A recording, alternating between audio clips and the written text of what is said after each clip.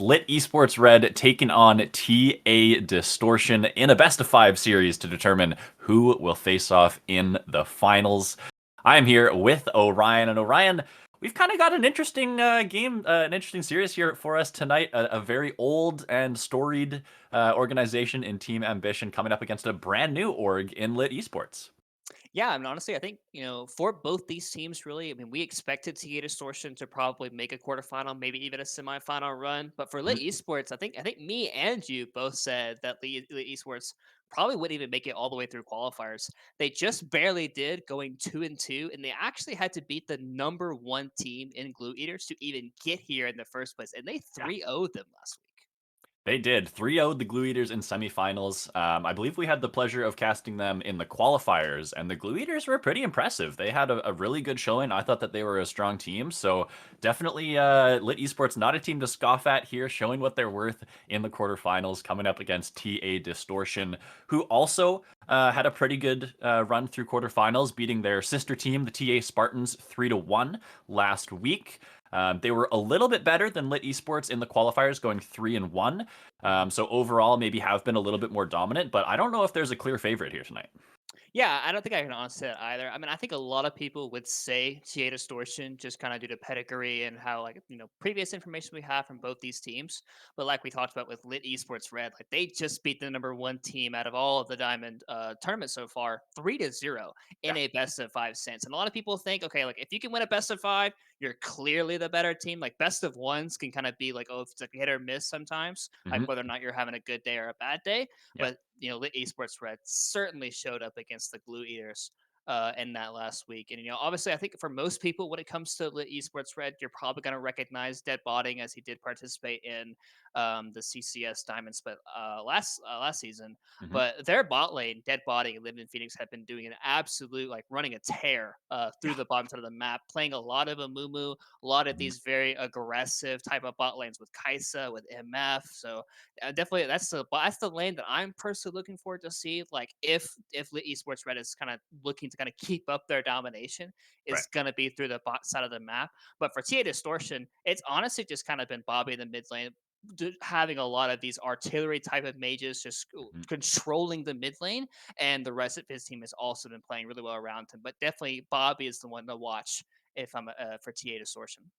Yeah, kind of a couple different styles coming out of these two teams. Like you say, Lit Esports Red, more focused around the bot side, more focused around engage supports and trying to make things happen in the bot half of the map. Whereas on the other side, for TA Distortion, like you say, they don't really play super towards their bot lane. They can play those hyper carries, they can play that style, but they do like to play more for that mid lane, more for Bobby and for his AP carries. And I love that we bring that up already because I think this mid matchup is going to be something very exciting to watch. The mid laner for Lit Esports Red doesn't play kind of the meta picks, right? Hyruki doesn't really like control mages too much more likes to go for melee carries in the mid lane. So they're kind of the X factor for their team, and I'm interested to see how that's going to pair up here against someone like Bobby.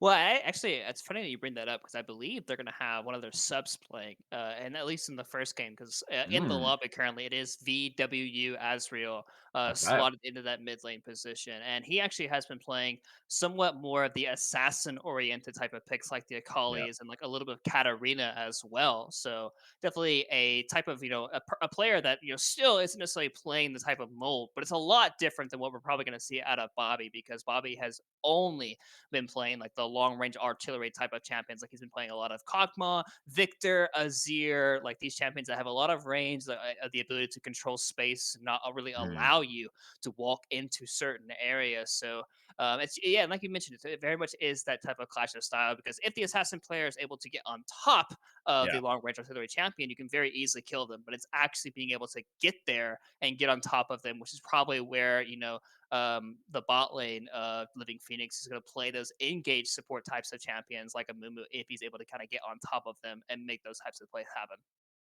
So what does that mean? Obviously, for the general matchup, it means that probably a little bit more early aggression from the assassin trying to snowball, trying to get those kills early on, and on the other side, maybe a little bit more scaling, maybe a little bit more poke, looking to play more for the team fights and more for the team. What does that mean overall? Like looking at the whole picture for these teams, do you think that VWU is going to be playing hard for the mid lane and looking to get an advantage that way? Or do you think, considering the champions he's going up against, he's going to look more for the roaming style and more to snowball that way? Yeah, I think when you do play this type of style into a player that likes to play long range mages, it's typically a little bit easier to roam around the map and affect it that way because you're ideally when it comes to mid lane, like it's all about protecting that mid lane tower, which is Hmm. which is what those long range artillery mages are particularly very good at. Hmm. But if you roam around the map, those mages they don't necessarily want to leave their island of safety, right? That mid lane tower is that they protect that with their life and they don't really give it up. But for the roaming mages, right? If he gets his hands on like a Silas or a Katarina or a Hmm. Kali, he's actually able to push the wave, like basically one shot it, maybe taking his health a little bit along the way, but then he can just roam around the map with Hmm. his jungler and Foley Fox and actually able to potentially impact the map more than what Bobby's able to just kind of have like this safety net there in the mid lane. So it definitely is a bit of a balance, right? Because ultimately, like you don't just want to let the free scaling mid laner just constantly just keep getting farm and Hmm. eventually become a late game menace. But if you're able to affect the map early enough and start building up these gold leads, then really you can accelerate the game to a pace that the mage, the mid lane, is going to start feeling a bit more uncomfortable. Yes, yes. The key will be to find avenues to attack, regardless of whether it is in the mid lane or elsewhere on the map, making sure that they can find those advantages because snowballing, obviously, on a lot of those champions can be very important. We should, of course, talk about the bot lanes here, though, because you mentioned kind of at the top of the show that Dead Botting and Living Phoenix were playing for this aggressive style. So as we get into the pick and bans here, what are some picks that you're looking to maybe get taken off the table if you are TA Distortion to kind of limit some of that stuff that we see out of the bot lane? A moo. It does look like There it is. Living Phoenix has played like 5 or 6 Amumu games of the entire tournament, and every single time he's got his hands on it, it's always been a very powerful pairing in like with the MF or the Kai'Sa or Tristana, and Or there it a is. mid It's laner banned. roaming down too. Yeah, there you Yeah, go. exactly. And we finally get to see it banned. So I do like the respect. And even though, like currently, when the Mumu support is in the game, you can still pick a Silas as like a counter, to where you can just grab the Mumu ulti and have a better Mumu ulti. It Mhm, definitely kind of like can somewhat prevent. And I think it's also a good read from the Esports Red, because we talked about the aggressive bot lanes that they like to play. I mhm, think for CA Distortion, it's a bit more of the scaling oriented. It's been more Senna with some Seraphine. It's been a bit more Enchanter focused in the bot side of the map. And mhm, really, Zeha has been playing like two forms of the AD carry position currently. He's been playing weak side Senna, or he's been playing hyper scaling with the like late game hyper carry oriented AD carry. So definitely the two different styles here. And just like the draft is actually going fairly quickly here, we do have the Maokai being locked in here. Three-way flex for TA Distortion. Well, yep. Lit Esports Red has gone for a very early misfortune into an Aatrox potential counter in the top lane there for the Maokai, but not necessarily locked in Yeah, for the the Maokai specifically. the Aatrox, something that I expect we'll see a lot of in this series if it's not banned away. Still very, very strong up there in the top side of the map. TA Distortion, they're going to go for the Kai'Sa, so it looks like we are maybe going to get a little bit more of a bot-centric, focused team composition from them, especially with the front line of the Maokai locked in already here. We'll see if they want to lock in their support duo, or if they are just looking to flex towards something else. Usually, Lit Esports like to save their counter pick for the mid lane, so maybe TS Distortion will just lock in a mid laner here early, unless they have priority on something else, like the Wukong. Yeah, but see, the thing with this Wukong pick though is it's still a very flexible champion. Maokai can Yep. slot into top jungle and support, and so can Wukong, especially Mhm. with the new buffs that he got on the Cyclone. He has the ability to just continuously have the Cyclone going. And actually, Wukong is a pretty favorable matchup into Aatrox because of how sticky you are. Aatrox likes to keep champions at distance, and he doesn't like for champions to actually get on top of him to allow him to like get those Q sweet spots. So if the Wukong does end up going top lane, it can be a pretty favorable matchup for the Wukong. Not only because of that, but he also has the armor stacking passive. But it does look like, the Swain coming in through the mid lane here for VWU Asriel is a very solid pick for him. I think he's played like 3 or 4 games of Swain already just in Mhm. this tournament. And they're looking to kind of counter out some of those picks that Bobby likes to play into the Swain.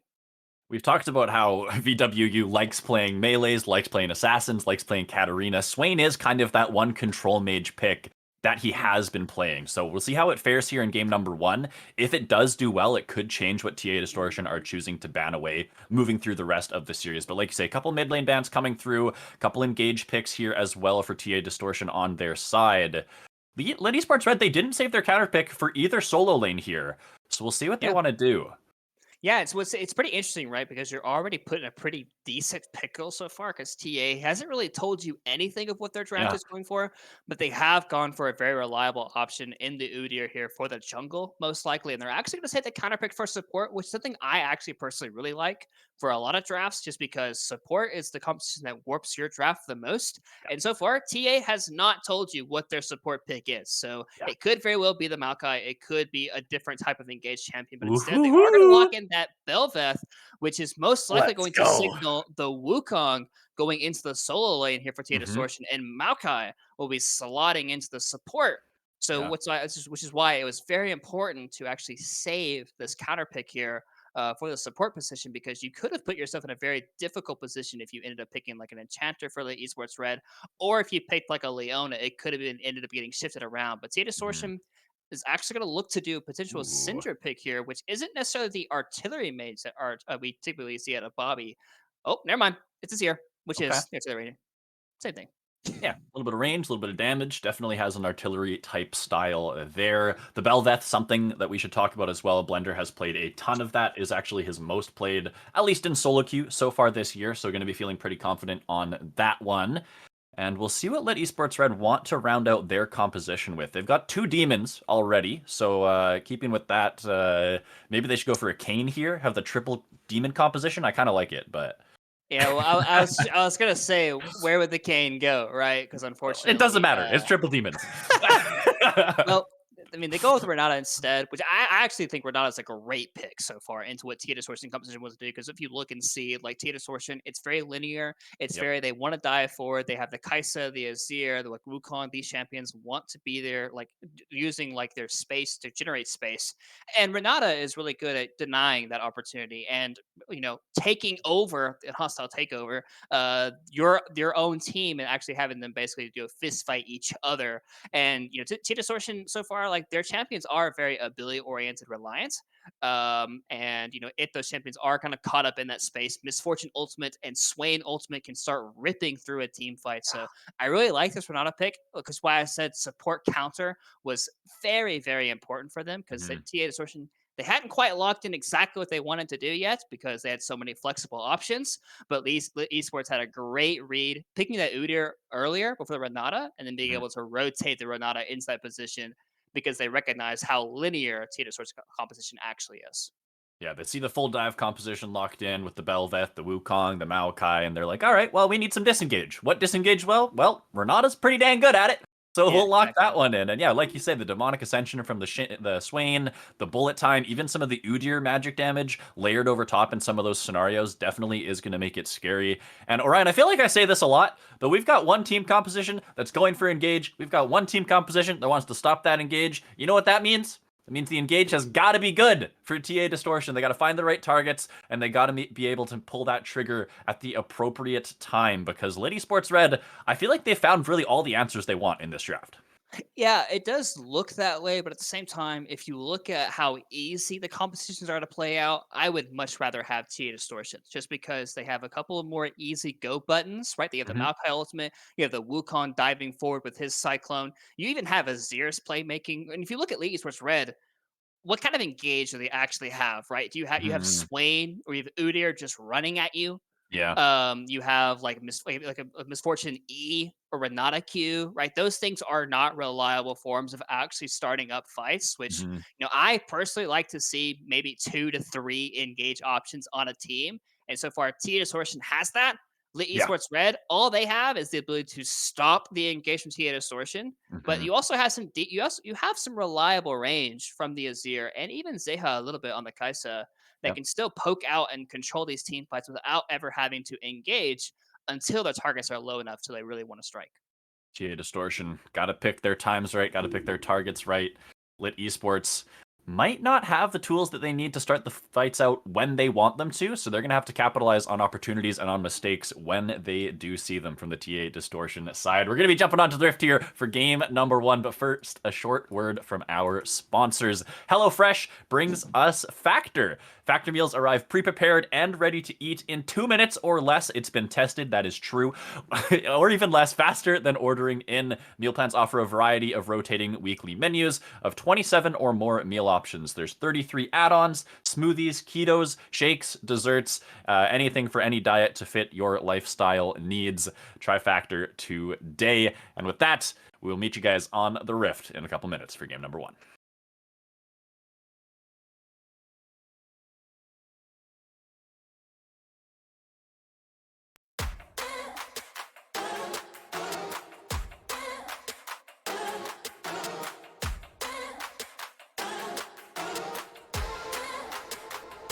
Ooh, yeah, he mad. I'm racking up white diamonds. Throw me in the sky, you would swear the sun shining.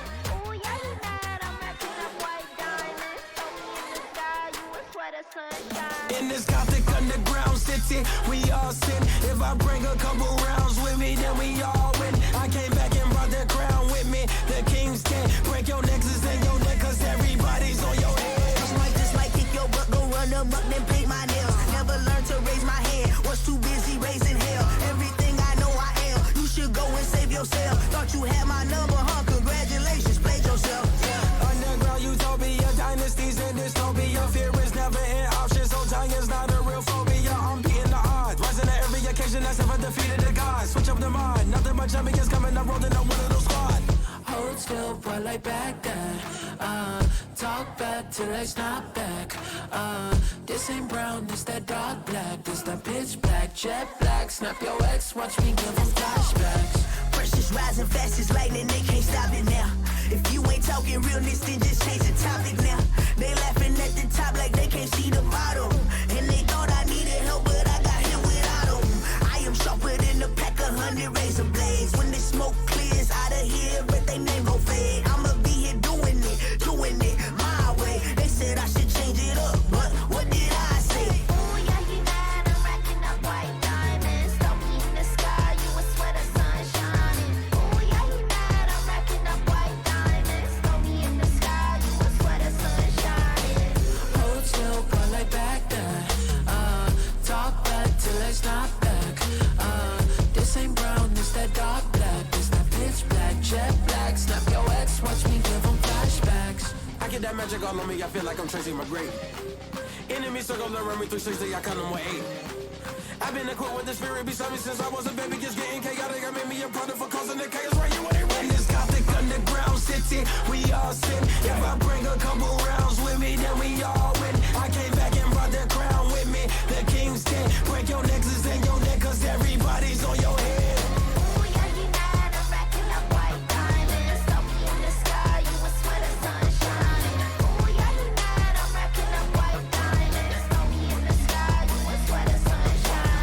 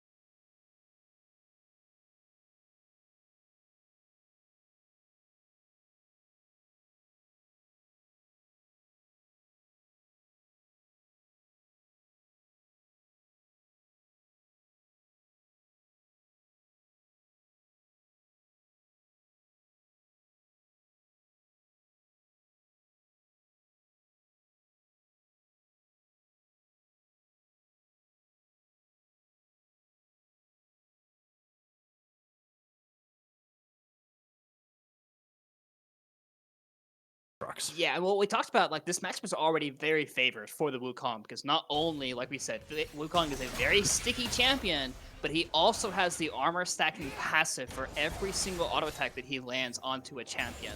So he naturally gets much more beefy to this type of champion, and Aatrox can't reliably land those sweet spots. So, and I bet you, like by now, yep, here's the recall from IQ Island. He's saying, oh crap, I don't have items. Sorry guys, I'm gonna have to burn my TP at 3 minutes.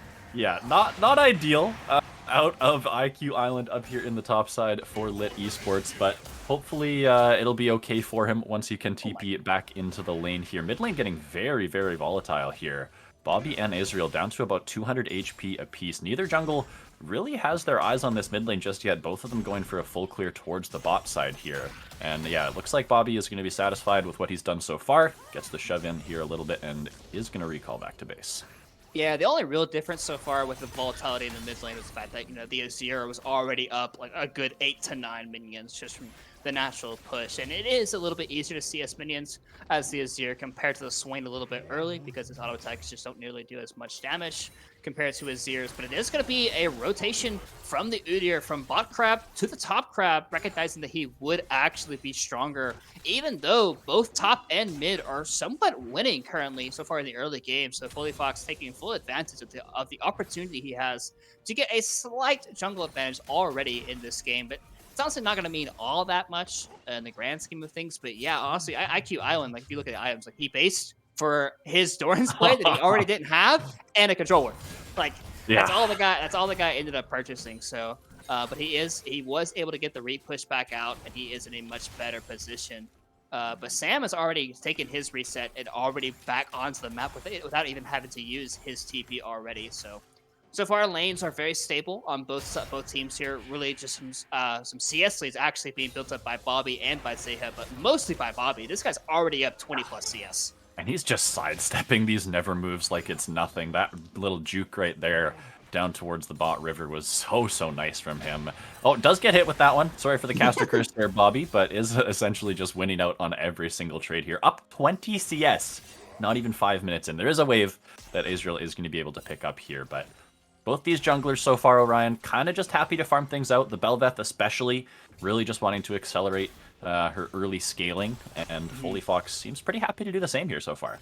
Yeah, I would say the Udyr is a bit of a better jungler early in the stage of the game compared to Bel'Veth because he has the natural scaling built into their composition. But really for Blender is perfectly okay with this game state, right? He honestly has 3 pushing lanes, and he is just constantly farming out all these things. And really, I think for TA Distortion, they've done a really good job because you can see like just the wards that have been placed, right? Bobby was able to get a ward onto the wolf camp from where he pushed out the mid lane, and there's also another ward underneath the blue buff area. So they have very good knowledge of exactly where this Udyr is. And with the Swain TP back into mid lane, they already have the mid pressure as well. But it does look like a dragon fight could end up happening here. No level 6s in just yet, so there will not be ultimates in this fight if we do see it. Dragon down to about 40% HP. Handshake is going to find Blender, pulling him into some damage. As Perfect Tempo goes forward, he's already burnt his Aftershock. He's have to flash away, but he goes down anyways, and TA Distortion are going to get pushed off the Dragon here. Nice TP back into the mid lane from Azriel, and they collapse and finally get the kill. Yeah, I think it was a bit of a questionable decision there by TA Distortion to be so adamant about doing that Dragon, because we just talked about the fact that they're very comfortable just being in that position where Blender's just going to keep farming up the camps. They're going to keep having the pressure in the lanes, but really, they didn't really have pressure in bot or in mid. Top lane, IQ Island going to burn the Cyclone from Samanusuke, and that's just going to be kind of a wasted Wukong ultimate there. Felt like he was maybe in threat of getting killed under the tower there from IQ Island, so it's going to be an ultimate advantage now in the top side. And honestly, considering how the early game went for this Aatrox, has been doing pretty good for himself since then. Yeah, definitely has done a nice job of re-stabilizing himself, especially after the, honestly, a very big oopsie up there in the top side of the map, just because, like, I mean, like you said, no one walks into lane with absolutely no items. Like, you might start with a Cull, a Corrupting Potion, like maybe some other oriented things, but it does look like Udyr is going to get spotted by that ward. So they do know he's bot side of the map, but a Twisted Advance does land on the dead botting. Yeah, dead botting wanted to bait actually that, gets this flash, too. Yeah, having to evacuate very, very quickly there. Folix did actually pop the Ghost, but wasn't able to get involved on the action. So positive trade there. Perfect Tempo doing a nice job keeping Zeha safe in this lane, and Fully Fox really just going to be able to get the shove, help his AD carry get this reset here. And I mean, like you just mentioned, Orion, the lanes here for TA Distortion going very, very well. And now we're seeing Blender able to get some counter jungling down here as well. So in every single role, they're up in farm. Not quite in jungle. I lied a little bit there, but things for TA Distortion through this early game, smooth sailing so far.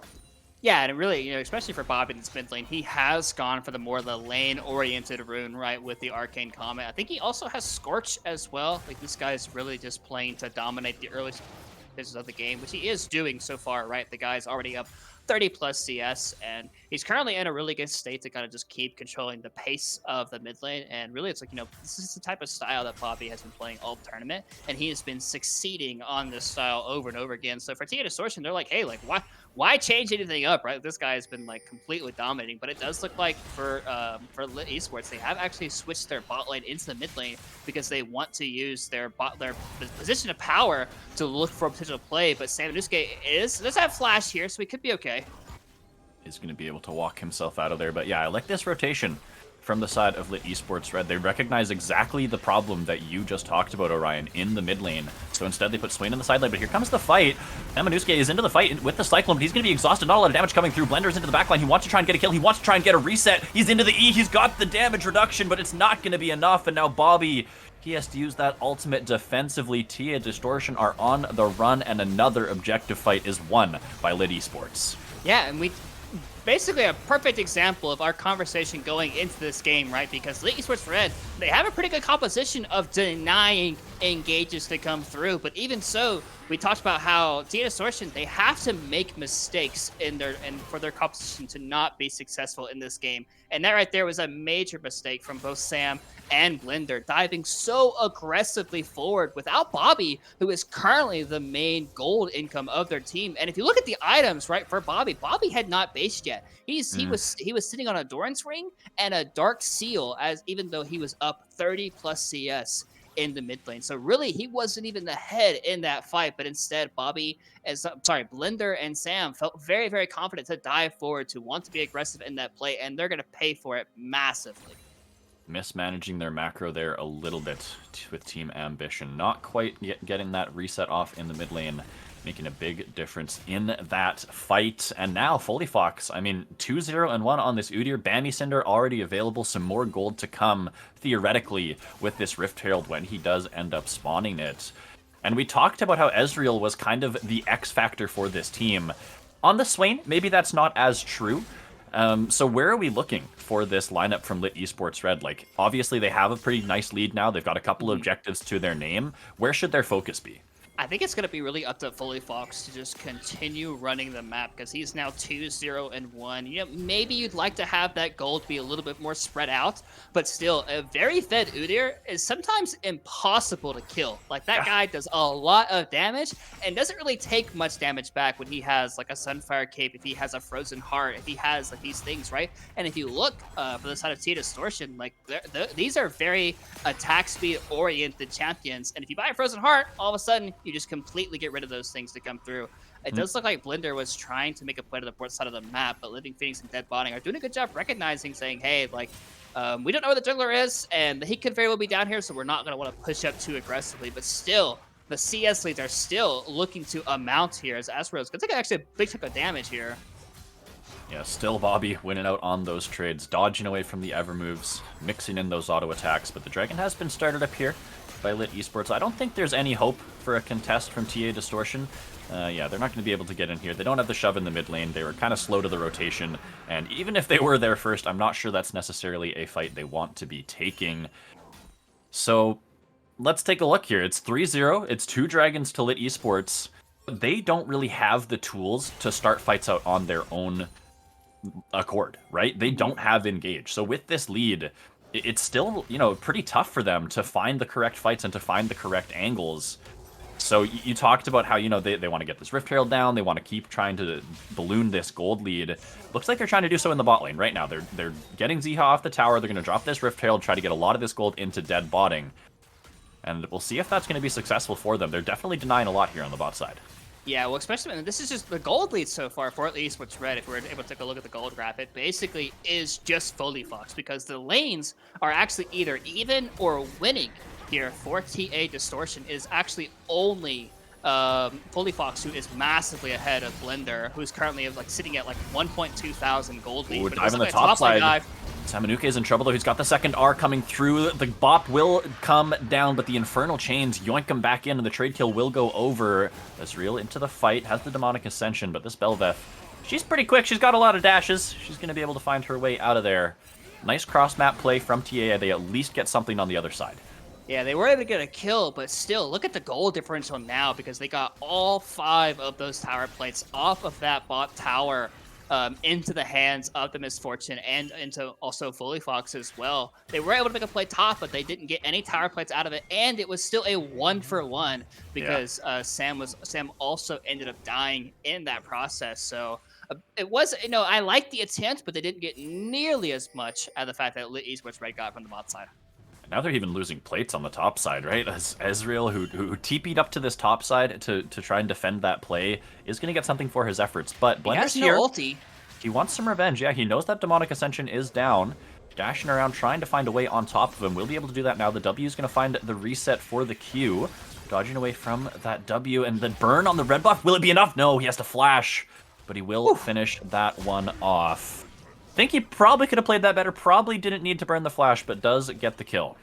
Yeah, definitely could have ended up just like kind of keeping him pinned on the enemy side of the map because, he was like kind of walking away from his tower. But ultimately, they do end up getting the kill. And that does actually, I think Wukong was able to get maybe one tower plate up there, but tower plates have fallen down, so did not quite get as much gold as they would have liked to out of that play if it were maybe 20 seconds sooner. But unfortunately for them, they weren't quite able to get that extra 160 plus gold onto the Wukong. But still, it's a nice little pickup, recognizing Swain had no flash, had no ultimate, no real way of escaping that type of play. But they are actually still going to end up getting the tower off of that play regardless at the end of the day. So it is going to kind of alleviate a little bit of the gold lead, but it is still a 1,000 gold lead here for Lit Esports Red, despite the fact of a CS leads being built by both Bobby and Zeha. It's 30 CS like both ways. Actually, for mid lane, it's close to 40. It's almost 50 even. Yeah, Bobby is doing a fantastic job, and it feels like these carries are kind of where they need to put their hope in because, like you say, this jungle matchup for Folio is going very, very well. There is no world where Blender kills the Udyr in a 1v1. Even with Kraken Slayer, even with Blade of the Ruined King, I think this Udyr is just too dang tanky to ever have to even worry about the Belveth. So it really is going to be this Kai'Sa and this Azir. We're going to see this Rift Herald started up. Blender really wants to get this one. He would love to get his true form and grab that crystal, but they're a little bit late to the party. Kai'Sa's still not here. Blender's trying to go forward. They're going to find the roots down, and into the backline goes the Wukong. He's going to find the ultimate with the Cyclone, but here comes the bullet time, denying so much engage. Samanuke is going to get one on the backside, but the rest of his team is falling before his eyes. Bobby coming to the party a little bit late, is going to have to use that ult defensively, get himself out of there, but he will be the only TA member left alive. Yeah, and honestly, once again, you're still down in gold for TA Distortion, despite the fact that they were able to, have these massive CS leads. But even still, once again, basically a crystal clear play that happened the last time Rift Herald was on the map. They set up for a play. Wukong dives incredibly deep along with Blender, and they get almost nothing done. And really, the only reason they were able to trade a kill was because Living Phoenix put his W on Aatrox, who was full HP and not the dying MF. So a slight misclick was the only reason. The fact that they even picked up a single kill in that fight. And really, once again, it's about they're diving incredibly deep onto these champions. You don't really have to play for the backline. Like, just play for your Azir, play for the Kai'Sa, allow them to just melt the frontline champions, and then you can start working through the backline. Instead, they're trying to go way too early, but they're going to look for this dragon as well. But Foley Fox is very, very strong still. We'll see if this fight is going to play out a little bit differently. The TA carries, like you say, they're very, very scary. They both have their mythic items available. They're pretty strong compared to the enemy counterparts. And like you say, TA, they need to be able to play around their strengths, play around these two carries that they've drafted for these team fights. So far, they are just zoning off the the dragon right now. Aatrox still in the mid lane, potentially could find a flank angle. TA, it looks like they're just going to go onto the Dragon. This feels desperate to me for TA Distortion though, because like they're now down 4,000 gold. They're trying to burn it. They're trying to burn it. They are going to try and burn it, but it actually got reset, and now Blender wants to go for the fight. He's into the mix. He's going to try and get the resets. He's going to try and get a kill, but the rest of his team, they're still on the Dragon. The miscommunication, and now the carries are locked in the pit. Bobby fails his flash over the wall, and Team Ambition are falling apart. Yeah, honestly, like I said, that just felt incredibly desperate to me. Like, it felt like if they did not have that dragon fight, the game was just absolutely over. And they're still only down about 3,000 gold, but like you mentioned, the execution there from Blender and even from Sam, once again, diving incredibly deep, not playing for Bobby, not playing for Zeha, allowing them to free hit. And Sam might even die here as well, but actually he does have the clone, able to get away for a little while. But this is actually going to be probably 2 towers here in the mid lane. Actually, no, they are just going to reset. They're going to let the Herald crash. They're going to get a reset. They're going to look to play for potentially this Baron that's going to be spawning up in about 20 seconds time. But yeah, I mean, actually, that fight initially looked pretty good, but we saw a massive Renata ultimate over the back line. Basically, Zeha, I'm pretty sure Zeha and Bobby almost killed each other in that fight from the hostile from the hostile takeover. They put each other at about 50% HP, and then we saw, you know, Bobby, like, not Bobby, Blender go into the backline trying to do what he could to get those resets. But I think the communication either has to be we completely finish the dragon and we try to get away, or we have to try to look for a fight. Instead, they tried to do a bit of both. And when you're down that much gold, the execution has to be almost flawless to win that fight. And then also you have to have a bit of luck in the enemy team. You had to have a mistake. But so far, you know, I think for Elite Esports Red, they've been doing everything they can for their composition, recognizing like, hey, our composition isn't that good at team fighting, but if we keep forcing TA Distortion to dive onto us, we will win these fights. Yep. And even in that last fight, it wasn't really them doing anything special, right? It was just the bear or the dragon kind of getting some Team Ambition health bars, the hostile takeover like you were talking about. And once they get a little advantage like that, once the TA carries are down low in HP, it's pretty easy for them to just press a couple buttons, zone them out of the fight, and pick up the fight from there. But yeah, they're doing a fantastic job in general of getting to these objective fights early, making TA come to them. Not only though, Swain wants to go for this. Flashing forward, the Never Move is going to find its mark. The Demonic Ascension's not going to be enough damage. Bobby's trying to turn this one around, but the heals are too much to handle. Azrael's going to find the solo kill. Yeah, I think, honestly, it was I don't want to say a slight mistake, but for Bobby there, did not quite push him far enough, but still, Azrael flashing forward, but the Azir turret, when the Azir turret is spawning up, until it is completely, like, a complete structure, it will not fire anything. So even though Azrael was completely in the tower range, it was not completely activated just yet and was not quite online to do a lot of damage. So nice solo kill onto Azrael, and they're potentially looking at a 20-minute Baron here. Instead, they are going to back off. Azir has spawned. He does have TP, so they don't want to flip the game just yet. They realize they're in complete control of this game. And really, we talked about the lack of engage, right? But look at this Udir's items. This guy is Sunfire Cape, Demonic Embrace. This guy is strong enough to just run through your entire team with the two R buttons he has. I don't know exactly what it's called, but like whatever his ult with the Wingborn Phoenix Storm. Dance. I refuse to call it anything else. And actually, here goes Fly Fox as well. He's gonna look. Here he goes. He's got a flank. He's got a ghost. He's running fast. He wants to find some TA members. He's gonna get the stun onto Blender. Looking for his team to follow up here. Does have to buy a moment. Blender's used all of his dashes, and look at this. IQ Island, he's TP'd into the fight. Renata ultimate is going to make them all berserk. The Belveth is shredding her Wukong. Now the Cyclone will come through, but the Belveth is the first to fall. Sam will be next. And we said they don't have engage, but when you've got a flanking Udyr and a flanking Aatrox, you just have all you need. Yeah, exactly. I mean, the Golden at this point is starting to feel insurmountable for TA Distortion, because now it's like Sam and Blender, like those champions have to go in to even function in a team fight, right? And we saw it there. Aatrox flanking from the flanking from the behind, from the mid lane actually, because they were in the river.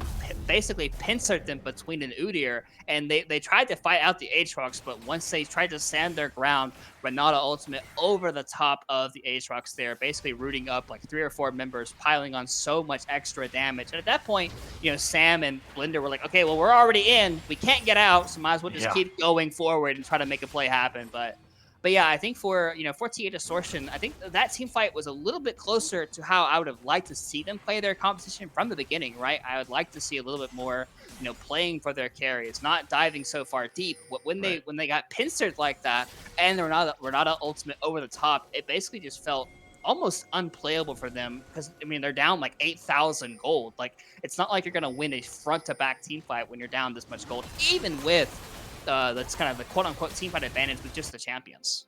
Yeah, especially from behind and with this Belveth, you need to be getting resets to be useful in these fights. Lit are going to be able to pick up this dragon, but topside, this Swain might be in trouble. That's a lot of Wukong damage. Okay. Blender's going to pick up a crystal here. I believe that's his first of the game. So that's going to be feeling at least pretty good for the Belveth, but we're going to see what Lit Esports can get on the other side. Yeah, they're trying to make a bit of a three-man push here for the mid lane. They are sitting the Aatrox to protect the top side of the map. Do not want to really allow TA Distortion back into this game at all. And they were able to get the mid tier 2 tower down there, so they're actually able to gain a little bit of the structural advantage. But still, I mean, Belvet's actually looking for a flank as well. Dead Body's out of position. This could be a 4 versus 3. Dead Botting very much out of position, but does have the flash. Flashing into the Raptors pit, joining his allies now, but they're going to tank up the oh, the flank from Ziha! His killer instinct into the backside. Dead Botting is going to fall. TP into the fight here from Ezreal. Can they turn it around? Living Phoenix is going to be the next. He has no ulti. He has to flash away. That's a huge root coming through. I don't even know what hit them, but it's not going to matter. The Aatrox TPs into his death, or walks into his death, rather. He's in the middle of 5. Can they find him? Yeah, it's going to be... Oh, Triumph? Okay, Triumph on the Maokai kill. Walking away, he's going to live. IQ Island. Find something on the back end of that, but Blender, he's not done. He's going to find the resets with the W. Can't finish it off, though, and look at this. Foley Fox in the mid lane. He's like, yeah, y'all are fighting, but there's more important things to do. Yeah, he is just barely going to get it, but he has to be able to survive as well. Bobby has no ultimates. And no HP. He is just a flash away. He is not in a good position. Now has to use his abilities to swoosh on over the wall and get himself out of there. But it was maybe their moment for Team Ambition, right? They saw it. They saw the misfortune out of position. They were able to get a couple kills down, but not enough to really sway the tides here. Yeah, especially because, they had the flash over the wall there from Dead Body, but they had the Maokai ultimate, and even though it was initially blocked by the Udyr, Zeha was actually able to use that as a form of access into the backline, because as using the killer instincts onto the misfortune, is actually able to dash to the side of the Renata hostile takeover, not actually getting, able to hit the misfortune instead of her own allies.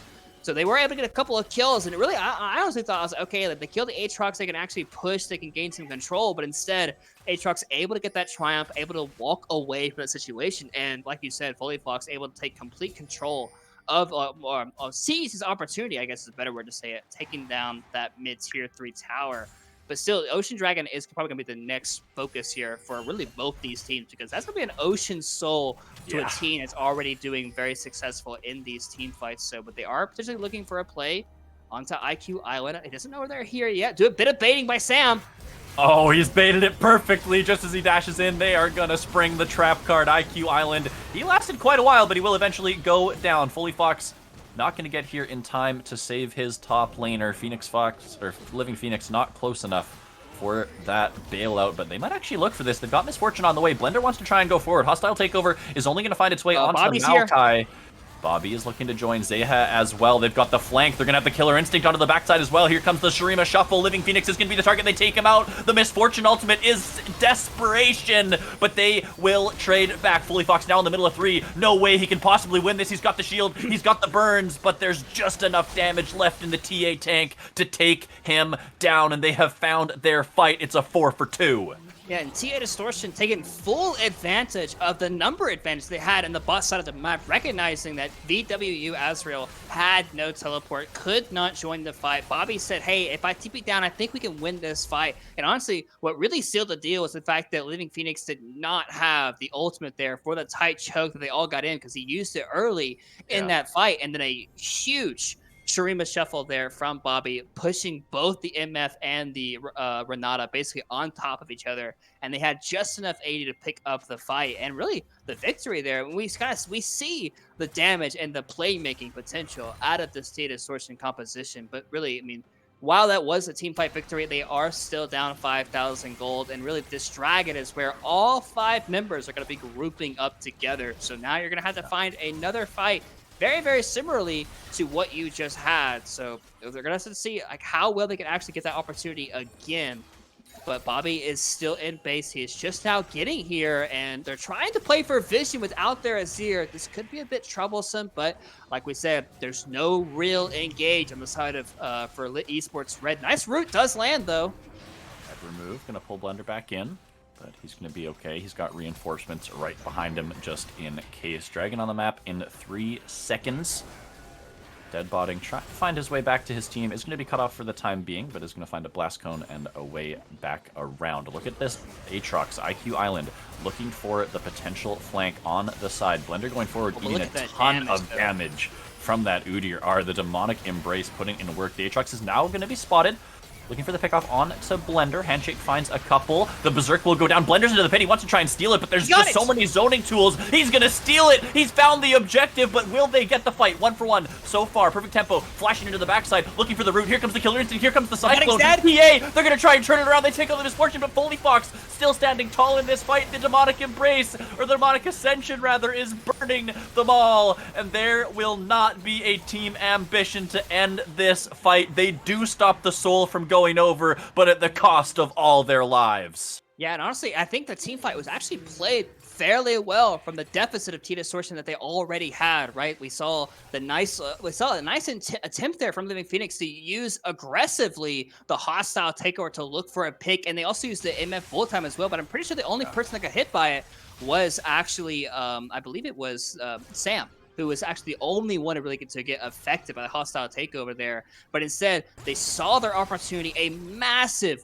steal from Blender, denying that Ocean Soul away here. Honestly, I think the Ocean Soul comes through, the fight looks completely different there for the side of Esports Red. But nice steal does end up going away. But it did end up costing Blender's life, so wasn't quite really able to have the impact in a fight we would have liked to have seen. But I think Distortion did a really good job recognizing no hostile takeover. If we dive the back line, we can kill Deadbotting and try to maybe win a team fight.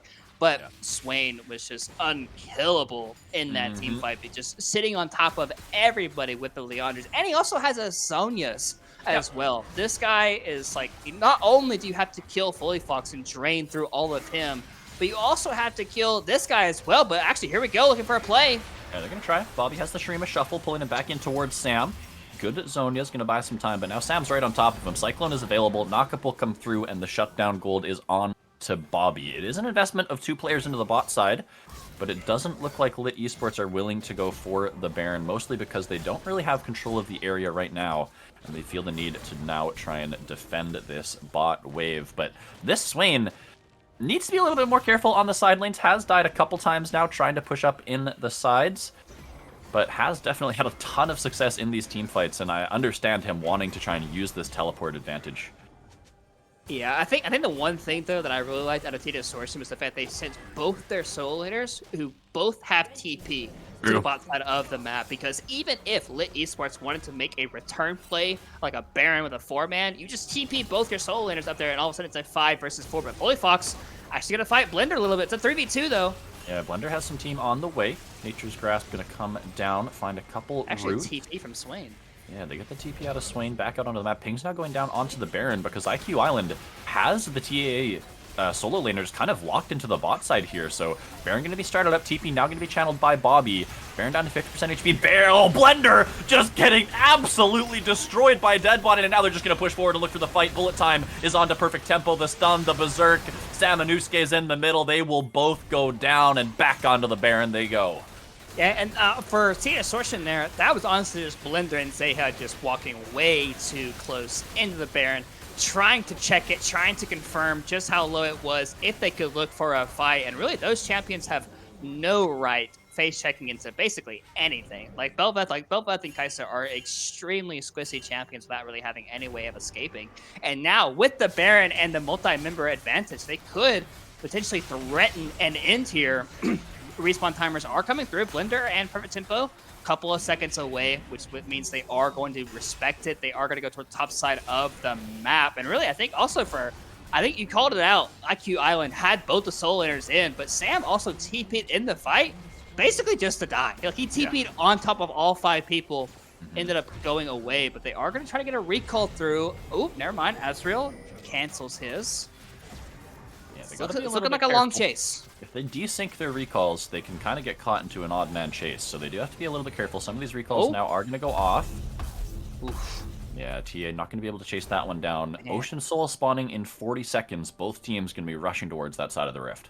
Yeah, that's always so scary. I mean, we saw that at Worlds, right? Where I think it was the DRX game. Like, they had a couple of desync recalls. So like, I think it was the top laner for DRX checked the bush, ended up actually massively changing the outcome of that game just because of a couple of desync recalls there. But instead, they are able to get back out onto the map. And once again, you know, for TA Distortion, they're basically fighting for their lives. 3rd time in a row for the same dragon, not wanting to let Lit Esports Red have this Ocean Soul. But I think, honestly, for the side of Lit Esports Red, you don't necessarily have to fight for this if you really don't want to. You can just play for the towers. You can play for their base, but instead, they are going to walk over. IQ Island is on a ward and a sapling, so not quite able to really enter just yet. But it could be another fight. Root does land on a Sam. Gonna pull him back in. A little bit of damage coming through. Now he's gonna go into the backline. Cyclone lands onto 3. Blender trying to do what he can, but he's right on top of Foley Fox. Foley Fox says, "You're not allowed to play the game. You may be a Belveth, but I'm gonna try and stop everything you can." There's some kills going through left and right. The hostile takeover is going to play a big part. Perfect Tempo is the last TA Distortion member alive. And Ocean Soul be damned, that is going to be the game. 40-second death timers is plenty of time for them to walk this one in. And Lit Esports Red will find their Game 1 victory. Perfect Tempo trying to keep himself alive, trying to save the KDA as much as he can. But IQ Island, he wants that tree. He wants to chop him down. He wants to find it. He's just out of range. Perfect Tempo leading him on a wild goose chase. And now with the help of Foley Fox, he will fall. But actually, he might have bought enough time. It's going to be close, right? Bobby's in 10. Zeha's also in 10. And it does look like the towers are slowly dying. Yeah, I don't know. Respawn timers are going to come through. Yeah, it actually is not going to be the end of the game. Wow. Okay. Perfect Tempo. Kind of, you know, baiting them into chasing him down. Asriel now getting baited in himself, has the Zonius to buy time. Demonic Ascension is ticking away, and he's got some team members on the way to help him out. In the middle of it all is Blender, but he'll get knocked up, CC'd, burned down, and taken out eventually. And now, TA Ambition, they've just got nothing to fight for. Zeha running for his life, trying to do what he can, but IQ Island is a level 17 Aatrox. He does not care. And that's going to be the triple kill for the man in the top lane. And again, it is Perfect Tempo standing alone at the end of the fight. But this time, his Nexus will fall. Oh, he might die too. Full time. Oh, wow. Oh, not the tree. Actually able to pick up the kill there in the end. But still, you know, for TA Distortion there, we saw a couple of fights towards the end, but they're actually able to dive onto the backline, pick up a couple of kills, specifically onto dead botting over and over again, but they had to commit so many resources just to kill dead botting, right? That they had Asriel, they had Foley Fox, sorry. They had really 3 drain tanks in IQ Island, Foley Fox, and Asriel there, just soaking up so much damage and dealing that much damage in return. And really, I think it mostly came down to a lot of major hiccups there for TA Distortion in the early game. You know, Sam and Blender diving incredibly forward, they were trying to create space, but the counter strike from the hostile takeover and like even the Renata W to keep up their teammates when they tried to dive forward on those members.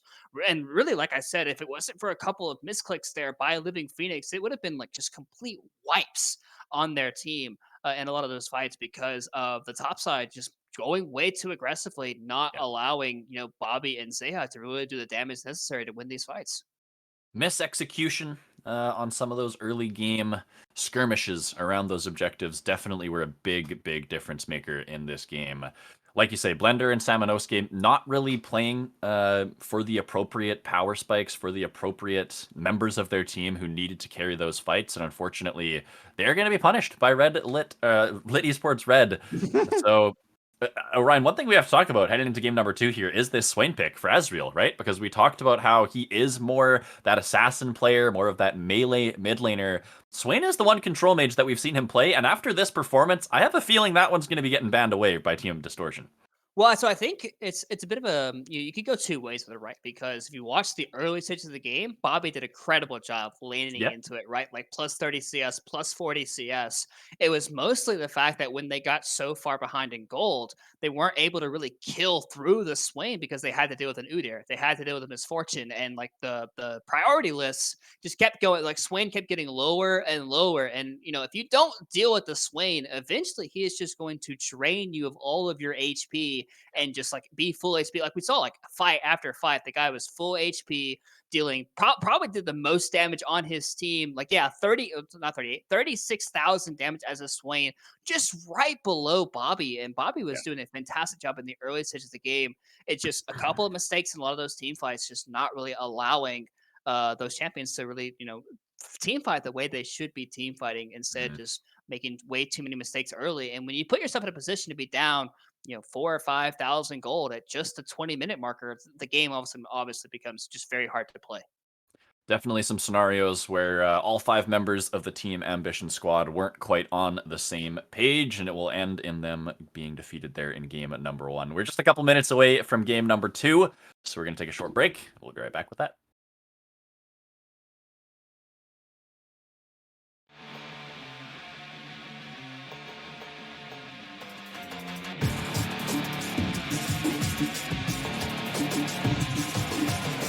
This city never sleeps, chemically brought down on its knees. With every breath that I breathe, clenched fists and gritting teeth.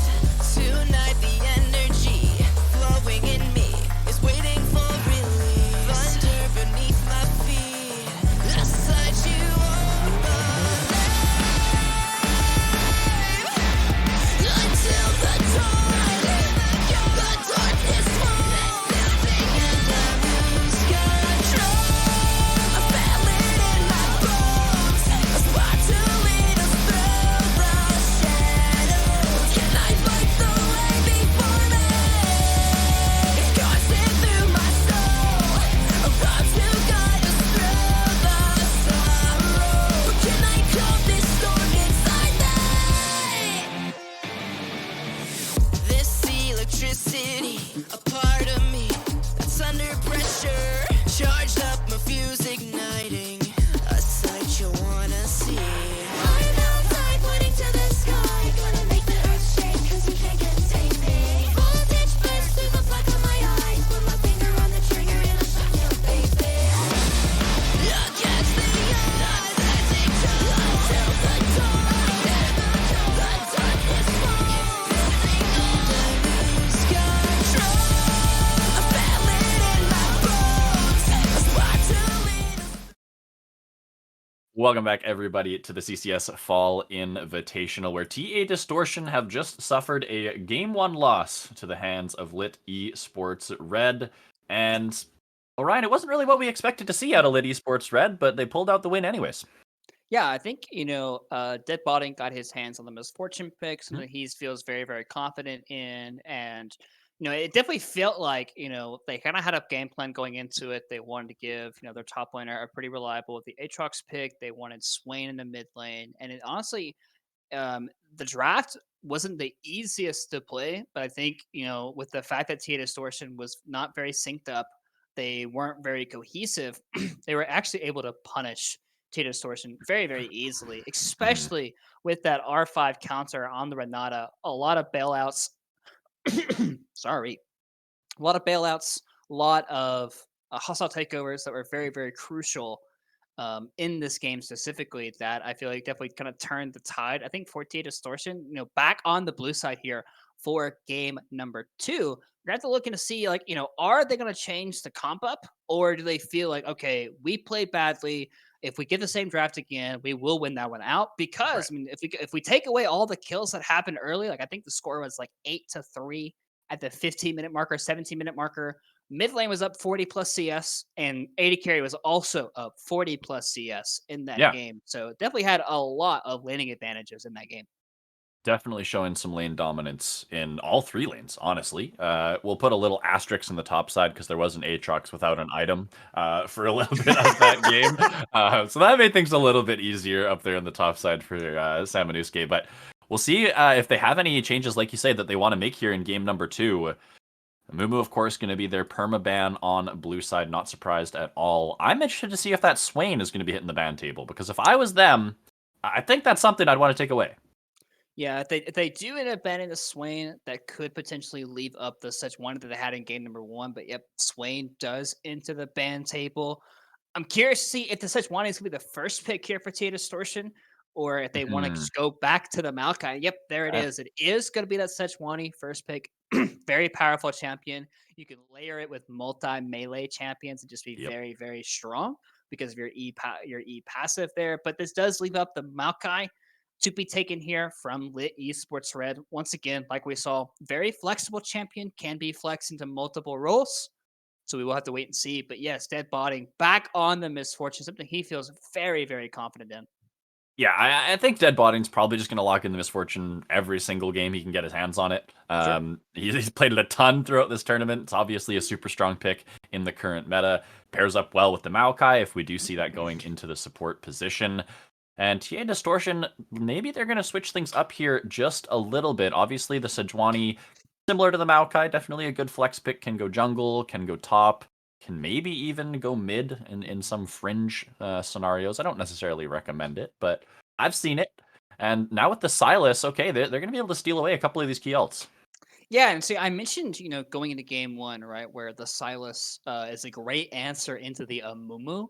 because you can just take the Amumu ulti and basically have a better Amumu ultimate damage wise. Yeah. Obviously, the CC that Amumu ultimate brings is insane, which is why it's been a very, very powerful support pick of late.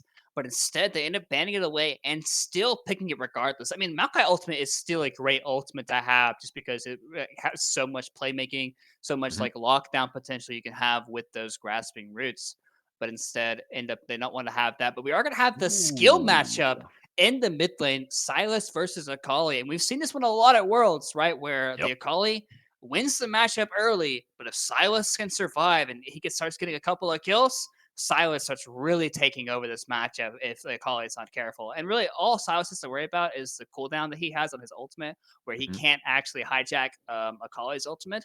That can really turn the table into Akali's favor because obviously, if Silas does not have an ultimate, then he's a lot worse. But it's definitely a really important timer to have when making sure, like, these duels do end up happening here in the mid lane. But I would imagine these mid laners are going to constantly be scrapping. Yeah, double melee mids here. A little bit more what we expect out of VWU. And I think that the advantage, at least from what I'm seeing so far, goes to TA Distortion in this mid lane matchup because the Sejuani Silas is just so strong paired up together. Yeah. We'll see what Liddy Sports Red are going to get in the jungle matchup, but this double melee mid jungle duo is very scary. Yeah, I mean, once again, we still haven't really got a confirmation exactly where this Maokai is going. It could be Mhm. Maokai jungle, solo lane or support. So we are going to get a little bit of information here on this fourth pick, regardless of what the champion is, because Maokai obviously has the slot somewhere. And with the Nautilus being picked Ooh. in, that does put Maokai either in the top lane or in the jungle position. And Tia Distortion are going to go a little bit sideways here than what they typically do if this Braum is locked in, because for perfect tempo has been playing a lot of the enchanters, Mhm. has been playing like Nami's, the Lulus, like all those type of champions. But there's an enchanter that could end up being Ooh. played, a pretty decent counter into Nautilus, but instead they might want the big shield instead. Yeah, the Brahmi does block the Maokai ult. And Some of the Misfortune ulti. damage, obviously, yeah, the bullet time is huge, so it does make sense in that way. Maybe a little bit less protection for the Jinx, but can still provide a lot out of this Braum. And Viego, something that Blender does like to go towards. Wouldn't be surprised at all to see that when they do need some extra attack damage in this composition. They already have a good front line, so Viego is going to be the lock-in. Yeah, so this does mean that Sam is going to be the woman piloting the Sejuani there up in the top lane. Mhm. And for the jungle here, Fully Fox, considering the Nunu, I would be surprised personally to see that one locked in, just because it is very poignant on engaging in. But like I said, I would like this trend to pick much more because you do Mm. have a Sejuani on the enemy team, basically can absorb all of those resistances that she has there up in the top side of the map. And it's a very atypical counter into Sejuani because of her passive, right? You can basically put her to negative armor and MR with Yep. subjugate and turn Trundle into this kind of unkillable machine. If Sam is not careful in a lot of these team fights, but I think here for the side of, I think the one thing I like about Tia Distortion's comp is they're kind of all blue slash white. I was gonna say that. They've got like they've got the color scheme going a Yep. little bit here. I like to see that one. You know, for the Triple Esports Red, Freljord too. yeah, I mean Okay. they got a couple of red champions, but like it's a Nah, bit distinct. color synergy is not there. Yeah. Draft diff just too massive here, I think, just based on color scheme. Let's be honest. But yeah, so going into this game, it definitely is going to be a little bit different from last game because you had a Zir in the mid lane for Tia Distortion, very stable mid Mhm. laner, a champion that wants to kind of control areas of space. Silas wants to get in there. Silas would have been a champion last game that would have fit fairly well to their composition instead of the Azir because you had the diving champions like the Wukong, Yeah. the Bel'Veth. Like the way they were playing last game felt like they had this very aggressive mid laner, not this long range scaling oriented champion for Bobby. So maybe they're recognizing saying, hey, if we're going to play this type of style, if we're going to make these decisions, we're going to have to pick a Mhm. little bit more aggressive oriented champions. And really, Sejuani Braum fits that perfectly because not only Yep. do you have the Braum auto attacks, but you Yeah. also have the Sejuani auto attacks. Like they have 4 melee champions that can proc the Braum passive and the Sejuani E that can Mhm. really like layer these CC up. And honestly, if I'm Cheat Distortion, I'm looking for an invade early, just like Yeah. walking up in there, just controlling the early game because their level 1 is incredibly strong. Yeah, this combination is so fun to watch. The concussive blows and the of course passive E from Sejuani stacking up for all of that CC. And I think you're absolutely right. They're changing up. They're not changing up the playstyle. They're changing up the composition. They're going more for dive, more for things that can assist in that dive and go for that backline. They still have the Viego, similar to the Bel'Veth, wants to look for early kills, wants to look for those resets in the fight, but it feels like they have a little bit more tools to go forward and try to get those kills when the fights do break out. For Lit Esports, I mean, what is this composition saying to you? They've obviously got the Misfortune, they've got the Nautilus to combo with it, some frontline in the Trundle, a Maokai topside, they've got some power picks. How do you kind of see them playing this? So I think, you know, for at least with Red, you do have a little bit more reliable engage options, right? You have the Nautilus hook, you have Mhm. Maokai ultimate, you actually have ways of starting up a fight, so it's less oriented about like the mistakes that TA Distortion are gonna that could potentially make in their composition, but Mhm. it is gonna be a little bit more oriented on the fact that you have Asriel on the scrappy type of mid laner that's gonna be constantly looking for these trades onto Bobby.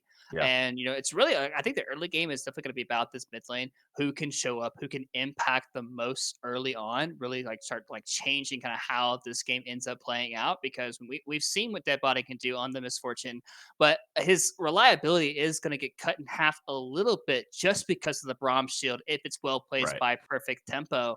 Yeah. So these team fights are going to be a bit interesting. I think for Akali, it's going to have to be very like you're going to be very precise because like even if you do have the Shroud to come through, you can still easily get chain CC'd by the Braum passive, by the Mhm. Sejuani E if you're not careful.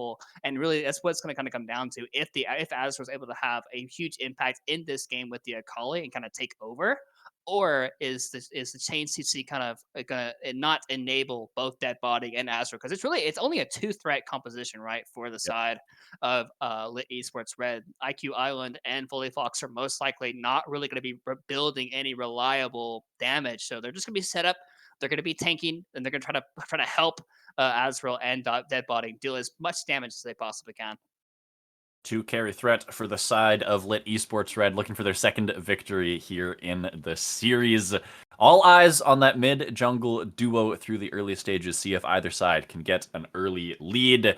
We've got a couple minutes before we load onto the rift, but don't go anywhere. We will be right back.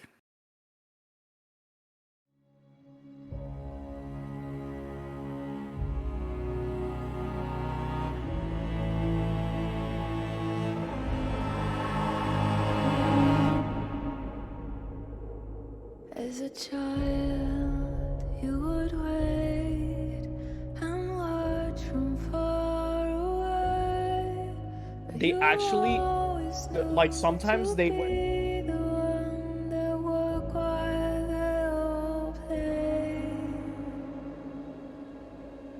and you'd lay awake at night and scheme of all the things that you would change, but it was just a As dream. you guys can see, we are a couple bands in, and we already see that Iceborne Yaw has come up with the Tarek, Sivir, and Seraphine.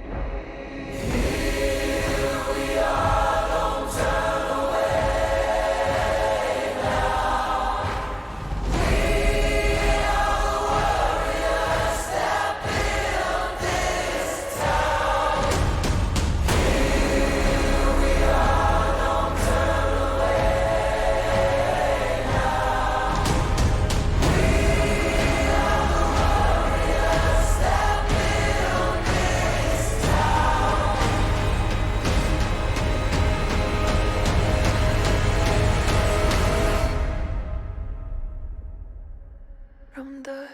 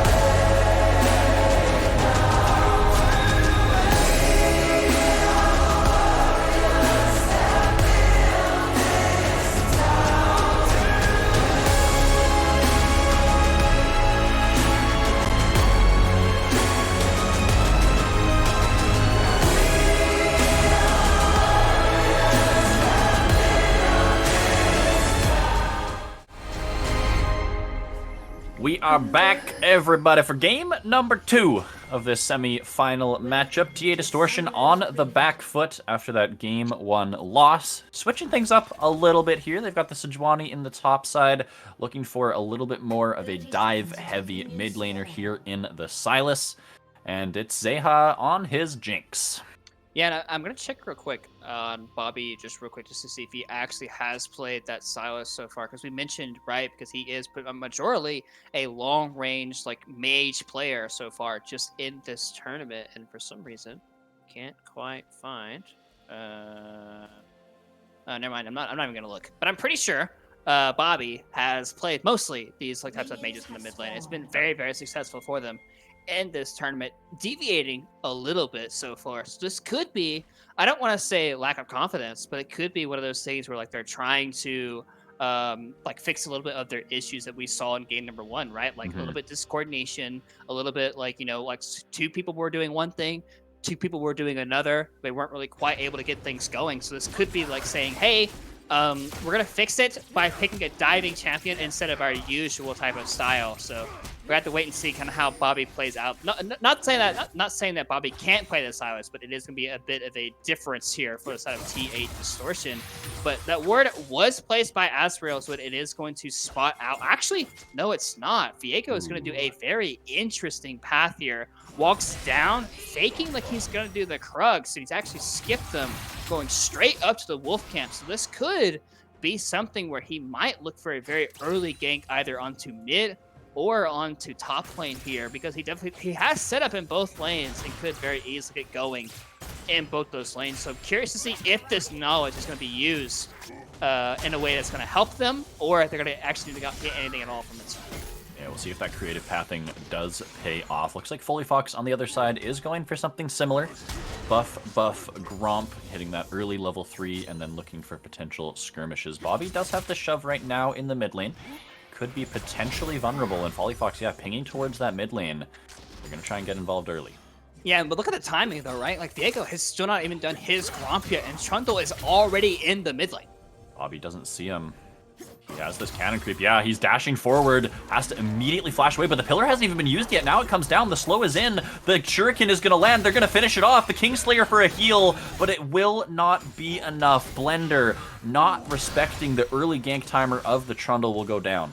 Yeah, and also, like you said, flashing so early there from Bobby. Typically, we'd like to see the flash after the pillar was to come down to flash over that terrain, but Follyfox potentially looking for a bot play too, but then he is warded out on this one, so probably not likely to work. Ooh, but big hook hook, actually though. lands.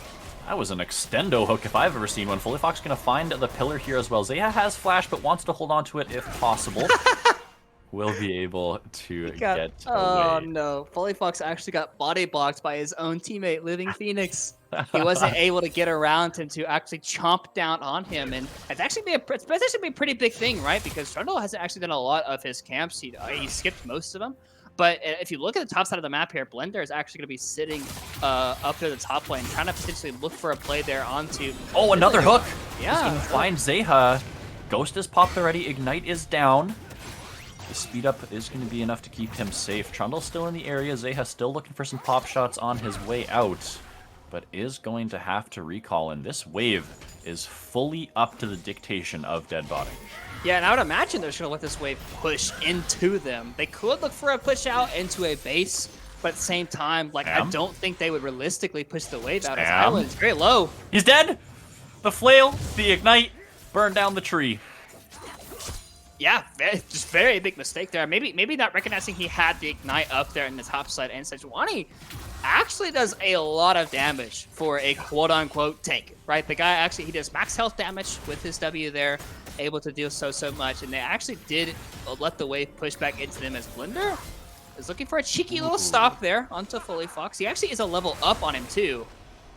I thought they were going to let one of them recall and go for the other, but they actually just stopped both the recalls. So just looking to waste a little bit of time, not looking for the potential fight there. I thought maybe that was an opening for them to wait for the Akali to hit base platform and then go on the Trundle, but not going to make it happen. Yeah, maybe they just didn't feel quite too confident about the play, right? Because they'd already had the one death there for Bobby. And he does not have flash, so if they committed for it and it kind of backfired on them, because, you know, we see two flashes on for the side of Follyfox and Azrael, both of them up and available, so they could have ended up turning that on to Bobby, but instead they ended up canceling a couple of recalls. And so far, I mean, really, the game has been a little bit more hectic than what we've kind of used to seeing so far out of this game with IQ Island. Actually dashing back forward as Sam is level 6, does have access to that Glacial Prison. Could end up looking for another solo kill, but Ignite is still about 2 minutes away here for Sam, so he can really have access to that one. But it does look like, you know, for the bot side of the map here, you know, Deadbotting actually getting the upper advantage so far on Zeha, because Zeha last game was doing very well in lane. And I mean, honestly, same for Azrael, right? Basically, so far, the game is the exact opposite of what happened in game number 1 for the lane specifically, right? Because CS leads for both Deadbotting and for Azrael being built up here. They will be able to get this dragon for themselves, though, with Viego on the top side and with ultimate lane priority in both of those lanes you just mentioned. They will be able to pick this one up pretty easily early on here. So early objective for Lit Esports Red. And yeah, so far, I mean, neither jungler has really gotten in on the action too much. Obviously, Follyfox with the kill in the mid lane. Where do you want to see them? Is it still just all around this mid jungle 2v2? Yeah, I think, well, now that the both mid laners are level 6.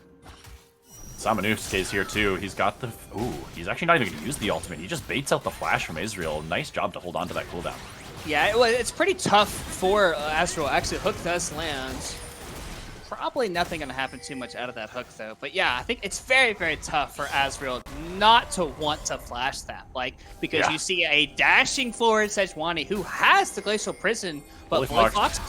Oh, that is not where you want to be. He does actually have the flash over the wall. Burning down with this ignite, but it looks like he's gotten enough space that he'll be able to survive. But his red buff will now be the target. Some counter jungling starting to come through, and we're seeing this top lane priority for Samanusuke be a big difference maker now. Yeah, and the fact now that you have we didn't use the ultimate there in the mid lane, we're able to use it on the Trundle as he's trying to fight, but they are potentially being wrapped around here, it looks like. Yeah, this is the rotation we saw last game. Oh my, Living Phoenix, he just doesn't miss. Are you kidding me? Nature's Grasp gonna come down, gonna find the root. Now it's gonna be the W, and they will find the kill. It's the 8-minute Herald rotation coming early, and Samanusuke was not expecting that one. No, he was not, and this is like you said, it's the same thing that happened last game. They rotate their bot lane into the mid lane. Mid lane goes bot lane. They want to play for this early game Herald, and 2 games in a row, TA Distortion are either not paying attention or they just are not respecting the timer or the possibility that the swap could end up coming through. So, and it does end up costing Sam's life because, like we said earlier, he has the Ignite, does not have access to a flash summoner spell in this game. So even though he is very, very tanky, he is not able to get away from the Maokai route to come through. But they are able to get a decent amount of camps on the bot side of the map. Blender in perfect tempo, securing those bot side camps. And Viego is still very, very strong. Has not based yet. Currently sitting on about 2,000 gold. So we'd like to see him get a recall eventually because the next dragon's going to be spawning up in about 2 minutes time. But his entire side of the jungle is all up and he still has not hit the base platform. Yeah, he might just actually clear the spot side and then go for the base. There's no objectives currently on the map. They've already been claimed by Lit Esports Red. So we'll see what he can get on this base because, like you say, has really been indexing hard into efficiency on his camps, is up in CS against his jungle counterpart, and should be, in a good spot as Viego to make a difference in these fights with that Heartbreaker and with the resets coming through. I think it'll probably be the Divine Sunderer build against this composition, but we'll see exactly what he wants to go for. Yeah, it definitely is going to be some sort of, like you said, it could be the Divine Sunderer, it could just be like a Blade of the Ruin King if he's really feeling himself, but he's not that extremely far ahead that I would feel would warrant that type of item purchase. But yeah, I mean, these top laners are just kind of constantly hitting each other, but IQ Island is now starting to do a little bit of damage. Ignite is down, the ult is in. IQ, he wants to turn this one around. He's not scared. He says, I'm a tree, and you're just a boar. Finds the solo kill. This top lane matchup has been flipped on its head. And that was with the Ignite coming down from Sam there in that trade. So that's got to feel really bad. And Trundle looking for Bobby in the mid lane. As the flashback up and available, is going to steal away the perfect execution, but Israel says, I don't care. I am just going to go after you, and he is the one with the perfect execution. Another kill in the mid lane, and we talked about this mid-jungle matchup, Orion, and how important it was for the rest of the game. Foley Fox and Ezreal are just getting the better of this matchup here. Yeah, exactly. And we talked about how this matchup is a little bit more Silas favored as the game does kind of go on, but if Akali gets ahead, it still can very much be Akali favored as this game just slowly but just progress. And even though Zay has able to get the push into the bot side of the map, he actually is having to back up because of the mid lane pressure. Living Phoenix not quite able to land the hook there. Nice little dash away there from perfect tempo. But they are still in a pretty susceptible position because Viego is wrapping around the river. But yeah, this dragon is spawning up in about 20 seconds time. It will be without a Akali ultimate, so it could be a potential window that TA Distortion can be like, hey, even though we're down in gold, we still could win this fight because Akali does not have her major ultimate ability, which actually will be spawning, sorry, not spawning, will be coming in about 15 or 20 seconds. So actually Akali will likely have the ultimate if the fight doesn't just happen immediately.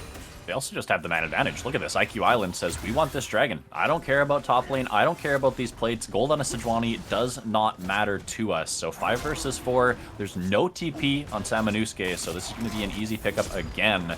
And IQ Island can just TP back to the top side. He's going to pick up a wave. He's going to make sure the tower doesn't go down. And rewarded for his efforts with a little bit of extra tankiness once they are able to grab this dragon. Yeah, it's a nice decision there from IQ Island saying, hey, even if they want to fight us bot lane or if they don't want to fight us, I can always respond to the top side of the map. And Zeha is able to get underneath the tower, does have flash, even if the Nautilus ultimate were to come through. But the Herald, once again, for Foley Fox, could be used on the bot side tower, but the same play can happen top side. It's exactly what we saw last game. It's Herald on the bot side, but Blender wanting to make a play on the other side. But this time, IQ Island, he's not such an easy target. Okay, they will get it. They're going to get the Heartbreaker. They're going to get the ultimate from the Sejuani as well. But bot side, we're going to see what Lit Esports can get here. That's 1 kill It's a couple plates knocked down with the charge of the Herald, so it's a net positive trade for the side of Lit Esports Red once again. Yeah, it's weird how this game is honestly a carbon copy of last game. Like, we saw the rotation from bot lane into the mid lane, and TA Distortion got punished for it. Very similar to last game. But the last game, they didn't fight for the dragon, but they still made a very similar play towards the top side of the map. Asriel has ulti. Yeah, the perfect execution is going to finish off Blender here in a second. It doesn't look like he's quite in execution range. 5-point strike, not quite in range, and Blender does manage to squeeze himself out of there. Just barely, though. If he did not have that E but available for the wall, he would not quite have been able to escape in that area, because the Herald path, while it is one of those things where, like, if you are close to him, you still reveal him, Asriel did not quite flash close enough to really know where Blender was going, and he was able to slightly get out of danger there. Given that solo kill over to Asriel definitely would have been very, very bad at the very start of the game, because Asriel's already up about, let's see, 400, 500 gold on this Sylas. So the advantage isn't completely there just yet for the Asriel, so Sylas can still definitely kind of hold his own in the mid lane, but that solo kill probably would have been pretty detrimental, because it would have been that much closer to finishing out the Proto Belt mythic, which can turn an Akali into an absolute monster. Yeah, she's getting pretty close to it. Already has that blasting wand. Opted for the early Sork shoes for some extra penetration instead of just going straight for the Mythic. And speaking of Mythics, we've got some coming in here. It's obviously going to be the tank option up for the Sejuani. It is actually the Divine Sunder for Blender, looking to get himself some of that tank shredding to shred through this Maokai, this Trundle, and this Nautilus. Same thing for the Jinx, Kraken Slayer, and it's actually going to be a little bit more utility out of Bobby, going for the Everfrost instead of something like the Proto Belt for himself. And it actually potentially be a 5v5 fight for the Herald. Very similar to last game. Once again, it does look like Lit Esports is already posturing for position. Phoenix looking for a hook, but only tanky members are so far standing in front of him. They are retreating a little bit back into the river, but they do not want to lose this mid lane control. So Deadbody and Azra are potentially looking for that play, but IQ Island is on the side, potentially looking for that ultimate to come through the Nature's Grasp, and it is a very dangerous ultimate, and Braum honestly has to make a decision in these fights. Is he going to block the bullet time, or is he going to block the Nature's Grasp to come through? Ideally, you want to block both, but if Lit Esports Red is casting both of them from the same direction, you're probably already doing a bit of trolling, you know? Yeah. Especially if they haven't waited for the Nature's Grasp to land before opening up with that bullet time. But there is a stolen Nature's Grasp on Bobby currently. He's going to find an Everfrost onto IQ Island, but this isn't really a target that he's super happy targeting. Although if he has some friends, maybe he can do it. IQ Island does have to burn the flash to get away, but now it's the Heartbreaker going forward. Blender wants to try and finish them off. They will get it. That's going to be the reset coming through. Reset. Flash away from Fully Fox. Here comes the bullet time over the wall, but the Maokai, the stolen Maokai, is going to split the team fight up. Fully Fox on the run. It's going to be the Nautilus going down instead. Team Ambition. It took them about 45 minutes, but they have found a fight. They have found 3 kills for 1. Dragon on the map in a minute. Deadbotting very, very low, but not quite going to go down. It looks like they will just head towards that Herald. Yeah, no Super Mega Death Rocket there for Seha to pick up that kill there onto Deadbotting, but we see a nice little team fight there from the side of TA Distortion, diving forward, trying to kill off IQ Island. He did survive for a pretty good amount of time, but once he was down, the resets come through from Blender, from Seha, just to continue pressing forward to try to pick up these plays, and it actually worked out very well for them. They almost had a kill on the back end there for the side of Lit Esports Red. They were able to pick up the Viego because, you know, diving forward onto 4 people, even though he was a Maokai for a little while, he did not quite have the HP to survive, but still, this game is in a much better position for TA Distortion than it was last game here for them. So going into these team fights, they're probably going to feel much more confident. But I also got to say, not a great Deadbotting bullet time or Asriel really having a good team fight either there. But they do have their booties coming through. Once again, the gold rate is still very, very even here in this game. So we're going to have to wait and see kind of how these team fights do keep playing out. A lot of cooldowns are coming up though. Basically every single ultimate is back up except for Deadbotting's bullet time. But IQ Island does have TP, Sam as well. IQ Island's already TPing into the fight, Sam is as well. might be a little bit slow to this on the Team Ambition side, though. Dragon already down to 50% HP. Blender might have to go in to try and look for a steal. Here comes the Nature's Grasp to try and zone them out of the fight. Brom's going to use the shield to block that one. Blender's in. He's going to look for it, but no, this might goes to Foley Fox, but here comes the fight. The bullet time is immediately interrupted or canceled or something. Zeha is just going to go crazy in this fight. It's a double kill for the Silas and Team Ambition. They have found their footing now. It's a 5-for-0, a clean ace, and they've still got a Rift Herald in the mid lane. Yeah, they might try to keep it alive, too. They do! Just barely going to keep it alive, so this push could end up being massive here for TA Distortion. Guaranteed tier 2 tower, maybe even a tier 3 if the Herald ends up surviving. It unfortunately does end up falling there, so tier 3 very unlikely to happen. But yeah, that team fight, it was a bit slow from Sam on the TP. Not quite able to get there, but the reset on the Dragon actually was able to get just enough HP that the fact that Lit Esports, they had to dive in to secure it. Yes, they were able to pick up the Cloud Dragon, but ultimately it wasn't really enough because they're basically out of position. And like you said, Deadbotting had the ultimate canceled from the stolen death charge from Bobby, actually able to initially cancel that one away. So a great use of the ultimate there, stealing away a team fighting ultimate instead of stealing away a potential Akali ultimate where he could have gone, you know, more for those executions. We talked about, right, a bit of these, like, you know, like VW Azrael, like, you know, not having great, like, the last couple of team fights and even Deadbotting, right? Like, not quite able to execute this game so far. And just look at the ease of composition, right, for the side of TA Distortion.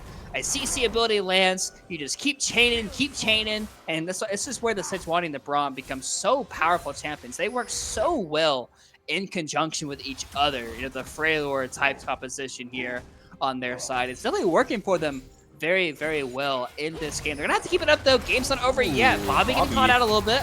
Yeah, not really where he wants to be. Kingslayer going to be burned. Flash over the wall. He's burning down to this red buff. Has just a sliver of HP to work with. Oh, is going to steal the Subjugate. Has another cast of the Kingslayer up and available. It takes a little while. But the shutdown does come through. Gold into the pockets of Foley Fox. But there's a collapse on the other side. A couple of skill shots going wide. Foley Fox and IQ running for the hills. One flash is used. Flash to follow. The Glacial Fissure will come down. IQ Island going to try and buy some time for his jungler. They have Deadbotting on the way here as well, but the tree is going to be burnt down. Zeha now has to flash away. The exhaust goes down into Foley Fox as well. Super Mega Death Rocket going to find some damage. Here they go into the fight. Still, there's more flashes available. Living Phoenix, he actually wants this one. The hook, the bullet time. They're going to find the Jinx, but it will get traded back around. Blender will find the kill. 2 for 1 so far. Meanwhile, more members looking to join Samanusuke. He's got the ultimate. He's going to find it. Ignite onto the Trundle. The stolen Nautilus will ensure it. And now Deadbotting, you're in a world of hurt, my friend. There's still a Heartbreaker, and that'll be a dead misfortune. Blender, you don't want to be a dead misfortune yourself, but he doesn't care. He's a Viego, actually. Joke's on you. Ooh. Is going to find the kill. Team Ambition taking this game by the horns. Yeah, a very long, like, basically exchange. Like, I'm pretty sure that fight started around, like, 1930, and we're at 21 minutes. That was like a minute and a half long exchange there. It all started with Bobby getting caught out on the bottom side of the map. I'm pretty sure if Bobby used that Subjugate a little bit sooner, he could have even survived that altercation, but instead did not quite cast that one early enough and did end up dying. But they were able to, he was able to survive long enough that the rest of his teammates were able to get into the area, and with enough of a chase, able to just keep picking up kills. And even Sam, all the way from mid lane, who was basically beating up Azrael, said, hey, I'll take it some fun. I'll start killing people too. And the reset after reset for Blender, able to just pick up kill after kill. And now we're up to a 6,000, well, not quite 6,000, 5.8, let's say that, gold lead here for the side of, you know, TA Distortion. Definitely in control of this game. And, you know, definitely we're going to look to see, you know, if they're able to once again continue this type of composition, because their composition, once again, it's very easy to play. They have very easy, like, pick options, because they're actually kind of Foley Fox as well. They do have the red buff slow. Sun goes wide. Zap will find its mark, and actually that recall did go through on the side of Lit Esports. Oh, Foley Fox is just left out to dry. And that could actually mean Baron. It's on the map. Jungler now down for 30 seconds. Blender wants more, though. Trundle, killer, comes down. Oh, yeah, that's just chucking everything at this Maokai IQ Island, trying to get away the Heartbreaker as well. The Jinx Rocket! But it splits the uprights. They do get, well, not a lot there, actually. They burn a couple ults. They do get the Trundle initially. What else can they get from this advantage? Azrael's got to be careful. Gonna be all right. Yeah, they're honestly just constantly looking for these kills, and I think the proper call could have just ended up being going towards the Baron there, not continuing to look for IQ Island there, but instead they are going to rotate over to this Dragon. It is going to be it's not going to be a Cloud Soul just yet for the side of Lit Esports Red, but I think they're in a really bad position.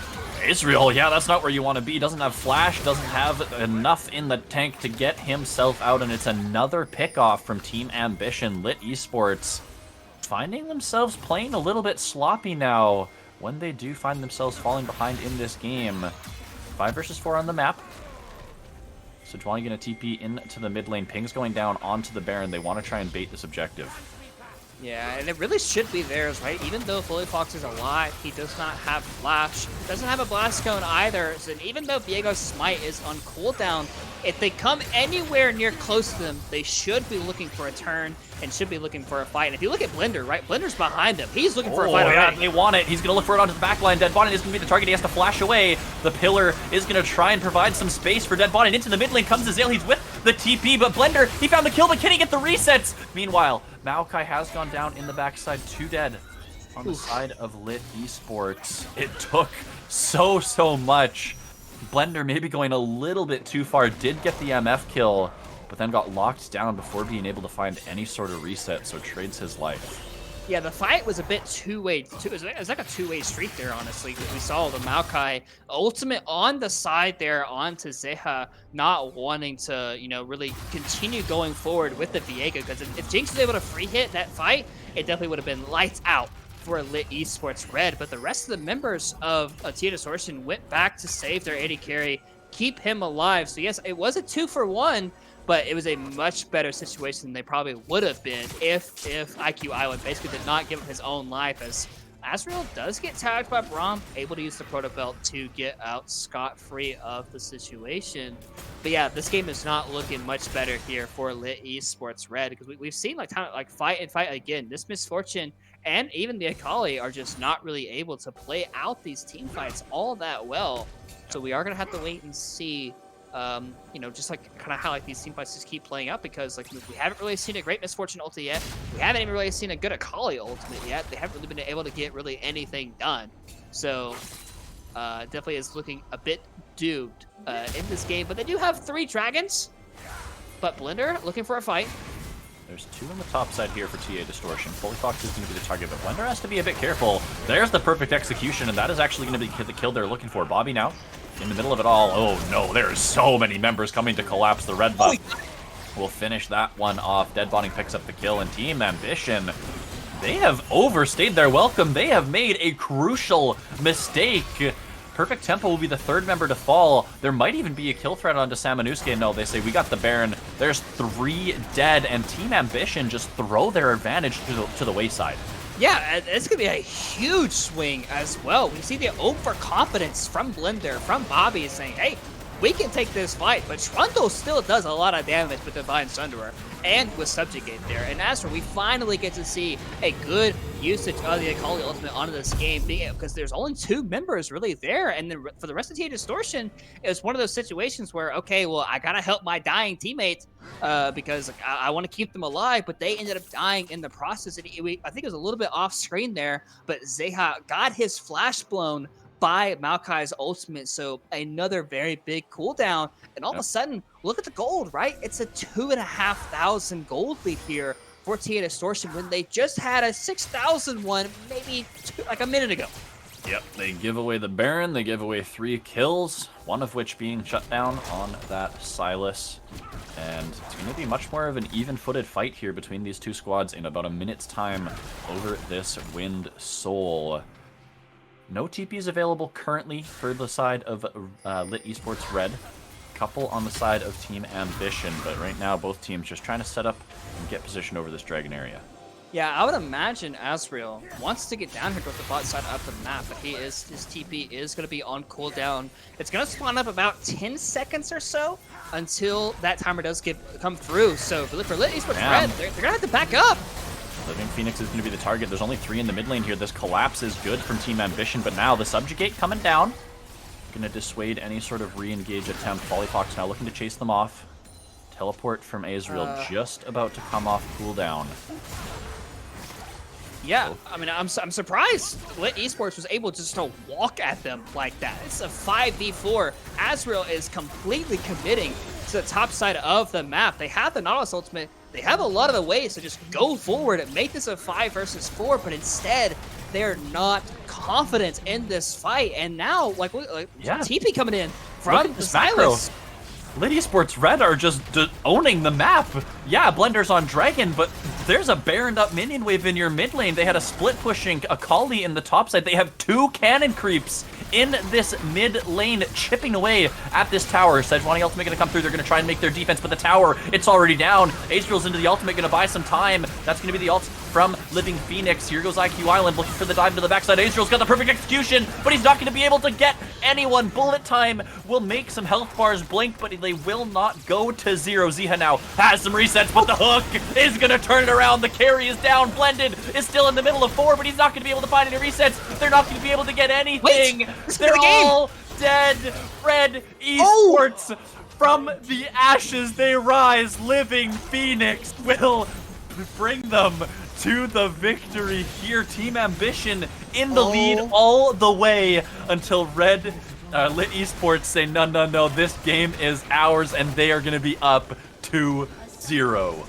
Oh my goodness. An absolute that's the definition of a throw I think I've ever seen, right? Yeah. Because it was a 6,000 gold lead, like maybe I want to say 3 minutes ago, and the maybe Netflix 5 explodes. at most. Yeah. I think I'm looking at the timetable. So the first couple of kills happened at 25-27. The game ended at 29 minutes. Like, oh my goodness. And really, it all started with the overconfidence, right? From Blender. Overstay topside. Yeah, the overstay topside into Jinx's flash getting blown, into Baron takeaway, and then the micro decision. All of a sudden, like they went from overconfidence to not even wanting to take a 5 versus 4, knowing the Akali was top lane. Yeah, TP, if they didn't know the TP timer, it could have been a bit scary, but that's still a 5-second window where the Akali, who really hasn't really done anything in this game, was going to be showing up for this team fight. So a huge, an absolute massive mistake there from TA Distortion, a team that was winning this basically the entire, like not the entire game, but winning from about maybe 15 minutes or so. Like we said, 6,000 gold lead, completely dominating, and then all of a sudden that fell flat on its head. Yeah, a couple little mistakes. I mean, you have to give some props to Red Esports. They definitely capitalized to the absolute maximum there with their macro decisions in that last kind of sequence. But yeah, it just felt like Team Ambition put so much value in getting that Cloud Dragon and stealing away the Cloud Soul that they just forgot that they had Baron buff. They forgot that they had all this pushing power on the top side. And then by the time they realized what threat Red Esports had, Lit Esports had, it was too late. They get back to their base, their inhibitor towers are already falling, and they can't find the team fight to make the defense. I mean, yeah, I got nothing else to say. Yeah, I mean, and also, like we just said, right, it was the whole confidence thing that kind of buzzed them in the top side, and then legit in the mid lane, 5 versus 4, knowing Akali was top lane, and they still didn't even want to really look for that type of play, even though they had won every single fight, hands down, before the Baron fight, before the Baron altercation ended up happening. And then they got the tier 2 top, they got tier 2 mid. Yeah, they sold, like you said, they had the Blender was able to actually pick up the dragon there to deny the potential soul take, but they were able to say, hey, we could just fight him and we could pick up a kill. I don't know how Team Ambition bounced back after that game, but they're going to have to find a way because they're now down 2-0 in this series. They need to win 3 games in a row to keep their final hopes alive. We're going to go to a short break here, but when we come back, Team Ambition, they have a long road ahead of them if they're going to start fighting back in this series. It all starts with the next game. It's game number 3 coming right up.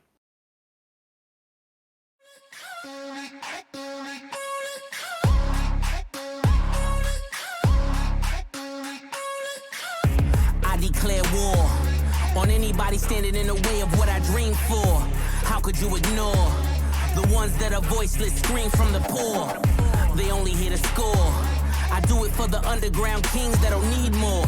I'm kicking down your door. If I wonder why you got a pocket full of green for, it's all about the get back. It's hard to give back while the politicians kick back. They say I'm only brick rap. Well, that's the foundation of this mountain that I live at. I can get you kidnapped. These kids ain't playing with you, acting like you live rap.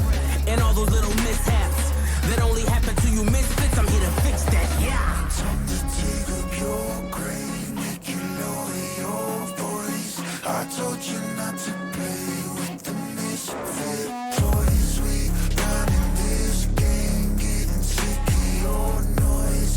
You started with a bag, but you misfit. Rich get richer while the poor pickpocket. Swipe smacks well till the cops come knocking. Have or have not, being broke is not an option. Time after time when you gotta think for watches.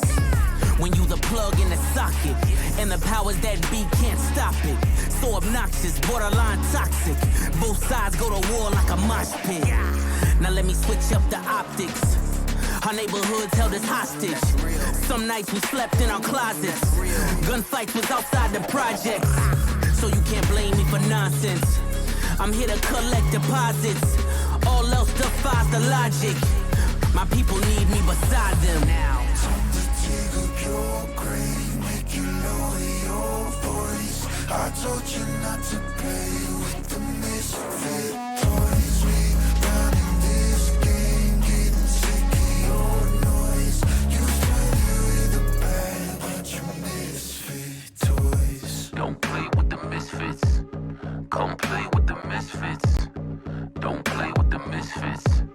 Come and play with the misfits. I told you don't play with the misfits. Must be deaf, dumb, and blind, you a triplet. Don't you make me erase your existence. All by my lonely, need no assistance. Any disrespect gets met with a vengeance. Burn down gossip and hidden agendas. We set the tone for all to remember. You rewrite history, the greatest pretenders. You rewrite history, the greatest pretenders. Time to take up your grave, make you lower your voice. I told you not to play with the misfit toys. We running this game, getting sick of your noise. You started with a bag, but you misfit. Lit Esports Red are one game away from making a finals appearance here at the CCS Fall Invitational after Team Ambition just handed them a Game 2 win. Just gave it to them. Yeah, it definitely feels that way, right? Because like it was a very commanding lead. They were doing everything right. They were using their composition very well. They were layering CC. They were picking picks. Like they felt really, really confident. But even like minutes before the major collapse, right? It was they went for the play under the Trundle. They killed the Trundle, I think, and then they continued going for the Maokai instead of going for the Baron. And then they got another kill, I believe, in the mid lane, and they went back to the Baron. Instead of doing the Baron, they went for another fight. And it just slowly felt like instead of just controlling the game, they kept trying to force the game because they realized how strong they were. And the one time they made a major mistake, they were out of position, they just forced way too hard. The game just completely flipped on its head. And now it's 2-0, right? And like you said, a very important part of best of fives is keeping a very strong mental, feeling very good about yourself. And really, game number 1 was a pretty tough game because it was misexecution. Game number 2 was, we're winning the entire game. And one mistake, boom, all of a sudden, you're done. And now you got to win 3 games in a row, knowing the fact that this series should be 1-1. Yep. Absolutely. It should be. And it's so tough because, like you say, game 1, okay, we lose game 1, we misexecuted, let's switch up our draft and have something that goes a little bit better for us. And they did that, right? It went a little bit better for them, and they're still not able to come away with the win. So as we head into draft here for game number 3, they are going to go onto the red side. They are going to switch it up, hopefully get a counter pick for themselves. But is it just going to be more of the same? I don't know what they're going to go for. Yeah, well, that's the thing. Like, I'm not necessarily sure what TA Distortion is going to end up picking for their R5 that's going to make this red side draft be that much better, right? Mhm. It does look like, for the Esports Red, they're very confident in just keeping their bans the exact same. Nailed Yep. all three of them as quickly as they possibly could. And now TA Distortion have banned away the Sejuani for game number 2.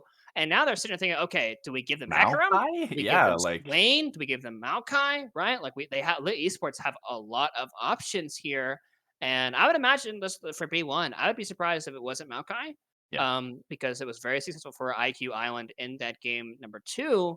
And it could be a direct takeaway from TA Distortion. Yep, there it is. And now TA, you're gonna have to come up with something a little bit different here. You don't have the Sejuani for this game, Yep. so they're gonna have to wait and see a little bit. Maybe it's back to the Aatrox. Yeah, I Was it mean, them that played Aatrox in game 1?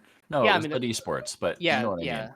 Yeah, exactly. We could go for a little bit more of aggressive top line option. They tried the Wukong, didn't Mhm. quite work for Sam Yep. in game number 1, but instead going back to the Jinx game number 2. Actually, no, never mind. It Ooh. is the Varus, and we have seen a little bit of the Varus in the mid lane rising up. So this could be a bit of a flex here. Not Yep. necessarily guaranteed to be AD carry for Seha. So I do like this flexible option here. I would imagine TA might pick another flex as well. They could pick like a support. They could pick like a jungler here, a support. But you definitely don't want to give too many options away of what your draft is already looking like. Ooh. Does look like Zillion could be coming through, and I do believe it's going to be end up being the bot lane for perfect tempo here on the Zillion. I believe he's Mhm. already played the Zillion a couple times. Yep, he's already played it. Well, he's only played it once so far in the CCS tourney, but he went 3-0 and 18 on it the first time he played it. That's pretty good. Yeah, Yeah. the man can play Zillion. I'll agree with that. Lydia Sports Red waiting for their response here. They might just take up the Silas themselves. Yeah, it's locked in. All right, they're going to steal away that Zillion ultimate. This is a classic Zillion counter. Back from when Bjergsen used to lock this thing in every single game 5. It's like, okay, pick the Silas, steal the ultimate. Now we both have reses. All right. Yeah, and once again, another misfortune dead botting game. I think you called it. Anytime this champion's up, Yep. dead botting's picking MF. He feels extremely confident on it. I mean, game number 1, he kind of got pushed around a little bit, but he had a really good bullet times. Game number 2, he didn't really have good bullet times, but it ended up, working out for him, and he still has a lot of faith in this champion. It is going to be the Olaf to come through Ooh, with the very speedy Zillion. Could be a pretty interesting. interesting 3 because so far, for Lit Esports, they don't really have anything that says they can stop this Olaf from really just running amok on their team. Yeah. It is true. Run through all the CC. The Misfortune can channel the bullet time, but you're just going to chop her to bits. So I do Yeah. like the Olaf pickup. Probably going to go into the top side, but could, of course, be flexed to jungle. We'll have to see. It works extremely well with the Zillion as well, the speed ups and the revive there. If it is going to go into the top side, though, I'm a little bit interested if whether they're just going to play for the top side with the Olaf or if they do want to go more towards this Varus lane, because post 6, Varus has exceptional gank setup and a ton of damage to boot. Yeah, well, I mean, this Olaf could also just be in the top lane here into the matchup of the Maokai because, Olaf has some axes and Maokai's a tree. Yeah. And he can chop through that tree very, very easily there, especially when he gets options for Ragnarok there. He can really just run down the Maokai. So if it is a top lane Maokai, so we will have to wait and see if that is going to be the option. But instead, we're gonna have to wait and see just a little bit longer because I would imagine T Distortion, they're gonna leave. They're gonna expose a little bit here because they could expose their mid laner, or they could expose where exactly these like this Zillion or this Olaf is gonna end up going. We're not a Mhm. ban. Makes a lot of sense because it was a very, very successful for Lit Esports Reading game number 1. And the Trundle as well, we've been seeing a little bit more. So the Trundle could signal to me that the Olaf might be going into the jungle. But instead, Lit Esports Red are very confident that the Olaf is going to go in the top lane because they're banning away Skarner Yeah. and they're banning away Udyr. Couple jungles taken off the table for TA Distortion. What do they want to get for their solo lanes here? Potentially their jungle. We'll have to see. Oriana could be a good lock in here. Some team fighting prowess. It is another control mage for Bobby. A little bit less the long range, kind of artillery mage style, but actually it's going to be the Syndra. So some CC, some pick potential.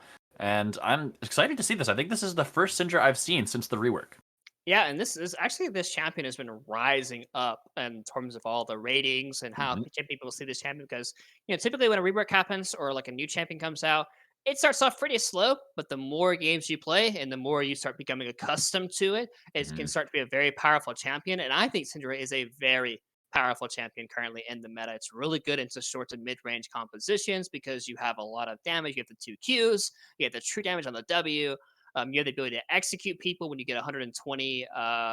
What's it called? Shards. Yeah, shards. Yep. Yeah, like you can execute people when you get that many shards. So she definitely feels, in my opinion, much better to play. I've only played her once, so I don't necessarily have that much info. But she looks better. She feels better. Yep. But the Shen is going to be going into the top side here. Ooh. Does signal Maokai is going to be the jungle with Yep. the Nautilus as well. Once again here for Living Phoenix. Actually had a pretty solid game on the Nautilus, landing a pretty crucial hooks, especially the early game onto Zeha and the bot side of the map, causing a couple of flashes to be blown. And Distortion could end up picking up the Kane. We saw this matchup a little bit here because if you look at Esports Red, that's 4 melee champions, right? Yep. Into a red Kane that loves to be champions being near him, right? And look at the composition for Distortion, right? You got Zillions, you got the Zillion Revive, Speed Ups, you got Kane, you've got Olaf. They are looking to run Lit Esports down. They sure are. Hit the go fast buttons and run at the back line. It's the Olaf classic, honestly. And with the Kane, yeah, like you say, having so many melee targets, gonna be able to stack up that Rast form, hopefully, pretty fast. Gonna be a big difference maker with some of those knockups, trying to just cause havoc in the backside. For Lit Esports Red, though, it feels like they've got a pretty good composition for themselves, right? They've got the Nautilus Misfortune combo, the Maokai power pick, the Shen, the Silas to seal away the Zillion. So do you think this is just purely execution based, or how are you reading this? Well, I think, for Distortion's composition, I feel like it's going to be very imperative how active Kane is in the early stages of the game. Because if Blender is able just to go into Folly Fox's jungle and just walk up in there and just say, "Hey, I'm Kane. I'm going to farm souls off of you," and and there's nothing you can really do about it, and then all of a sudden the game can be pretty hard to play out. Especially because Syndra should have the push in the mid lane early into Silas, and Olaf should also have early pressure into the Maokai, so he should be able to have his solo laners just walk into the jungle with him and to protect him if there are people around him. But still, Kane should be able just to kind of like, even if he's trading health with the Maokai, as long as he is trading that damage, it is always going to be way more beneficial for this Kane. You'd like to see a pretty early transition sorry, not transition, but a upgrade from Kane to Rost, that way you're able just to kind of keep running over the composition. But I think the one thing for Lit Esports Red that's going to be a bit of a turntable could end up being the Shin for IQ Island. Anytime a Shin is in the game, you always have to be wary of the Last Stand, or sorry, Stand United, to really protect his teammates from a cross map play. And typically that does mean you want to affect the Shin lane. But really, Kane doesn't really want to be farming. He wants to be not farming. He doesn't want to be farming champions. He wants to be clearing up the jungle. He wants to be fighting the enemy jungler, especially the Maokai, who can't really fight back against him. And just kind of continuously looking to make these kinds of plays. So I think it's not necessarily execution based, but it is going to be very curious because Misfortune, once again, it's going to have a pretty tough time this game, in my opinion. She's not really going to be able to sit still and just bullet time somebody because she's going to have an Olaf, a Kane, even like a Zillion speed up champion, like just perma sprinting at her. Double bombs, and, even Syndra. And there's not really a champion on her team that can protect her, right? Because Olaf does not care about CC. Kane can just ult it, and it can be very, very tough for a dead body to really get a good ultimate off. So it's gonna be up to Lit Esports to recognize when TA Distortion is looking for these engages, and once again, just punish them for it, like we saw in game number 1. It is another 2-carry threat from the side of Lit Esports Red. So, if Team Ambition can get on top of that Misfortune and stop her from doing what she wants to do, it's going to be pretty hard for Lit Esports to get a lot of damage out and to really fight back after that happens. Even the Silas, not necessarily something that's known for having late game team fight damage, right? More for utility, more for dive. And so For Team Distortion, it feels pretty easy. You get that early game advantage with the Kayn because of the priority that you've drafted in your lanes. You get the invade down, you get the early transformation, and then you play for the team fights. You play for the pickoffs with the Varus R. You play for Olaf running into the Misfortune and for wreaking havoc with this Kayn. I think I like the Team Ambition draft again, Orion, but we've said that 2 games in a row already. Yeah, I mean, it's becoming a bit of a running meme, but once again, just because your composition's easier to play does not mean that you are executing it at a very high level. It's been True. it's been a kind of a recurring theme here for TA Distortion, unfortunately for them. But even though they are 2-0 down, they can still fight their way back. They can end up winning these games. But I gotta say, Lit Esports Red have been playing so far better in this series, and they're proving why they 3-0'd the number 1 seed Glue Eaters Yep. in last week's match. Lit Esports Red definitely having a good series here so far. We're going to see if Team A Distortion can try to fight back. Their backs are against the wall. They are down to their last out, their last life. They need to make something happen here in this game number 3. We're going to find out if they can push us to a game 4 in just a moment. We'll meet you on the Rift.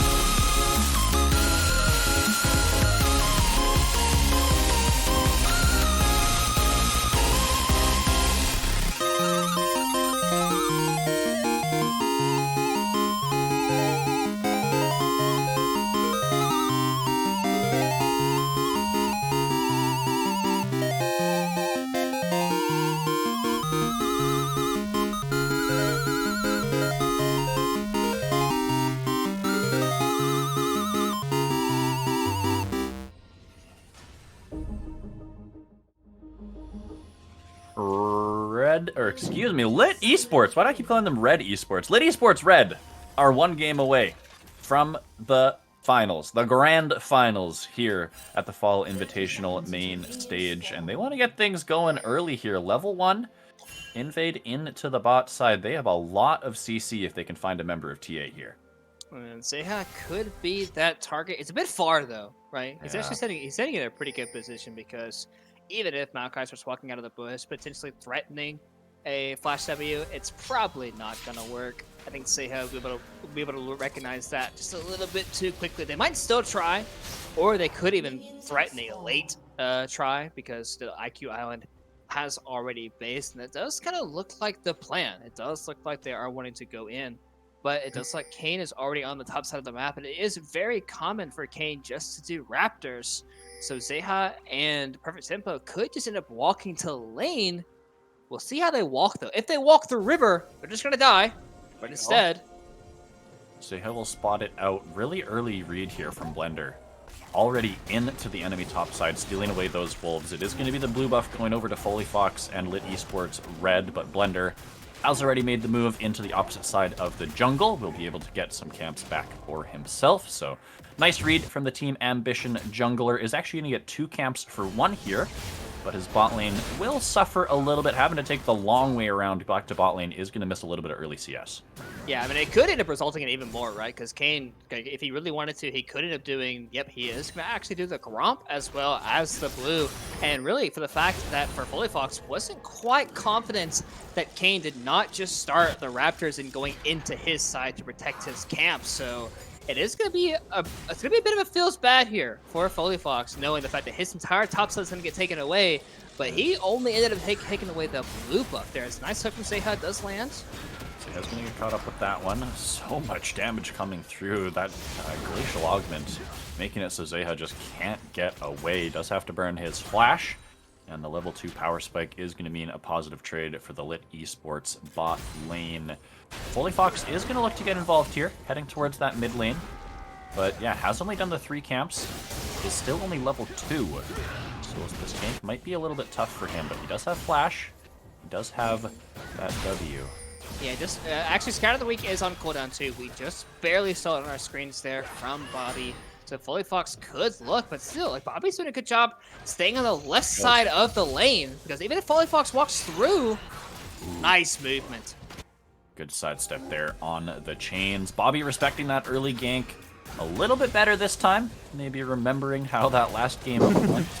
And now Living Phoenix is going to find a big hook. Perfect Tempo has to flash away. And now Team Ambition's bot lane have no flashes. They're only level 2. Definitely some opportunities for some ganks here in the bot side. Yeah, definitely not a good feeling, especially when the enemy jungler is playing Nautilus, right? Like not necessarily Nautilus, but also the Maokai as well to come through. The point and clicks roots to come through. It makes it really, really hard to play as Foley Fox. Round 2 in the mid lane. Bobby has flash. They're going to go for it. The root comes through. The stun from Israel, but he's going to flash away. Bobby's still alive. Is going to be able to get under the safety of his tower. Gets the flash from Foley Fox. Trades it with his own. That is going to be a positive trade if you're the Maokai. Going to be feeling pretty good at least getting that summoner spell. Yeah, but still, Maokai hasn't really been able to farm anything in forever, right? Like he's just now, like he's about 4 camps behind, and now it actually looks like Blender gonna be the one to try to look for another play into the mid lane. As for warding the top side, but he is gonna be able to walk out pretty okay. Nothing really happening too much. But yeah, Blender, even though he is up a lot of farm, has not been able to really fight with anybody yet so far. So hasn't really been able to get any of those souls to come through. But another hook. That hook is disgusting. Zeha has no flash. He's exhausted, and he will go down. Unfortunately, it is Living Phoenix picking up the first blood kill. He's the recipient of all of that gold. But this bot lane from Lit Esports Red is going to be the difference in the mid lane too, though. Oh, Bobby's Scatter the Week is just in time to save his life. Not quite able to pick up there the kill there in the mid lane for Azrael, but still very, very close there. And it is most likely going to result in the Dragon already being taken away because you forced the mid laner's flash. And the bot lane, so far it's been a complete, really lane domination here for the side of the Esports Red in game number 3. And we talked about, right, like going into this game, right? Like you have to have a strong mental going into this game if you expect to end up winning it.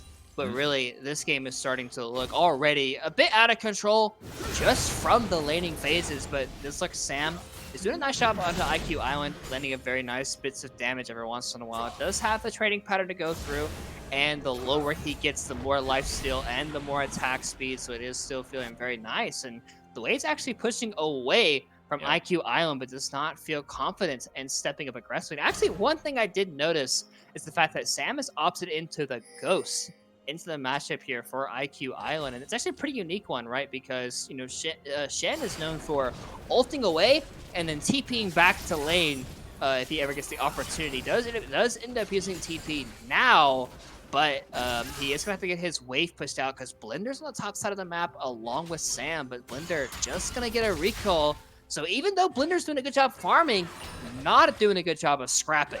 Yeah, and we highlighted that so heavily in Champ Select, talking about how there's a melee in the top side, there's a melee in the mid lane, your enemy jungler is a melee, even leaving Phoenix on this Nautilus. Like, there's so many of these Rost stacks to be had, and Blender, yeah, he's accelerated his game by farming, but he is yet to get a stack, I'm pretty sure. I don't think he has collected a single orb. I don't think he has made his way towards that transformation just yet, so needs to maybe get that level 6 and then start looking for these skirmishes, because so far, yeah, like you say, hasn't really been maximizing the value on that one just yet. And it's not like his laners have been winning. They've been suffering a little bit. There have been opportunities. Topside, Samanusuke wants to go for this one, has the Ghost. Not going to want to dive under the tower. IQ Island still a little bit too healthy. Nice invade on the other side of the map. Foley Fox going to smite away that blue buff. Yeah, and it could feel a bit bad for Blender because maybe he doesn't feel super confident in the fact that his lanes could end up helping him in these early skirmishes. And because look, Azrael, if you go a bit deep, does use Flash too. I mean, yeah, he used Flash and he almost just died himself. Now has to run away from Bobby. Foley Fox, luckily, is here to keep his mid laner safe, but that just felt like such a random all-in. He flashed forward, got the Kingslayer, and then missed the chains and wasn't able to follow up. Sam? Axe to the face. Wow. I mean, that's one way to kill someone. Blind, right? Just throw a random Q over the wall and say, I hope you're standing here. And yeah, I can't really say that's a mistake, right? For Azrael, because it was a blind Q, but Bobby is gonna get this wave pushed out, and actually, Blender gonna get able to scrap with the Maokai here a little bit. Finally gonna be able to get involved in this one, has the ultimate now available, has both his solo laners and his bot lane rolling up to help him now. And there's not an objective to be had here, so Sam's just gonna have to return to the top side. It is this rotation that we've seen, the 8-minute rotation from the bot side of Lit Esports Red into the mid lane, transferring Azrael down to that bot side, and they want to make a play again for this Herald. Yeah, 3 games in a row. Like you said, at the 8-minute timer, like while lane goes mid. Yeah, exactly. And it's funny because like you can definitely tell this is practice, right? Dead botting and Bleeding Phoenix know the fact that as soon as 8 minutes comes, or even 7-10, right before that play happened in the mid lane there from Azrael, like they were already hit the base recall, they were already heading into the mid lane, regardless of what happened to Azrael there in the mid lane. But still, the same thing is happening, and it's 3 games in a row able to get the Rift Herald. But this game is going at a much slower pace than we've seen the early games so far in this series. Perfectly okay for Zayhead saying, hey, you know what? If they want the Herald, fine. We'll give it to them. Not a big deal. As long as we don't let them get basically anything else besides on the map, it'll be all fine and dandy. As Sam trying to scrapple here a little bit. No mana, but here comes Blender. Let's get a little bit of mana back there. Yeah, Blender into the top side. Obviously doesn't have any CC here, but can he add anything to the fight? He will find it. They're going to find the kill on to the Shen. And now Azrael's going for a 1v2. He might have thought he had a stand united, but it doesn't matter. He will win the 2v1. Now the punch back in the top side. Foley Fox is here. Living Phoenix is going to find that route. They're going to look for it. And again, Lit Esports Red's bot lane is just all over the map. It's a double kill for dead botting as they take control. But not only that, they have the Herald. It's a very, very similar type of thing where as soon as they get the Herald, they fight for it. They make a play happen where their bot lane is, and they crush down these 2 tower plates, and they're going to place the Herald on the 3rd one. They're going to have to back off for this one, not quite able to really, but they're going to get this entire tower. Their gold lead is going to balloon all the way up to 2,000 gold. And really, like you said, for Asriel, that was a 2v1 on the bot side there, and he recognized Perfect Tempo, not level 6 yet, not able to use that Chrono Shift to keep his AD carry alive, and was able to actually pick up a solo kill and a 2v1 opportunity there. I'm not sure if Zeha had flash or not, but I did see the Chain of Corruption go onto him, which is where a lot of the damage came through for the initial burst to pick up the kill there onto Zeha. But still, once again, Lit Esports 2,000 gold leaded. Most likely it's going to mean the Dragon is going to go the way of TA Distortion here, because, you know, all the rest of the members are just now respawning, getting back out onto the map. But yeah, this game is looking, once again, it's still looking pretty rough. Blender really hasn't got much of the Kane passive really from anyone so far. He's only really had the top scuffle, and he had the invade onto Raptors where he hit Volley Fox maybe twice. So it's definitely, I really would not like to see if, what was the Spica transformation, like 25 minutes? 20, yeah, he got memed for, it was like 24 minutes, I think, Yeah, if that's the result for this game, it's looking a bit doomed. But Zeha could get wrapped around here. Not quite. He actually wants to turn it around. Chain of Corruption coming down. He's going to trade ultimates with Living Phoenix. Deadbotting, stepping forward, but doesn't have the bullet time. So even if he but they got his flash though. That was pretty important. Now, Volley Fox. Yeah, Volley Fox. Yeah, he just wants it. He says, "I'm a tree.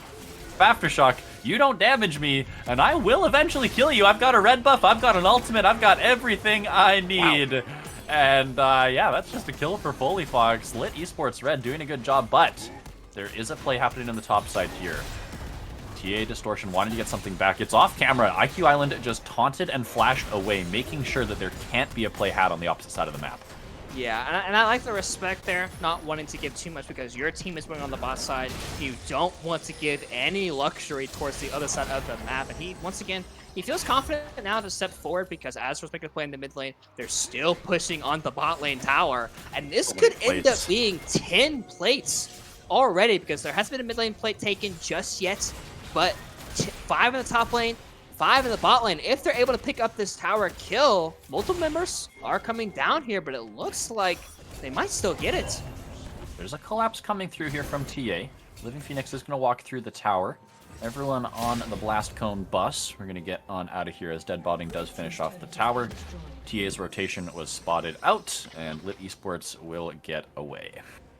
Yeah, they are able to get that tower and still kind of able to control the area, and they still also had that Shen right up on the top side, waiting to use that Stand United if there was ever a problem. And that's the issue that Sam has this game, right? Like, he can't really be in a top lane with Shen because Shen is always going to be able to ult the away and just have that much more value. And then as this game progresses, you're going to be put in a very interesting like pickle to where if I end up, you know, helping my teammates in a bot side fight, Shen can just be on the top side just perma pushing, always threatening with the ultimate. Which is why this Ghost might come back to haunt Sam a little bit. It has helped him in the laning phase, but it might not help that much. As a TP from Bobby comes in, Deadbotting stunned. Deadbotting, yeah, gonna eat that Scout of the Week. Now he's gonna have the Unleashed power on top of him, but the Flash will keep him alive now. He's got the bullet time. Back onto Blender. Umbral Chest Pass will keep him alive. The Flash as well. The hook again from Living Phoenix, but he's gonna be kept alive. It's gonna be the Chrono Shift coming through. The Stolen Umbral now for Azrael is in the middle and 4. He has to flash away the E. Oh, the hook, but no, the auto comes through. Samanowski will pick that one up. The Shen ultimate is gonna come down. IQ Island will be here to save his support. Touch and go skirmish. 1 for 0 for TA. Yeah, and I wonder if that was just like not communicated, or if the misclick came through from IQ Island, but ulting Living Phoenix instead of Asriel there was very, very big. Maybe he thought he was just dead regardless, and the ultimate would not have saved him. But we talked about this Zillion Kane combo, this Zillion Olaf combos, where you can just speed up your carries, get them into the fight, and start having a lot of power in this fight. Because, you know, Olaf doesn't really have anybody that he has to worry about. He can run through every single person on, for Lit Esports Red composition, because there's nothing that can stop him. He is CC immune as long as he keeps hitting somebody while his ultimate is active. But Rich Herald does look like, it's spawning up right about now. And once again, both teams gravitating towards this objective. Sam is in position. Deadbotting. Don't face check that. You're an 80 carry, my friend, and you don't have flash. That's a very scary bush. He does manage to trade it back. Perfect tempo. Doesn't have the chrono shift back up and available to continue fighting this one, but now here come the brambles. Here comes Blender into the fight. He's gonna get absolutely eviscerated, though. He does have the Umbral chest pass. He's got his carries in the back to back him up. Bobby and Zeha will get here in time. The scatter, the weak, and the Varus damage will trade a couple back. Blender wants more, actually. Under tower here, looking for Foley Fox. The axe just barely clips him on the way out. 4 for 0, excuse me, 4 for 1. Perfect tempo did end up going down. Yep, and there's the power of Rost, right? With dealing with all of these melee champions, he can just sit on top of them the entire time. AoE cleaving every single one of them, healing up with the Gore Drinker, healing up with his ultimate. The guy is basically just almost unkillable because going into that fight, he had the Gore Drinker up and available for him. He had just purchased it, was able to be a very powerful spike, and now they're able to transition that over towards the dragon. Like you mentioned, it all started with deadbotting. He's checking into the bush, but Blender actually pulling by deadbotting. They're trying to do 2 objectives at once, but Blender has been found out. Deadbotting smacked the Eye of the Herald and stole it away, and then killed Blender as well. So that is just an absolute disaster for TA in the top side. But they do get the dragon. They do, of course, get the team fight victory, but maybe a little bit greedy from Mr. Blender there. Yeah, it could end up resulting as well in the mid lane tower falling as well. I mean, Silas got the Herald, but they might not even need it for this tier 1 tower. So that's a pretty big mistake, but Sam's a fast boy.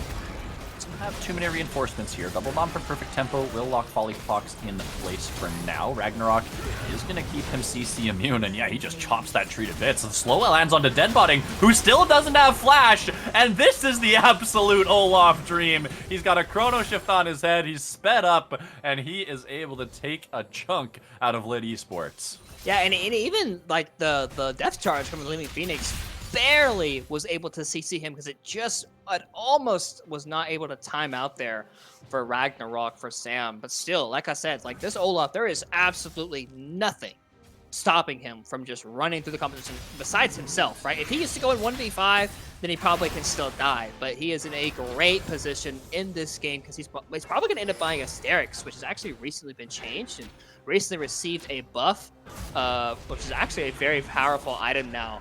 In the current meta, so if he ends up purchasing Asterix, and he also has a zillion speed up, a zillion chrono shift, like Sam is in a position to carry this game along with Blender, who has picked up the Rost, who has been doing fairly well in these fights. And like we said, there's 4 melees on this team for Lit Esports Red. They have no range.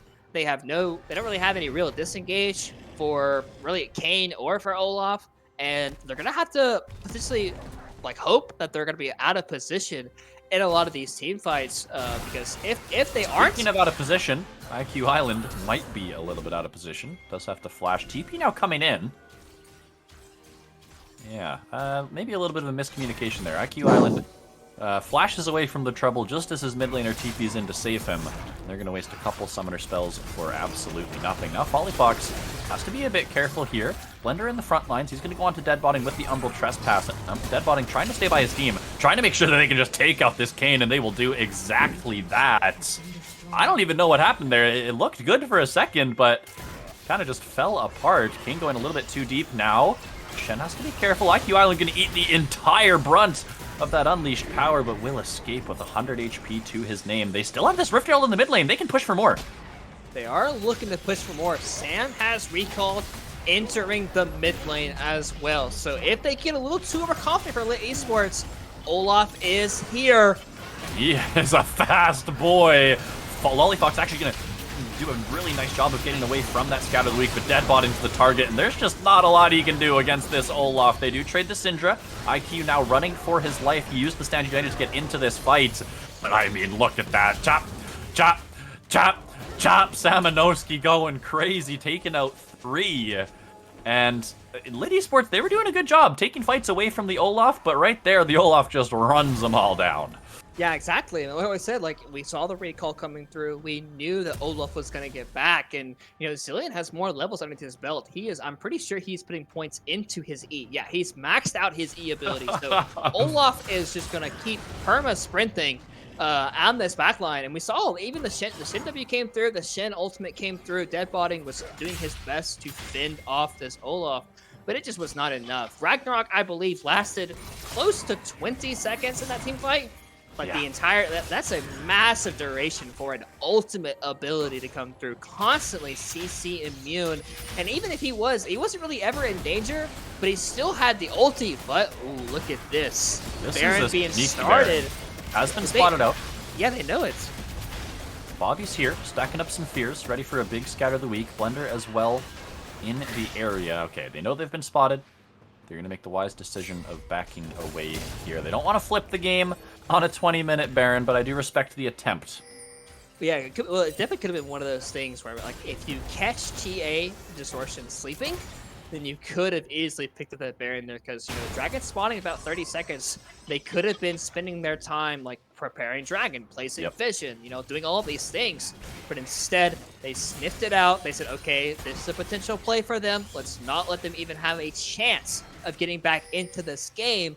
And now they're still in a confident position. They're doing the Dragon up right about now. The control ward is on the Baron, so they could end up going back over there, but instead, it is just a full commitment down the mid lane. But recalls are coming through. I wouldn't be surprised if Sam and then, there they go. They're just going to sprint. They're just going to run at them. Okay, the carries have backed, so they're in a safe spot under this tower. But look at this 3-man flank. Running straight down mid lane. Scout of the week is going to be found onto 2 members. Deadbotting, pathing safely here. Olaf in the front lines using that CC immune. Going to try and take out Living Phoenix. Will do exactly that. It's going to be Blender onto the back line. And look at this Olaf go. The ultimate is used a little bit early, actually, from the Zillion. And Ezreal's onto the backside. He's not going to be able to find it. Their front line is melting, but Kane! Oh, Blender says, okay, Olaf's not on the back line, but I sure am. Kills both the carries from Lit Esports Red, and again, Team Ambition will 5-5-man ace. Yeah, much better execution this time around here for TA Distortion compared to last game. As Blender is, that's a bit of a yikes.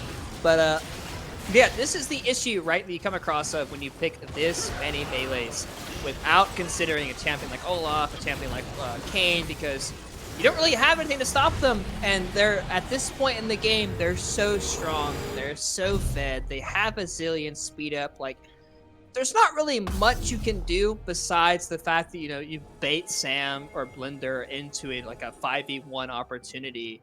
And we've kind of seen it team fight after team fight. Like, even Blender was like 1v4 in the backline, but he was like AoE cleaving every single person, got a massive heal from the ultimate there, has the Gordrick, has Black Cleaver.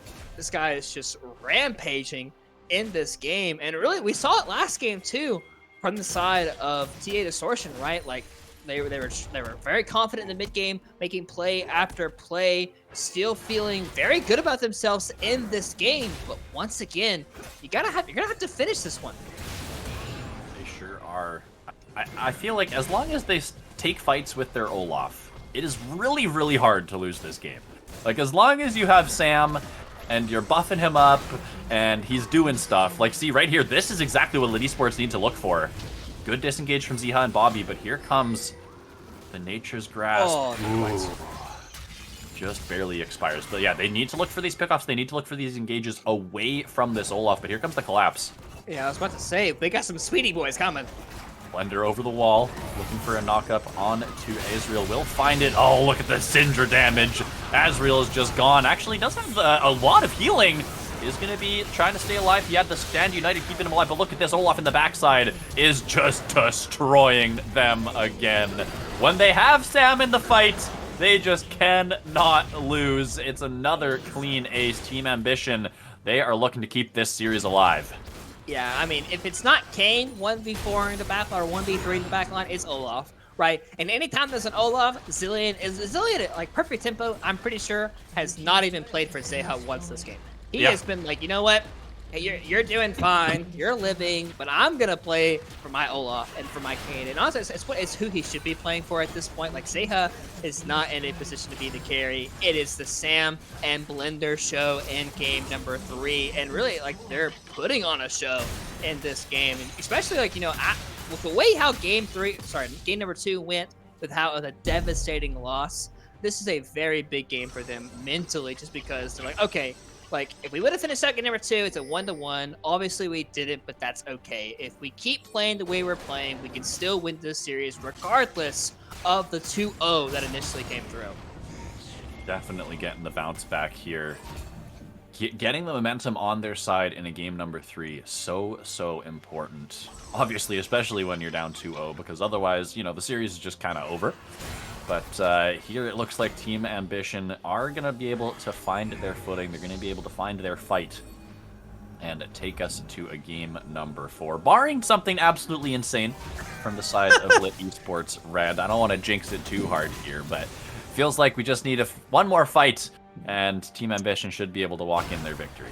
Yeah, I mean, for Lit Esports, they're trying to make a play down mid. They recognize they can't really defend their base all that well, so they're trying to gain at least a little bit of play here, but instead... I've seen this one before, Orion. Yeah, TA is just backing off and saying, hey, you guys kind of can't do that. I'm going to run at you now. You're going to try and pick a fight before the enemies are there, but Deadbotting going to get Umbral Trespass. Zeha taking the 1v1 against the Maokai, and at this stage in the game, he shreds frontline. The Maokai is dead, and now Deadbotting is in trouble. Stand United is going to be in, but there are just too many people for this misfortune to have to deal with. The Olaf will go down. The Silas is doing what he can, but Israel really can't do a whole lot, and that might be the final nail in the coffin. They're not wearing purple anymore, but they don't really need a Baron buff when the enemy team is all dead. Team Ambition's Distortion gonna walk this one in and try to finish it off. 20-second death timers. They might have to get a couple more kills if they want to end this one out. Yeah, Fully Fox is coming through, but yeah, this one is kind of just looking donezo at this point. Deadbotting does have the bullet time. He could clear the wave if it does kind of come to it, but... Power dies. Have to wait and see. Will follow. Deadbotting is here. No, it's not enough. No, the death timers are too long. Damage will get put into the Nexus, and TA, they're gonna find a way to make this series last a little while longer, pushing us to game number 4. Yeah, and it's on the backs of Sam and Blender. Well, obviously, you know, Perfect Tempo doing a nice job speeding them up, enabling them in those fights, but Sam and Blender absolutely took over. I couldn't say that. Took over this game from especially the mid game on. Like those guys were just running through the back. And I said it time and time again. Like there's nothing stopping these champions from just taking over these fights if they get a lead, if they're able to get ahead. Yep. And really, it kind of started with Blender over I believe it was the kind of near the river area, about 50 minutes in the game, picked up a couple of kills, finally had the Ross form, had the Gore Drinker purchased, actually able to just completely turn the tide of the fight with the Ross. And from that fight on, they built a gold lead. They kept the gold lead and didn't miraculously lose it towards the end of the game like they did in game number 2. But yeah, this game was an extremely important win for them, not only because obviously if they would have lost, then the series would have been over, but because of how game number 2 went, your mentality could have been very easily destroyed from that game. But now that you're going into game 3, you pick up a victory, a very solid victory, a victory where it really felt like, once again, Lit Esports kind of got what they wanted, but they put themselves in a position where they kind of let Kane have 4 melees and an Olaf that could be very easily sped up by a Zillion just run over their composition. So now that that game has happened, Lit Esports, they might have to do a bit of adjusting. They might have to potentially go back to the red side where they've won 2 games in a row with, and might have to deal a little bit with trying to find ways to not let their competition kind of get picked around like they did this game. The Team Ambition faithful will collectively breathe a small sigh of relief after that game, but they still have a long way to go here. They still need 2 wins. Samanowski, I mean, honestly, almost just solo carrying that game. He did double anyone else's damage in the game. Absolutely incredible performance on the Olaf. We're going to see if they can keep it going in game number 4 when we come back.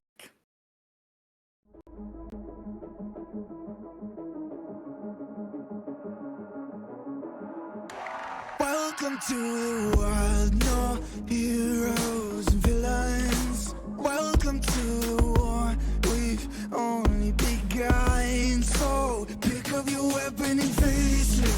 There's blood on the ground, go and take it. You get 1 shot to make it out alive. So higher and higher you're chasing. It's deep in your bones, go and take it.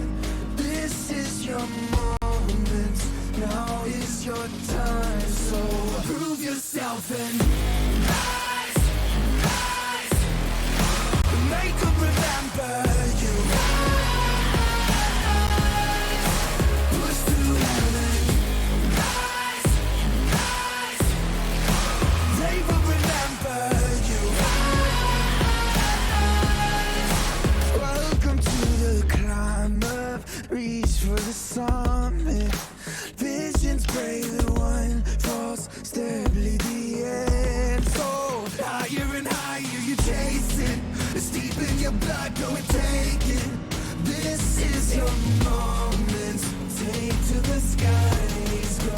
Prove yourself and rise, rise.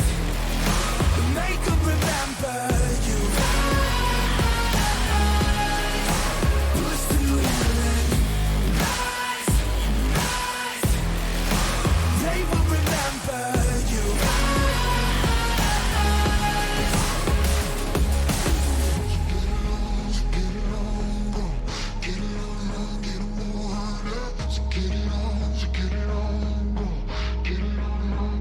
It is you fight among the dead beneath the dirt.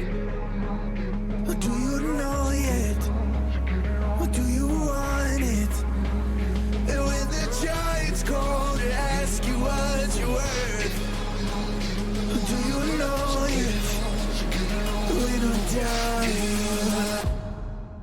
Prove yourself and rise, rise. Make them remember you. Push through heaven. Rise, rise. They will remember you. Prove yourself and rise, rise. Pick up your weapon and face it.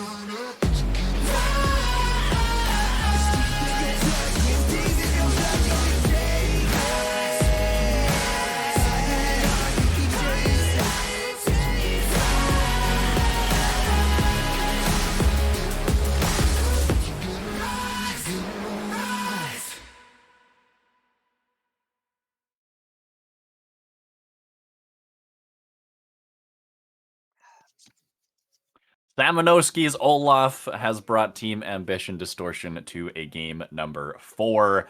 They still are in a must-win scenario here for the last 2 games of this series, but at the very least, they are not going to go out in 3-0 fashion. Orion, are we expecting an Olaf ban, or are we just expecting kind of a better draft here from Lit Esports Red? Because they are back on the blue side for game number 4.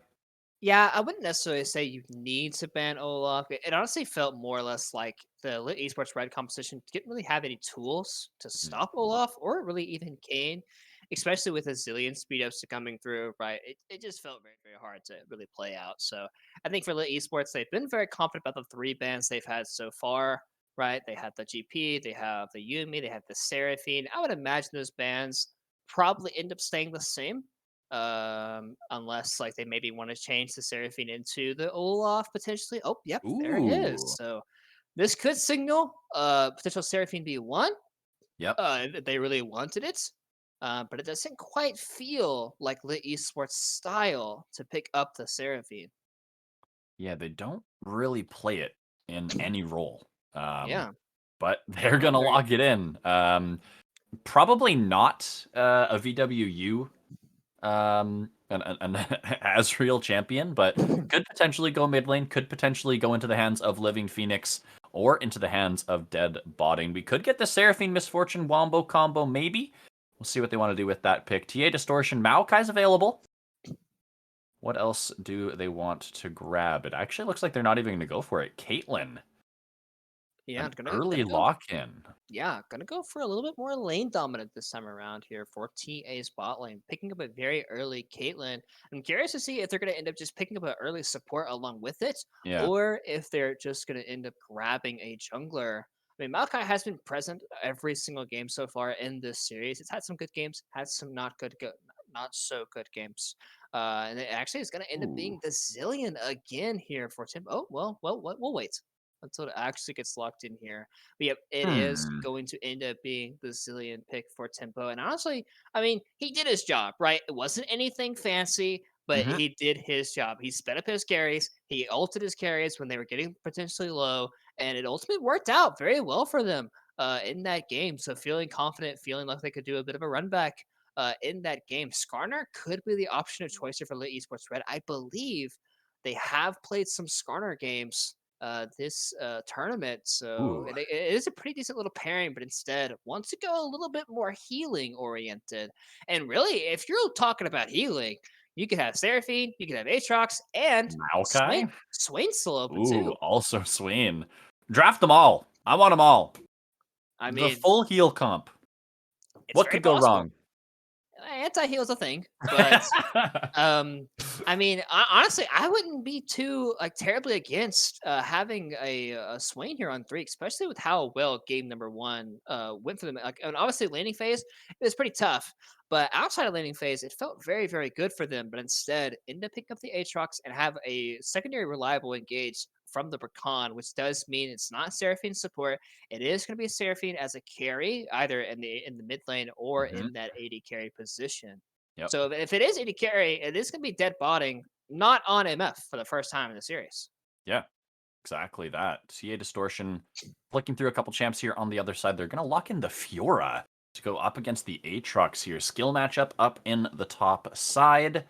I don't know exactly how this plays out, Orion. Do you have a little insight you can shed on the subject? Yeah, I mean, when it comes to the Aatrox queues, they're usually very, very telegraphed. So it's basically up to the Fiora to land those parries and to have a little bit more of those quick trades, which means Fiora has been picked often a lot of times into Aatrox because you have the parry, but you also have a very low cooldown Q that you can use to dodge around those sweet spots where you don't have to actually parry until you know it's going to hit you, because Aatrox can play to where he can throw the Q at you, and then he can use his E, his little umbral dash, to dash out of the way. To where if you do use your parry, you're ultimately putting it on cooldown, which is where the Aatrox can start winning the matchup. So, but it is, like you said, a very skill oriented matchup. Typically, the better player does always win that one. So it is going to be very spicy. A lot of volatility up there at the top side. But we talked about combos last game. Zillion Kindred is a combo that goes back years, Yeah. basically since Kindred came out, because you have the Kindred ultimate to come through where nobody dies, and then after the Kindred ultimate, you have Chrono Shift that revives the person that could likely be dying inside Mhm. of that ultimate ability. Absolutely true. Very, very deadly combo there in the Kindred Zillion. The Zillion was a bit of a question mark at first when it was drafted, because it's not something that we typically see laning with the Caitlyn. It could, of course, be Zillion mid, and I could just be trolling here, but we'll see how that lane does fare, or if it is swapped around. Lit Esports Red, they're Ooh. just wombo combo in it. They're just like, everybody hit their R keys, we layer it all, we kill you in 2 seconds, and honestly, I kind of like it, except the fact that it's literally into Kindred Zillion. Yeah, it could That makes easily their life hard. It definitely does. It could very easily backfire, but TA is hovering top lane champions, even though they have a Fiora. So I'm gonna wait and see. Huh? Is this the Jojo Pune singed mid? I don't know. Is that what we're Honestly, getting here? yeah, I'm not really sure. I'm gonna wait until I see where this Fiora and Singed is going, because it could be right. Like, I don't know. I'm a bit confused. Yeah, this has been a spicy draft, to say the least. TA Distortion with that Kindred lock-in, they say, all right, we see your Wombo combo, and we are going to have an answer to it in the fact that we have a Lamser Spite that lets none of us die. Lit Esports, they then say, okay, well, that's all fine and dandy, but you're going to have a pretty tough time hitting your R key if you're Diana knocked up, Yasuo Exactly. last breathed, Rakan CC'd, Seraphine charmed with the Encore. Like, good luck hitting your R keys, everybody. And then we get Yeah. this Singed pick, which is just kind of, I mean, who knows what that's going to do. But I think that doubling down on this engage composition from Lit Esports Red was absolutely the right call.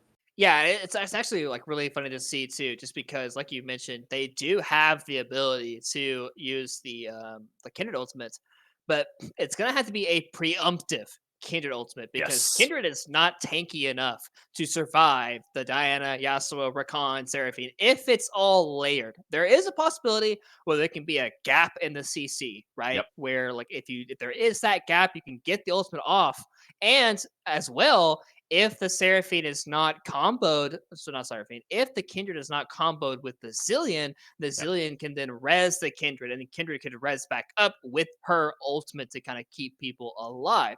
So a lot of nuances can kind of go in this game. And then, like you said, there's a random cinch for Bobby. Yeah. It is going to be the Singed mid lane. We're getting the Jojo Pune Champions Queue special here, everyone. Hopefully he isn't playing like Jojo does, because Jojo kind of limit tests to the absolute max in some of these Singed games that he plays. I don't know if you want that from Bobby in a must-win game 4, but we're going to see what they get out of this. Definitely a bit of a strange composition from Distortion. Yeah, and I mean, once again, it's like I don't necessarily have the info to really speak on how this Yasuo Singed matchup goes, but I can see it to where, Yasuo dives forward, or even like, you have the I can't remember what it's called, but like the little ooze he has from his W ability where it's grounded. You can't Yep. actually dash through it. So if Diana or if Yasuo or even Rakan, if they're looking for their engages, Sin's just press W on them and all of a sudden you're not engaging anymore. Like you're just stuck. So it could be one of those things. And as well, like, engaging into Singed is never fun, right? You have the poison trail, most likely going to build a Rylays as well. It's where like it just feels so miserable. This could still end up being a Seraphine mid as well. Deadbotting is currently hovering the Yasuo, and I believe 20 seconds is the lock-in. If you change after 20, it's a big no-no. So we will see. Oh, they swap back. Okay. Maybe just trying to bait some rune changes, some panic on the side of TA Distortion, but it will be the Yasuo going into the mid lane for Azriel, and it will be Deadbotting taking the Seraphine. So like you say, first time this series that we're not seeing him on the Misfortune. And I was actually just taking a look at Bobby's solo queue account. He has 0 Singed games this split. 0. Maybe he has some on a different account that I don't know of. However, he has not played it in his main, in ranked, at all this season. I mean, there's obviously we don't have any scrim data, right? But That is still, true. definitely could be. It has to be practice, right? Like you're not picking this champion where you basically lose. If you lose this game, you're done. Like you don't pick it unless you're extremely confident in the pick, right? So. I mean, I have full faith in Mr. Bobby. I'm ready to see if it actually works, right? Because if it does, all of a sudden it brings some spiciness to the draft and to the game itself. But yeah, I'm ready for a spicy one.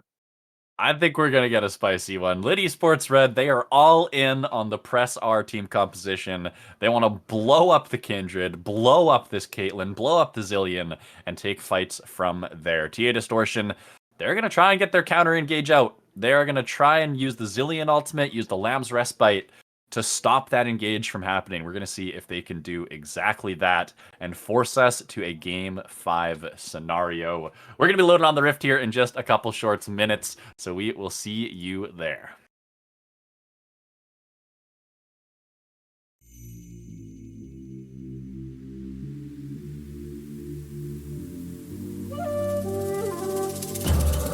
This that you and a drama only venom when I get my dues. Respect, I'm the next tycoon. Got a pad full of greens, couple M's my soon. Non-believer, do you see the confidence?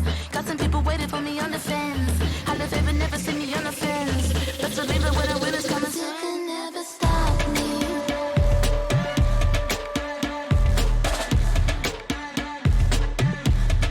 You can never stop me.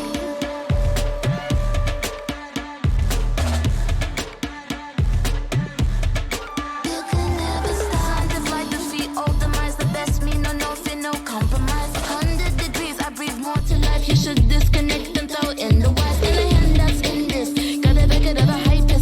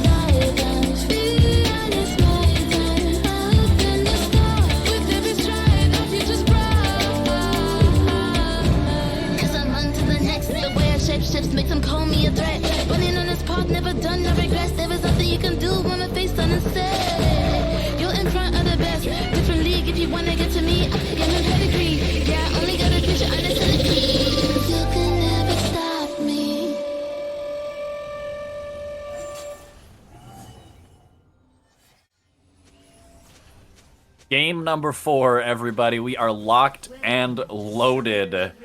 We've got a singed mid on our hands. If Bobby whips out this singed pocket pick to take this series to a game number 5, I mean, what that I wouldn't have any words. I don't have any words right now. I'm not gonna have any words if it happens. Yeah, it's definitely gonna be very, very interesting to see as well. Just because, I would imagine Azrael would have the lane advantage over Bobby, and Singe, is not really known for being a laner. He's known for taxing waves, going in between turrets, just chilling, vibing, right? Like running around people, not wanting to have too much early contact. But Bobby does have the Predator. He is looking to go very, very fast as Sam does kill the ward, which is actually going to be giving him level 2 in the top lane on that first wave. So it's actually going to be very, very nice to have for Sam up there in the top lane. But this game is going to be very, very interesting, mostly just around the mid lane because, it's all really going to be dependent on, what this season actually does. Like, is he going to push waves and roam? Is he just going to, is he going to actually lane well into Azrael? Have to wait and see. So far, he does look like he's able to get the push early on in this matchup. Makes sense, of course, with the poison trail coming out and kind of burning away those minions. But yeah, I'm wondering if his strategy is, okay, I'm picking this for lane.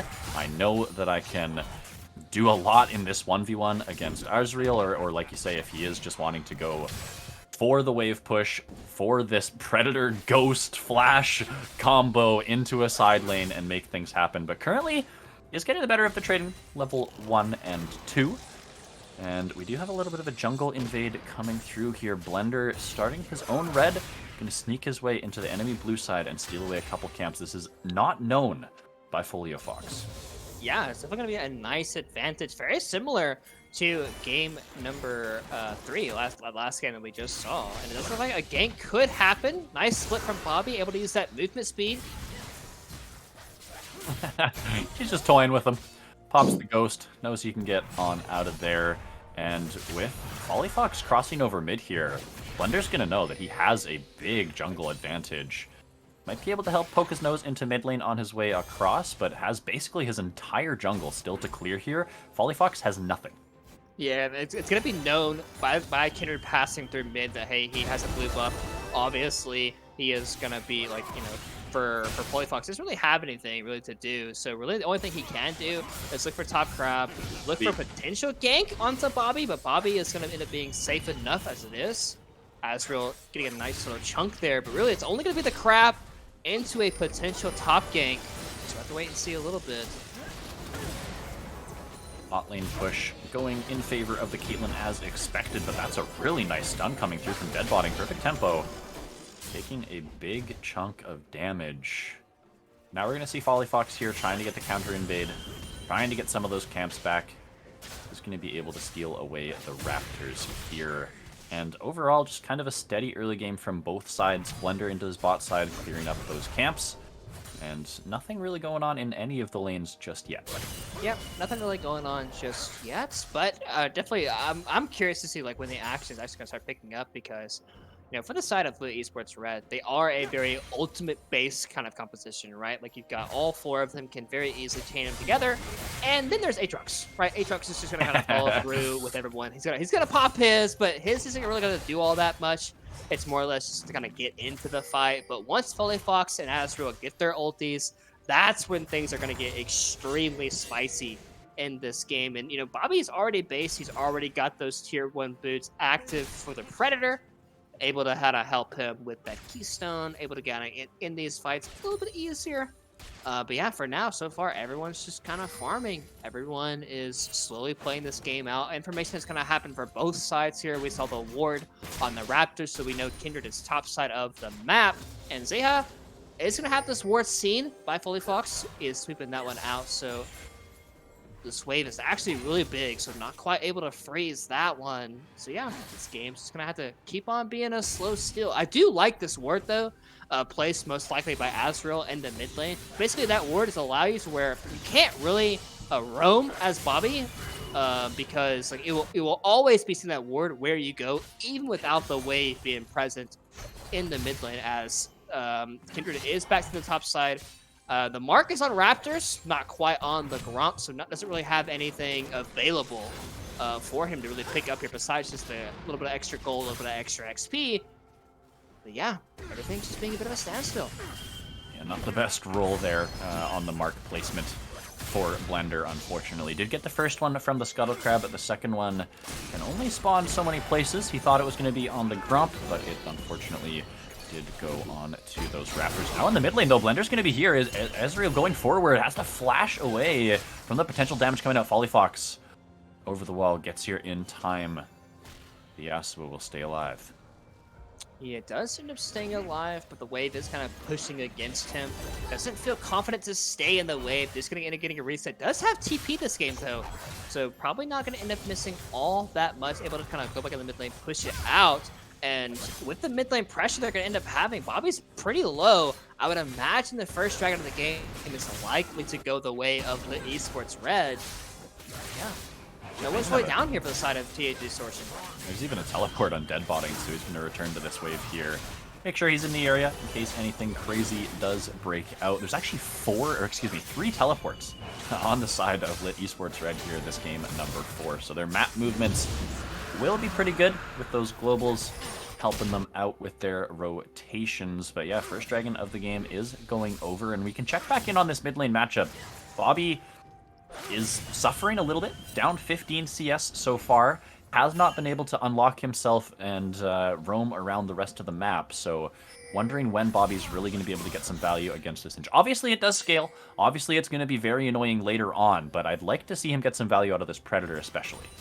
Yeah, obviously you'd like to get a little bit activated, but still, I think for most part for Bobby, he's gonna have a lot of impact in probably a lot of these team fights, right? Because when it comes to laning, Azrael outranges him with the Qs. He can just kind of poke him down, and as long as he has minions around him, he can somewhat dash through them if he doesn't have the ooze to come through from Sims. But yeah, his impact is gonna be seen from the actual team fights to come through, because he's, like you mentioned, very annoying champion. Constant poison trail, most likely going to build Rylays as well as Sam. Still looking for a trade, but nice little Q spot there from IQ Island. Able to get a very healthy trade there. But yeah, so far, this is the slowest game we've had so far from both these teams. Not a single kill, 8 minutes into the game, and we do see actually a non-traditional swap from Lit Esports. It's 8 minutes in. Their mid laner is still mid. Sure is. They left the Seraphine bot side. They realized that the Yasuo has a little bit more threat in some of these fights. The Yasuo's grounded. He's flipped back in. There's no flash for Azrael. He is going to get taken out. Blender finds his opportunity and will get it. The rest of the team, though, is onto this Rift Herald. So Lit Esports is going to be able to pick up the objective, but really nice punish there onto Azrael. Not a lot he could do to get out of that one. Yeah, not a lot to do, not a lot to get out, but I gotta say, where's the win wall from Azrael? Like, he just didn't feel like casting it. I'm not sure. Like, I don't know if he hadn't leveled it up yet or not. No, I've seen it earlier. Yeah, but like, I feel like there's no reason to cast it into Sin, so like, I'm surprised it never got cast there. Yeah. But dead botting? Perfect Tempo's he's level 6 as well from both the Perfect Tempo and Blender, but Phoenix is back down here. Not super confident about the play. Yeah, the collapse from Lit Esports is quick enough here that they don't really want to risk a dive and potentially throw a couple kills over to Lit Esports. So they're going to evacuate. Deadbotting will keep himself safe for the time being, and we're back to our regular lane assignments now with that Herald being grabbed up. Yeah, exactly. And really, so far, besides that one kill in the mid lane, everyone is still just farming away. We expect the top lane to go basically into Fiora's favor, especially early. But Azrael looking a little bit into mid lane, not quite able to land that Q3, the NATO portion. I think if he lands the Q3, could look for a kill. Holy Fox is here too. Oh, great sidestep from Bobby again. Not allowing himself to get knocked up by that tornado. Perfect Tempo is here. He's got the speed up. He's got the speed up on Bobby. Bobby wants to go. The flip back. He still doesn't have flash. This time he does have the wind wall. It's going to buy a second, but I don't think he can buy much more. Yeah, he's even grounded. There's no last breath, and Blender will find the kills. We're starting to see what this Singe pick can do.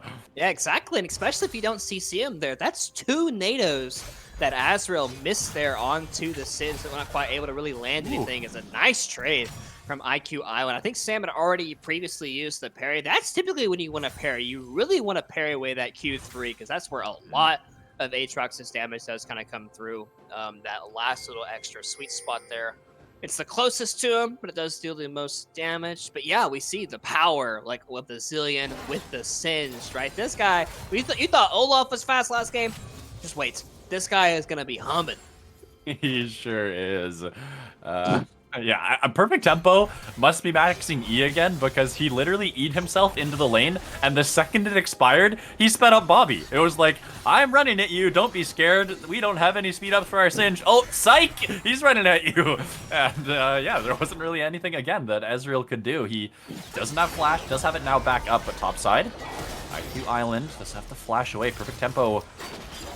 Not able to get that second bomb down, but they will burn a couple key cooldowns there off the Aatrox. Yeah, and you're exactly right, by the way. Perfect Tempo is maxing the E on the Zillion. And honestly, when I play support, I actually max the E on Zillion as well, because typically the damage of the bombs aren't really that great, especially when you're laning into a Rakan and a Seraphine champions that kind of like naturally have their own sustain and own shieldings, where the speed ups are just that much more influential. We saw it in the mid lane, right? Bobby is already zooming in this game, and that was without Ghost and without his ultimate able to gain that much distance in such a short period of time.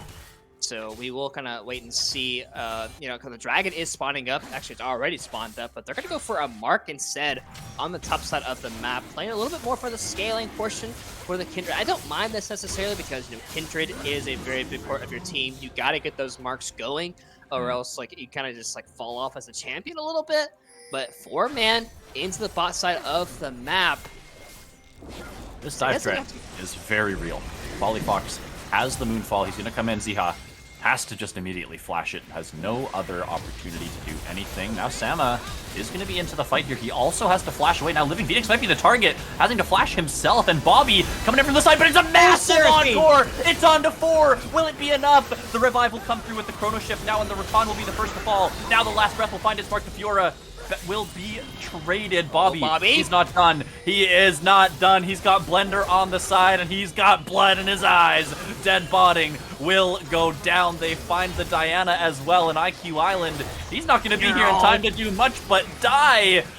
They have found 3. Azriel might be the 4th. Blender wants it. Windwall will dissuade him for now, but that encore, I thought it was going to be the difference maker, but Bobby, he just doesn't stop. Yeah, it was an absolute massive, but we saw the Diana ultimate whiff on Zaya's flash, right? Because we talked about the play to come through. A TP does come through from, it looks like dead botting, yeah. It does save the tower, still loses the tower play at the end of the day. But yeah, if the Diana ultimate was there, along with a massive Yasuo ultimate to follow, it would have been a huge play. But instead, Azrael actually, he does have the Rylays doing a lot of damage, but Yasuo still fights back pretty well. Yeah, it does have the extended trades on lock with the lethal tempo and with the short cooldowns on that Yasuo, but it's definitely close. Like, Bobby, he feels confident going forward for some of these plays, and definitely was one of the biggest difference makers in that bot lane fight. Now with the Rylas completed, obviously has even more strength to his name. And let's check in on these Kindred marks. Blender, okay, he's at 5, so he has the first upgrade. Working towards getting towards that 8 stacks now. Yeah, I mean, 5 is massive this early into the game. Oh, perfect in the slow red. Oh no. Bit of yikes from Tempo, must say. Blender already has one. You know, he doesn't need 2. Come on, man. The Zillion autos, though, you know? They're going to be making a huge difference. Rift Herald is started up here. Predator from Bobby. He's running in. Oh, but here we go. Here's the combo. Seraphine Ultimate is only going to find 1. The Resurrection will come through onto Ziha and Azriel. He just can't do anything. Fox and Azriel, they go forward, but they get eviscerated. IQ Island trying to turn it around. They will find 1 with the shutdown, but now Samanowski, he is running rampant in this fight. They are gonna find them all, and Team Ambition win this 4th game. Blender with the Quadra. They are looking to take us to 5 games. Yeah, and had a couple of question marks with the Sims, but I mean, just the movement speed from Tempo, from Bobby, able to just single out people, and also the Rileys makes this team fights really hard to play. Like, this champion is so annoying to deal with. Like, it really is. Like, I hate playing against this champion. It causes so many problems. Unless you have point and click CC, you're not dealing with him because he's so fast. And we saw actually Diana Yasuo do a pretty decent ulti, but we talked about the synergy that has to happen for all 4 members, right? It has to be Diana, Yasuo, Seraphine, Rakan. All of them have to hit their ultis. And really, that entire fight, Blender did not use Lamb's Respite. Not even once. Even for Zeha. Zeha died right next to him and said, you know what? I'm not ulting you. I don't need to ult you. Like, I'm just going to keep running over the fight. I love that they used the Chrono Shift instead of the Lamb's Respite, right? Because that's one of the things with this composition. As bot lane, Bobby actually is going to get hit with the last breath here. But Azriel doesn't have the damage to finish this one off, at least on his own. Polyfox now into the fray, but Blender, he's confident to take this fight. He does still have his ultimate. The Moonfall is going to be countered now by the Lamb's Respite. Perfect Tempo is still here. He still has the Chrono Shift as well. This is the double revive that we talked about. It's the Yasuo down, it's the Kindred down, but she gets to go back in time. She gets to get her HP back. She gets to kill your Diana, and she just gets to take over the game. Are you kidding me, Blender? Team Ambition are showing up big here in Game 4. Yeah, and it's looking like a Game 5 series as well. I mean, honestly, after game number 2, I was like, okay, there's no way TA comes back and wins this series, right? It's just not possible. But Sam says, I don't want you guys to have all the fun. I get to have some too. He gets the solo kill. 7,000 gold lead at the 17-minute marker. And like we said, like, there's not really any point and click CC to come through for the side. Yeah, they have Diana, Ultimate Yasuo. Like, they can layer it all. But even if you layer it all, you're going to have to get both Kindred and Zillion in the same combo, because you only get one. The other just ults it, and all of a sudden, it just completely falls apart. Blender's 2 items. The second one's a Bloodthirster, right? Like, this guy is like, I mean, the extra shielding was so massive. I like the attempt from the Encore Seraphine. Probably wasn't realistic enough to really come through. But, yeah, this one's looking pretty tough to win if you're Lit Esports. It's looking tough. We don't want to say it's looking over, because there is always the Wombo combo, you know. There's always the 5-man. Everyone hit their R key and we just blow them up. That is a possibility. However, Team Ambition, all they have to do is not group up as 5 members, and they can basically just completely prevent you from going for anything like that. So they do still have to be a little bit careful, a little bit wary, respect the fact that this is a composition that can come from behind. But if they can play safe and make sure that they do it by the book, they are looking like they are wanting to push this one the distance. 7,000 gold lead, 16 kills to 2. Yeah, there's a couple dragons on the other side, but that stacking has been stopped in its tracks. And well, not only has it been stopped, right? Like, it's an Infernal map as well. And for the side of, you know, for TA Distortion, they haven't got a single dragon yet. If they get 4 Infernals, like, this game is definitely not looking pretty for Lit Esports Red. And I mean, obviously, they still have the Wombo. They still have the ability to kind of chain it all together, but it's going to have to be perfect. Goodbye. Oh, barely. Ace in the hole, the Kindred damage. Now Ezreal's in there, hindsight, but he will just immediately flash himself out of there. And with Team Ambition playing the map like this, it makes it even harder for Lit Esports to find their angle. They're getting squeezed out of the jungle. They can't get to an objective first and control corridors or anything like that. Even Phoenix, you don't want to be here, buddy. Does have some dashes, does have that grand entrance, but there's just so much damage here. Gale Force will help take him out. And now there's 2 in the Death Chamber. Shelly on Herald too, yeah. Yep. I mean, like, there's, like, once again, like, there's nothing really stopping them from just keep on playing like this. And honestly, I would not be against them just getting this indent, right? Because they're so far ahead. There's nothing really stopping them at this point from doing a 20-minute Baron, because they have the 2 marksmans. And if the side of Lit Esports, if you contest the Baron, they just run at you with Singe. And it's like, okay, like how do you actually enter into this area? They could even just play for a tier 2 top, but instead it is going to be some resets. They are going to look to get back on the map. It does look like a Mythic coming through. Turbo Kim Tank for the side of Bobby. And Zillion as well has already had the Shurelios built up for a while now. I mean, yeah, this game is looking pretty doomed. Like, I mean, it's a bit of a broken record at this point, but there's not really much too else to say. At this point in the game, it's 10,000 gold lead, 20-minute marker. Bobby's going to end up pushing on the bot side. He does not have TP, so can't quite join the Baron. But yeah, I mean, I think, you know, if we're Lit Esports Red, this is 2 games in a row where you're kind of just getting destroyed a little bit, especially like for game number 3, it was a bit more the back half of the game. And then this game was like almost like complete domination for the side of TA Distortion. And really even for game number 2, it wasn't particularly close, but then TA Distortion did a bit of trolling towards the end and ended up giving that one away. So like the last like 2.5 games, TA Distortion have been really on top of their game. And it's gonna be up to Lit Esports to step it up going into game number 5, or they could just get reverse swept. They absolutely could, and you know that's in the back of their minds here. Baron's been started up by Blender. He feels like he can solo this with the 3-item power spike that he is currently sitting on, and honestly, I'm not going to argue with him. He decides it might take a little bit too long, so he's going to go towards the dragon instead. That's spawning up in a minute. And for the side of Lit Esports, I mean, there's not a lot they can do except sit back and kind of try and wave clear as much as they can. But Bobby says, no, you're not even allowed to do that. I'm going to flip you back in my team. Oh, into the roots. We're just going to try and take you out. Polyfox, he's just gone. And that means that they can do whatever they would like. Look, Bobby's trying to break the speed limit here. I mean, come on. Honestly, I think he could. If he had Kimtech, if he had the Zillions E, if he had Shurelios, like...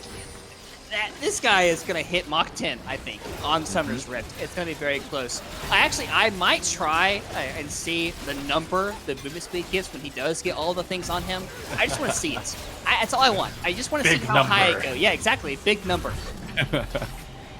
It is going to be a big number. Even when he's running out of base here, he's at like 800 movement speed. So yeah, and that's without Zillion too. Yeah. So, yeah, we need his ghost to come off cooldown and them to hit all the buttons so we can see big number. Exactly. Cat won't be able to see big number though. Sorry, Twitch. Yeah, Dragon is up and available here for the taking for TA Distortion. Once again, there's nothing Lit Esports can really do about it. And for TA, at this point, it's just dotting your I, crossing the T's, like signing the contracts, and all right, this game is a donezo. Because they already have the mid lane inhibitor down. They're going to push to the bot side of the map. Fiora's a top lane, but does have the TP. And for Lit, they're like, hey, like, we gotta make a play somewhere. But Sam doing a great job recognizing that it was really their only play to make on the map and not even giving them that. IQ Island. Bobby looking for some more plays here. Just running back and forth, putting the poison on him, letting him burn on down top side. And has to be a little bit careful not to get collapsed on here, but he knows his team is putting in work on the other side of the map. They're going to break up in the bot lane, grab that inhibitor, and it feels like they just need to find one more fight. They need to hit their go fast buttons, let Bobby flip someone into the team and try to take it from there. Blender playing very aggressively. Has so much lifesteal with this Bloodthirster, but they are going to back away. Yeah. Just kind of playing it a little bit safe here, not one to be too aggressive. Blender is going to get most likely his 8th mark of the game here on the Krugs, which I think you need 4 and 7. And after 4, it's every 3. That's when the threshold comes to the extra range. So I thought it was just every 4. I think it's every 3 after 4. So it's like 4, 7, yeah, you're 10. Right. Yeah, but still, regardless, everyone on the side of TA Distortion is just massively ahead. Like, I mean, look at the gold graph here. Like, everyone's like close to 2,000 gold. Even the support for freaking Perfect Tempo is 2,000 gold up over Living Phoenix. That's how big this gold gap actually is. And, I'm a support player, and that makes me happy. The fact that support's 2,000 gold up, that's crazy. Yeah. Like, man, I am running out of things to talk about. This game is going to be over before too long. Maybe we start looking towards that game number 5, because it doesn't feel like there's enough tools in the toolkit here as Bobby wants to kill a Holy Fox. He's going to flash away. Surprisingly is actually enough. Just the flash to get him out of there. I thought it wasn't going to be. Yeah, it didn't quite have... Ghost is up in like 5 seconds. If he had Ghost, he would be a speed demon for sure. But he could look to use it here, though. It is going to be up cooldown. He does have the Zillion speed up as well. Get ready for the big number, Orion. I've already got it clicked on. I'm ready. Perfect. I want to know what it is. I don't know if I'm going to be able to look at it, because I'm going to be calling the action. I'm going to be calling IQ Island. Almost dying there. Does have to flash himself away. This siege is relentless from the side. They do have some pretty good wave clear. And that's such a nice riposte! Azael's gonna get flicked back into the team. He does survive for a while, but eventually will go down. They're gonna look for the play here. They're gonna find the wombo combo, but Blender, he just hits his R key and says, I don't really care. Now has to flash away, but the chrono shift will keep him alive. The Diana's down, and the rest will surely follow. Deadbiting is running for the hills, but he can't run any further. Team Ambition Distortion turning this series around, bringing us to game number 5, and we talked about mental resilience for them after going down 2-0 in this series. How about mental resilience for Lit Esports after losing to Singed mid in game 4? Yeah, exactly. And, you know, Bobby pulling it out, too. Like, this game, like, I mean, we even said it, a bit surprising coming out from Bobby, right? The fact that we had never seen it before, nowhere in the solo queue, probably has some secret scrim, you know, obviously picks to come through. But yeah, man, Singed pick was absolutely massive in this game, provided honestly so much for his team. And really, I think there's a couple of fights where for Lit Esports where we talked about the synergy has to be there. They have to have the Diana ultimate into Yasuo, into not Soraka, into Seraphine. It all had to come together. And really, it was the bot lane tower, the dive, right? Where we saw Diana diving onto Zeha, burning Zeha's flash, but in the meantime, burning her ultimate as well. And we saw a massive Seraphine ultimate into nothing else because it didn't have Diana. And it ultimately really swung the game into TA Distortion's favor. And from there, it was honestly just like it was the Bobby show with tempo, like just perma speeding up. Blender was the one picking up every single kill. Like the guy finished 12-0-9 in this game. And it really didn't feel like Blender really did all that much. It just felt like he was the receiver of of Bobby just perma flipping people and slowing everyone down. Right, it was like, I mean, honestly, like Kindred was massive in this game. The 2 carries, Zeha as well, 4, 1, and 9. Like, only 2 deaths, 26-minute game. It was a 1 kill a minute, and your team died twice. Kind of crazy. That is, that's a stomp. Honestly, there's only one way to put it. That is a fantastic victory from Team Ambition Distortion. The Red 5 Singed secret sauce to bring us game number 5. There's not anything else left to say. Cue the Silver Scrapes.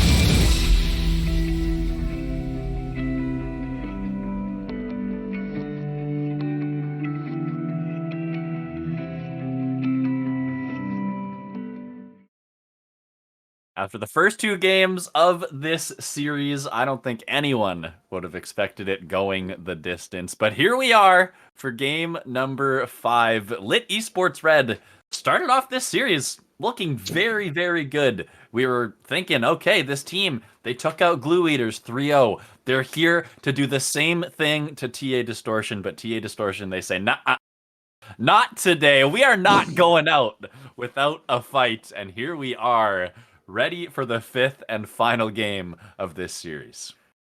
Yeah, and I think, like you mentioned, going out of game number 4, you mentioned, because for TA, right, they had a pretty, honestly, like, huge loss in game number 2. Mhm. 6,000 gold lead, and to lose in the game 3 minutes later, right? And then for Lit Esports, you've kind of got handled 2 games in a row. Yep. And TA is like a full momentum on the side of TA Distortion right now.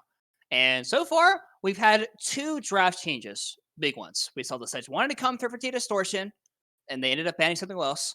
And then last game, Lit Esports Red did not ban Seraphine, and they picked it themselves. This time, they're banning away the Zillion, leaving the Seraphine Ooh. open for Mhm. TA Distortion.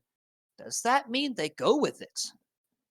We'll have to see what they want to lock in. I like the Zillion ban because you know what? They banned Olaf last game, and they just picked the Zillion in a different Go Fast champion. So this time, they're saying, okay, no more going fast with Zillion speed ups. If you want the Olaf, he's going to be fending for himself. So I like that ban. TA Distortion back on the blue side here. Oh, that's something new. We're going to get to see the Sivir. Yeah, it is new, but hear me out. It's another fast champion that That's true. that has speed ups. That's true. So, I mean, we'll see, right? Is 3 games in a row if the TA Distortion Go Fast comp is going to be enough to pick up the victory here. Lit Esports actually themselves deviating a little bit here Yep. from the usual misfortune pick. Going to end up doing the Kaisa instead, from a little bit different than what we've seen out of Dead Botting so far this series. 3 MF games into the Seraphine from last game. Mhm. So, and typically what comes with Kaisa is most likely an engaged type of support. Maokai is Yeah. still open. That Mhm. could be still very flexible for Lit Esports Red. Have a couple of seconds. Yep, there it is. It is going to end up being the Nautilus to come through. Renata already being covered by T Distortion though. Yeah, the Yumi is banned, which I think is kind of the traditional pairing with this Sivir. Yeah. Renata obviously makes a ton of sense, especially into something like the Nautilus. You know, you can provide a little bit of safety, a little bit of anti-dive on the side of the Renata. See if that's going to be the lock-in here for them. Oh! Run fast. Okay! Now hear me out. We Hear gotta me go out. fast. There are a couple support champions that help you run fast too. There's Lulu. There's Karma. Mm-hmm. I mean, those are Renata even? options. Yeah, we're kind of. A little.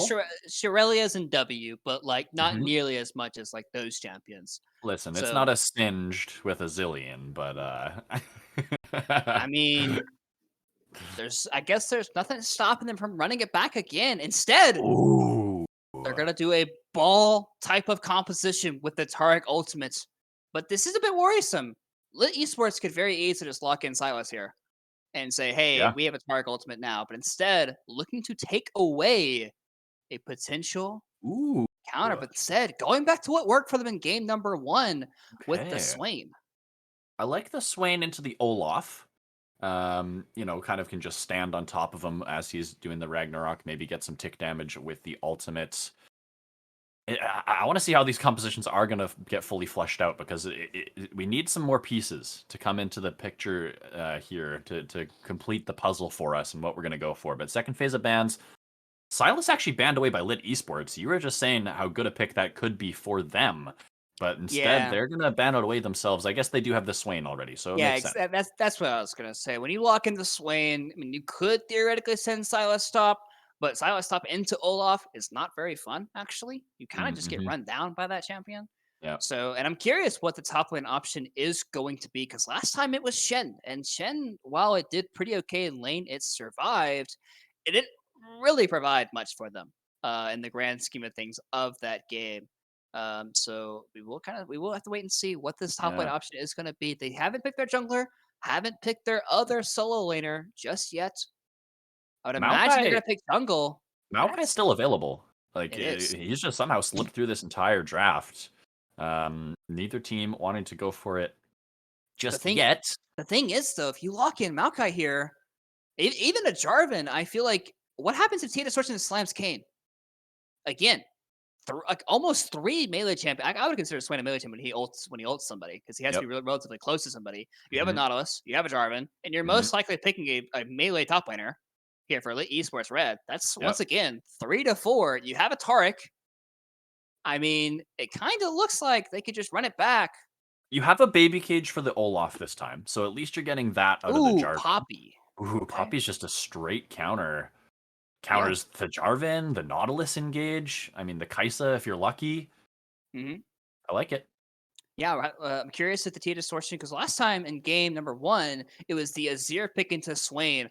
Bobby was a massive in that game. Yep. Instead, gonna go even longer range potentially No way. in this Kog'Maw type. He has played it so far in this tourney.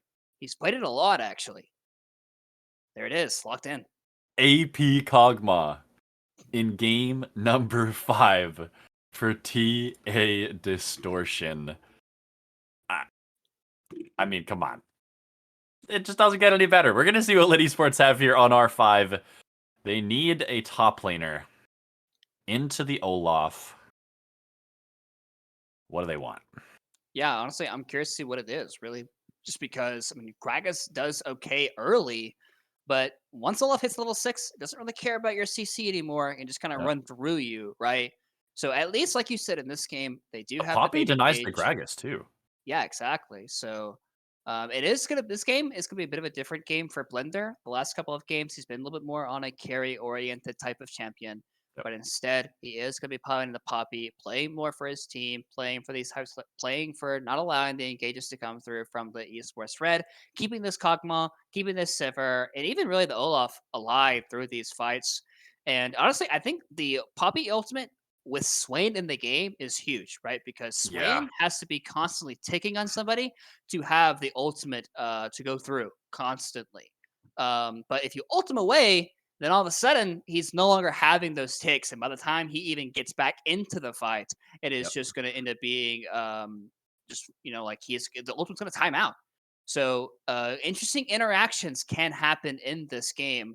I believe as Nautilus, if you get ulted by Poppy, as long as you Q something, you go back to it as long as you land it. I believe. That's usually how Nautilus interactions work, so I have to assume it works the same here. But I mean, I've really liked this Poppy pick. It denies so much of the engage from Lit Esports Red. Like you say, the eviction on the Swain, or even on any of the other members, making those fights on member. And if they can deny the engage from Lit Esports Red, the amount of range that TA Distortion have, I mean, they're just going to shred through them. Sivir, Kog'Maw, if your Jarvan falls flat, if your engage from the Gragas can't find the mark, what is your answer? Yeah, exactly. And it's once again, it's a little bit of a two carry comp orient position here for Lit Esports Red. Yep. But depending on the build that IQ Island goes on the Gragas, it could end up potentially being a bit of a 3-way because the Gragas can do a lot of AP damage. But even still, that's 3 magic damage oriented champions. But Kaisa's a bit half and half. But still, she does a decent amount of AP to where Olaf could just build them all this game. And like merch reds, and all of a sudden it's like he just becomes that much harder to kill. Yeah. Have to wait and see. The Kaisa, if ahead, theoretically, with Kraken Slayer and some of her on-hit, should shred through the Olaf. But that's from a lead, right? If this Olaf is ahead, it's definitely a much different story. That's not even taking into consideration the Taric ult and all of the tools that they do have that way. So, I mean, I'm mostly just excited for this Kog'Maw mid, if I'm being honest. I haven't seen that in forever. And getting it in a Game 5 scenario here, so fun. It has to be the AP Kog'Maw, right? I think so. Yeah. Especially because like you have Sivir, Olaf, like Yeah. you have plenty of physical damage. And I believe Bobby, like I said, Bobby has already played Cogball mid in this tourney. Yep, he's only played it once. He's played it once against the sister team last week and went Okay. 5-0-3 on it. So definitely can play this type of champion. And it fits his style, right? Long range mage Yep. and just piles on the damage. The only issue, right, is the Cataclysm popping onto his head. But even still, as long as Tark is near him, and the ultimate comes down, even with the Cataclysm there, you still have the ability to like stay alive for a long period of time. And even with the Poppy there as well, if the Poppy's able to initially cancel the flag and drag, Driver the Yeah. Fourth cannot press Cataclysm until he is ungrounded from that ability. So Yeah. Steadfast Presence, going to be absolutely massive in this game. I also feel like the engage tools from Esports Red, I really like it. They can basically, at snap of a finger, look on anybody that they Mhm. really, really want to. And really, this game kind of reminds me of Game One a little bit, to where for Lit Esports Yeah. Red, they have the Swain in the mid lane. Mhm. But they have a lot more tools this game to look for engages. So I'm very interested to see if Azrael once again is able to farm out in the mid lane, if he's able to kind of stay even, because game number one, massively behind. And TA Mhm. Distortion are riding full momentum They going are. into this game. Like, it's this series ultimately, like, if they keep playing this way, it's most likely TA Distortion in the finals. So Esports Red, they're gonna have to find a way to win this game. Gonna have to find a way to stop the momentum, stop the bleeding, stop the snowball from going down the hill. Because so far, it's pretty big. Like, it's definitely there, but that does not mean that they're obviously done and out of this game. They have a lot of tools. They have the Drum in the Fourth. They have Nautilus, Gragas, plenty of ways to make plays. But we've seen Sam on the Olaf, and if he gets going, it's definitely gonna be very hard to stop once again, even with the baby cage. Absolutely. Sam on the Olaf was a force to be reckoned with. We're going to see it if they can do it here once again. Team Ambition with the momentum heading in to game number 5. Lit Esports Red trying to put the finishing touches on this series once and for all. We're going to see who comes up on top when we come back.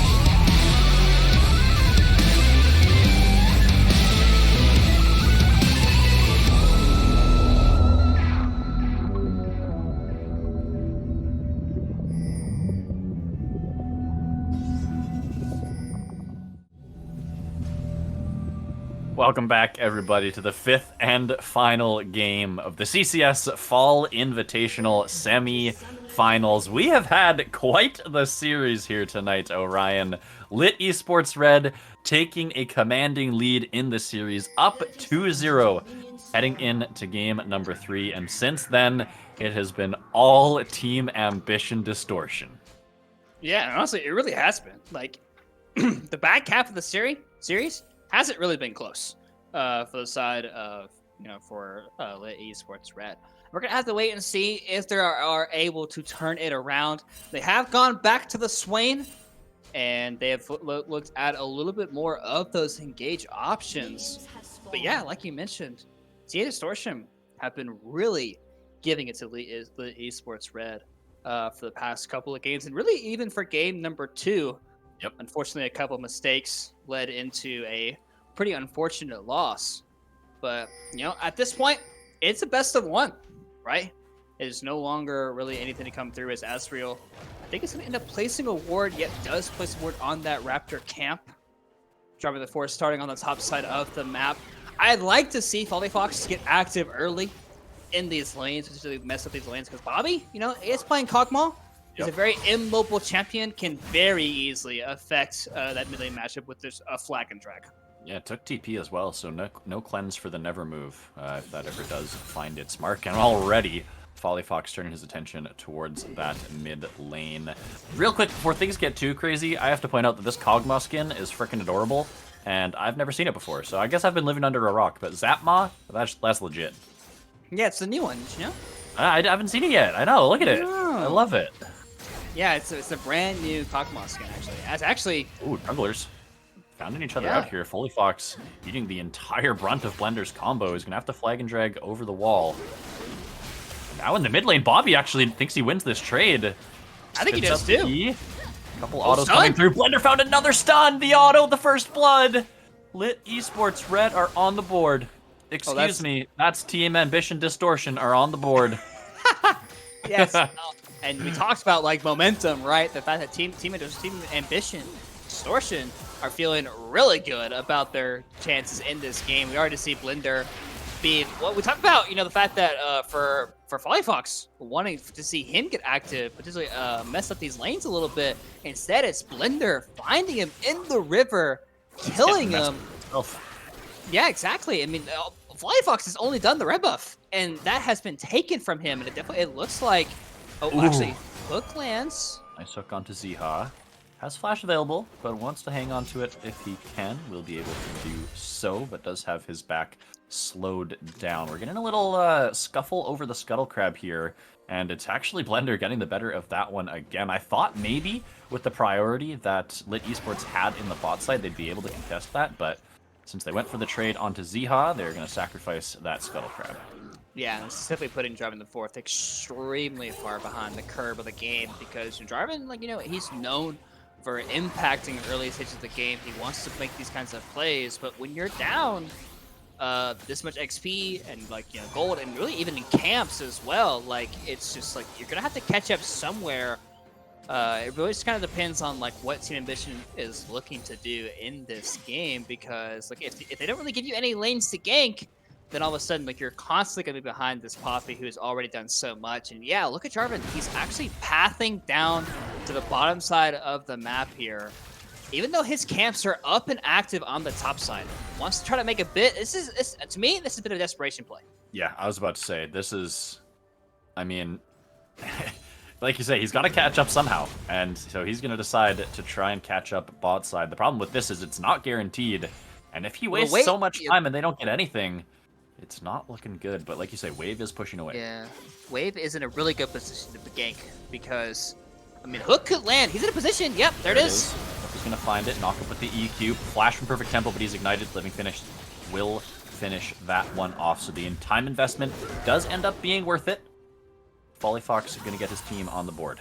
Yeah, it does end up picking up a kill there, but it ultimately doesn't salvage the situation that Jarvan the Fourth is in. It just kind of helps his bot lane be a little bit more even. Unfortunately, it was Living Phoenix that picked up that kill there. But still, it is still a nice kill to pick up, regardless of who ends up picking it up at the end of the day. But yeah, I mean, I think the play relatively is not bad to have, as we are seeing a lot of scuffling between Sam and IQ Island. And really, Gragas actually this early in the game can deal, but at the same time, he's getting really low, and Poppy's up here. Yeah, definitely has to be a little bit careful. Sam and Asuke once again went for this Flash Ghost setup, so it doesn't have Teleport, doesn't have Ignite, but like you say, Blender is here. This is going to be a dive. Oh, he denies the body bump. He's going to just get it for a solo bolo, but my goodness. This Poppy has been absolutely massive already just 6 minutes in. Yeah, definitely doing what Poppy does, right? Disrupting those dashes and actually doing a ton of base damage early into the game. The Q1 plus Q2 proc that you have when you use it onto the ground actually does a decent amount of damage. And really for even for a champion like Driver the Fourth and for Gragas, right? Champions that can really have to dash forward to really get into these fights, they're gonna have a hard time knowing that steadfast presence is gonna be up and available, as Living Phoenix gonna try to stop this massive wave, but I don't think they can hold that wave down there. They're definitely gonna try. Looks like they may have been able to get a freeze here. Zeha thought about going to break the freeze, but realized that he has not recalled and he has 1,700 gold in his pocket, so he should probably go spend that. So is going to get back to base and pick up his Noon Quiver. But does this top lane matchup get better for the Olaf? Like, is IQ Island like suffering a little bit now, but going to suffer a lot more later? Oh yeah, absolutely, because he's now ticked over to level 6, right? And you have Ragnarok, and anything that if Gragas ever body slams forward and it puts him in a bad position, Olaf can just turn Ragnarok on and turn Ghost on, and all of a sudden it's like IQ Island can't ult him away. The only thing you have is Flash, right? Yep. So he can be definitely in a bit of a danger. So. Yeah, definitely top lane is definitely going to be in a very rough position. Just look at the CS number, right? He's already up 24 CS in the top lane in a very commanding position, as Astral's base does end up getting canceled there by the Cogmaw. And like you said, it is going to end up being that AP Cogmaw in the mid lane. Definitely going to provide a lot of that artillery type of damage, as Jarvan is doing a bit of a repeat gank towards the bot side of the map. But Zeha has Flash and Ghost, and Firefox is only level 5. Doesn't even have access to the Cataclysm just yet. A lot of resources being invested on the top side here by Team Ambition, so Zeha realizes that he just has to play safe. Not going to get himself ganked. The wave is pushing towards him, and he feels pretty safe for the time being. The rest of his team making a play on to this Rift Herald Orion. This is what we saw last game out of actually Lit Esports, but here, this time, Team Ambition leaving their AD carry to the bot side, getting the play on the top side for this Rift Herald. The Sivir is probably going to get it denied this wave, so not ideal for Zeha, but pretty good for the rest of the map for them. And she at least won't die. Yeah, I'm honestly surprised Zeha didn't just press Ghost there and just fight Polyfox. Because he wasn't, like, he doesn't really have anything to stop him, doesn't have Cataclysm. The bot lane was really, really far away from, like, Dead Bot and Living Phoenix. But instead, it is going to get denied that wave, like you said, but it looks like the mid lane play is going to be that much more. Asbro turns the ulti on, but Blender's able to just use Steadfast Presence and just walk fast. Yeah, he's not as fast as this Olaf is going to be, but still speedy enough to get on out of that situation. Azrael burning that Demonic Ascension to try and prevent any sort of dive from coming onto him.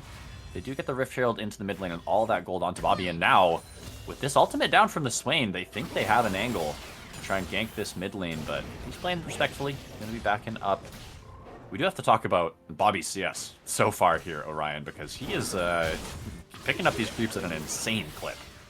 Yeah, definitely doing a really good job. And honestly, like, really for both those solo lanes here, for Sam and for Bobby, definitely being in a really great position in this game once again, just to kind of carry it on out. And we're only 9 minutes in, and it's already a 1.5 thousand gold lead, as Bobby might end up getting his 4th tower play, as we could look to see a play mid, but instead TP is going to come through. Bobby able to walk out in time, not really under any real threat. But it does look like some members are rotating towards the dragon, spawning in about 30 seconds. Ooh, oh, wow. Pulled over the wall. Just going to go for the charge. He's got the Taric attached to him as well. Knock up, short charge for the little knock up. And Ezreal has to just flash over the wall. So big summoner used there. Blender has to be careful, though. Face checking into Living Phoenix. He's got Deadbot and collapsing on him as well. Trying to make his evacuation, but he doesn't have flash. He's got a body bump, but he's going to sidestep it. But will eventually get pulled back in, and Blender a little bit too aggressive in the jungle. Finds himself going down. That's going to be the second Dragon of the game over to Lit Esports. Yeah, I mean, I like the initial attempts, right? We saw almost stunning Azrael into the wall there. And I feel like with the chain CC, they could have ended up potentially picking up a kill there. But Azrael able to flash over the wall, create enough distance. But Blender felt really confident just to walk up in there and say, hey, this jungle is mine, when he didn't really have any teammates around him to really protect him from actually making that kind of play. And all of a sudden, this game, it's now back to 2-2. Second Dragon of the game goes over to Lit Esports Red, and Zay has a bit of trouble here. He's by himself down here on the bot side of the map. Again, just kind of left on this island, and this time there's a Jarvan Cataclysm, and Zay does have Flash, trying to hold on to it as long as he can, fighting out with Fully Fox, but yeah, a little bit disrespectful there. Doesn't burn a single summoner spell and ends up going down. Yeah, I don't know what that was. That was just really bad, honestly. I think for Zeha, obviously, he wanted to stay alive, to not even use the summoner spell, but Jarvan does damage, right? Yep. He's going Gore Drinker. He actually piles it on pretty well. He also has Red Smite, but Azrael, no flash. Uh-oh, he's behind, or in between an Olaf and a Kog'Maw, and that is not a place you want to be. There is so much damage that just came out of that combo. And Azrael finds his screen going gray. Nice little roam there from Samanuke. They're continuing to invest resources into this mid lane. Get Bobby accelerated. 110 CS already to his name. Knocking off his 4th plate in the mid lane. He is the gold leader in the game. And this man... Okay, he's actually not quite the gold leader. The Poppy with 2 kills is ahead of him. But he is absolutely massive. Yeah, he certainly is. And definitely in a position, like, like we've been saying for a lot, because...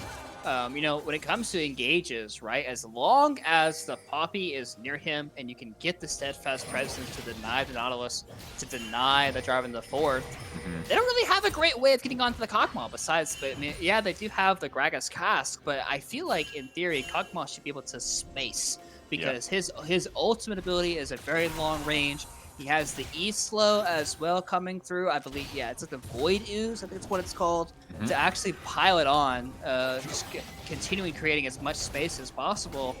So, yeah, he's definitely in a great position. Once again, very similar to game number 1, too. Like, it was a very similar matchup when he's playing the Azir, up 30+ CS. So, but this game's obviously a lot closer than what game number 1 was at this time.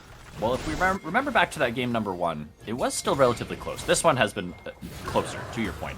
But what TA ran into, the problem they ran into, was they didn't play for these backline carries. And so here again, like you're talking about, instead of having a Sylas or a Swain for themselves, something like that that can go forward and get in the mix of things, they're definitely going to have to play these much more front to back. And if they make the same mistakes that we saw them make in game number 1, this lead that they're accruing for themselves could go by the wayside very, very quickly. Oh, so Blender!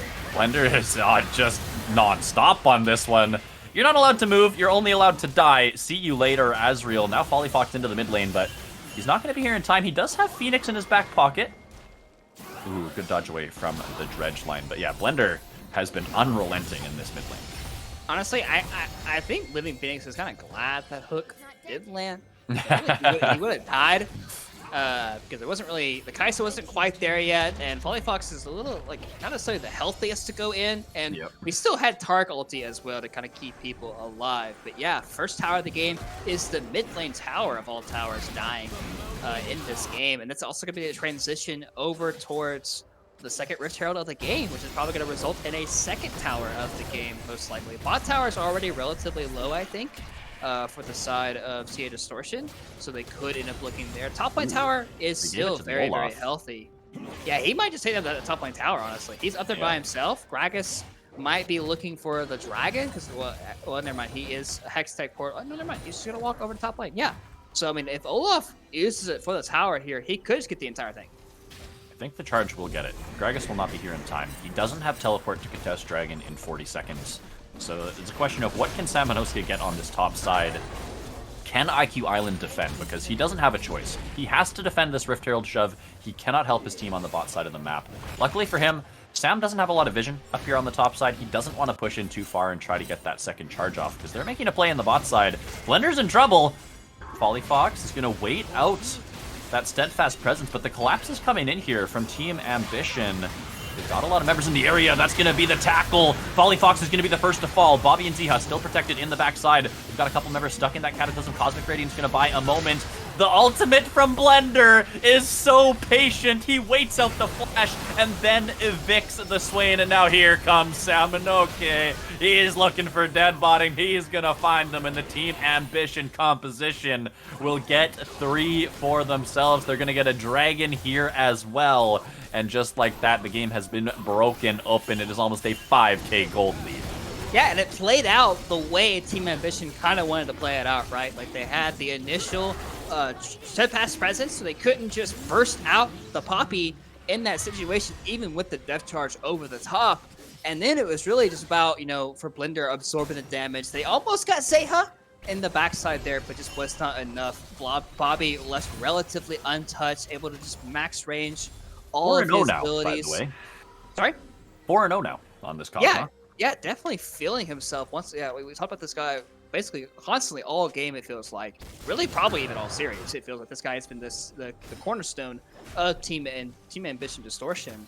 And once again, kind of playing like it as well.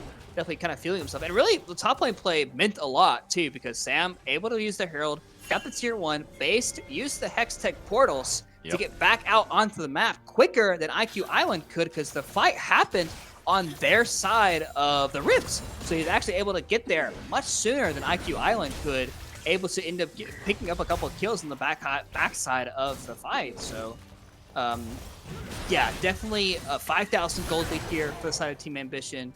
Feeling really good about their chances to pick up the victory in this game. And Kog'Maw looks like it's going to be a Manamune? Yeah. Not Seraphs. Interesting. I guess just for the extra damage on some of his ability casts when he goes for those, but... Well, it's also probably because Seraph sucks as an item. True. Yeah, I don't see anyone really building that, so... I guess if you're not going to go Seraphs, and you're obviously not going to go Fimbulwinter, you kind of only have one option, and that's what he's going for, so... Makes some sense. Obviously wants the tier for the mana stacking, and one thing we haven't talked about yet in this game, Orion, is the scaling that we see for Distortion here, right? They've got the Sivir, actually hold that bot. Living Phoenix can get caught out in the jungle here. Demonic Ascension on the side. Ezreal trying to do what he can. Fight's a little bit messy here for the time being. Ezreal in the middle of 2. He thinks he can win this, but Bobby, he just got so much dang damage. He just stands still and takes out the Swain. But the scaling, Orion, on this composition, the Kog'Maw and the Sivir, the late game insurance, they must be feeling so confident with the lead they have right now. Yeah, absolutely. And really, for Blender, if he doesn't tackle the red buff, Living Phoenix also dies. For some reason, he just didn't feel like tackling Living Phoenix. Even though he was right next to a wall the entire time, he just didn't feel like pressing E on him. For some red reason. buff is the priority objective.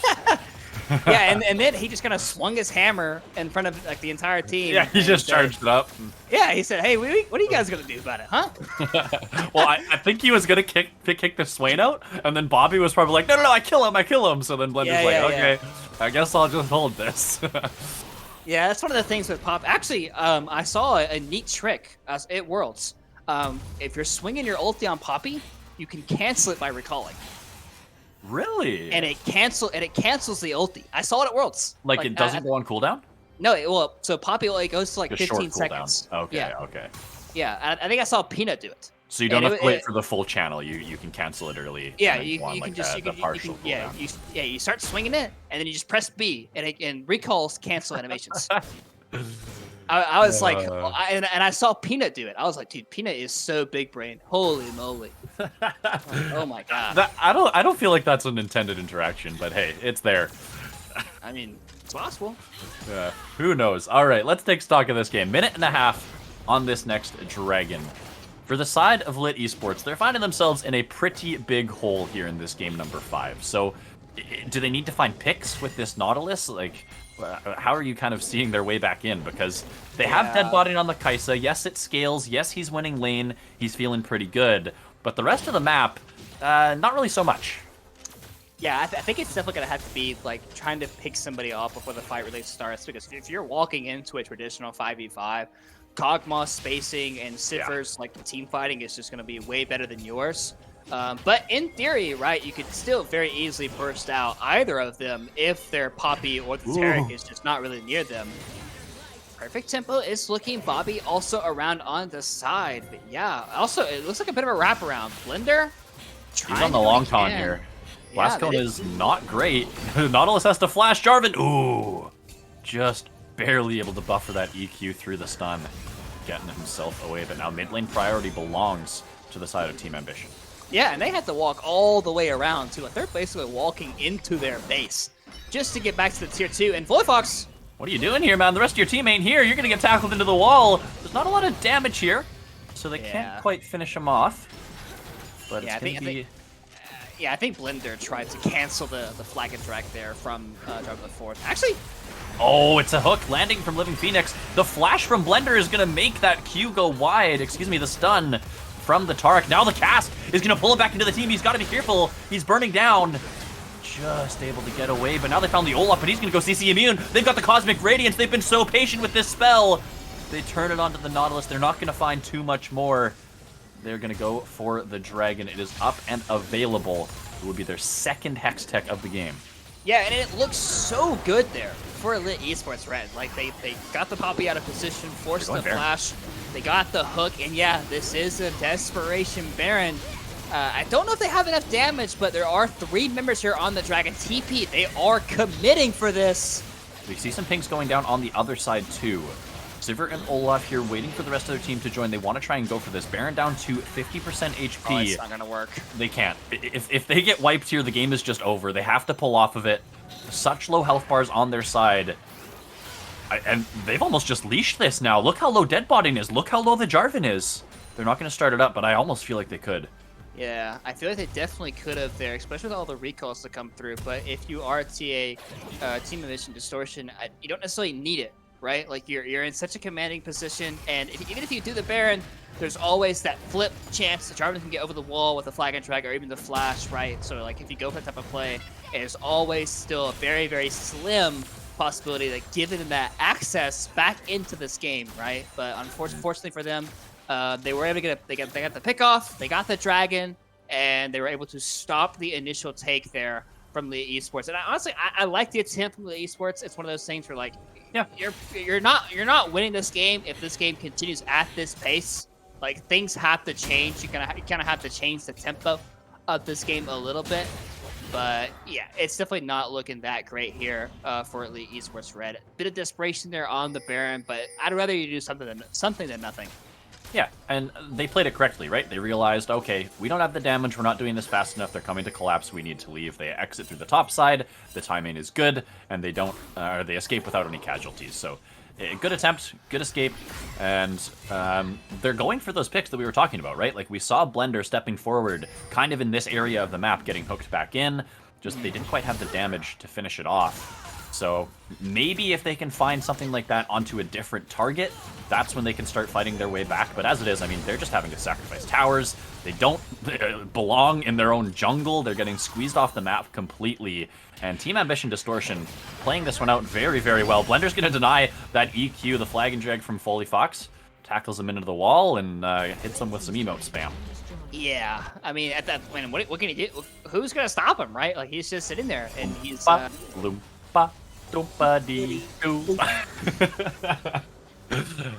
have a lollipop before you. Yeah, but I mean, basically, I mean, it's not really anybody that can really stop him at this stage of the game. He's like so much HP. He has almost three items, almost a Warmogs at this stage of the game. Multiple 2-man items across the board here on the side of Team Ambition Distortion.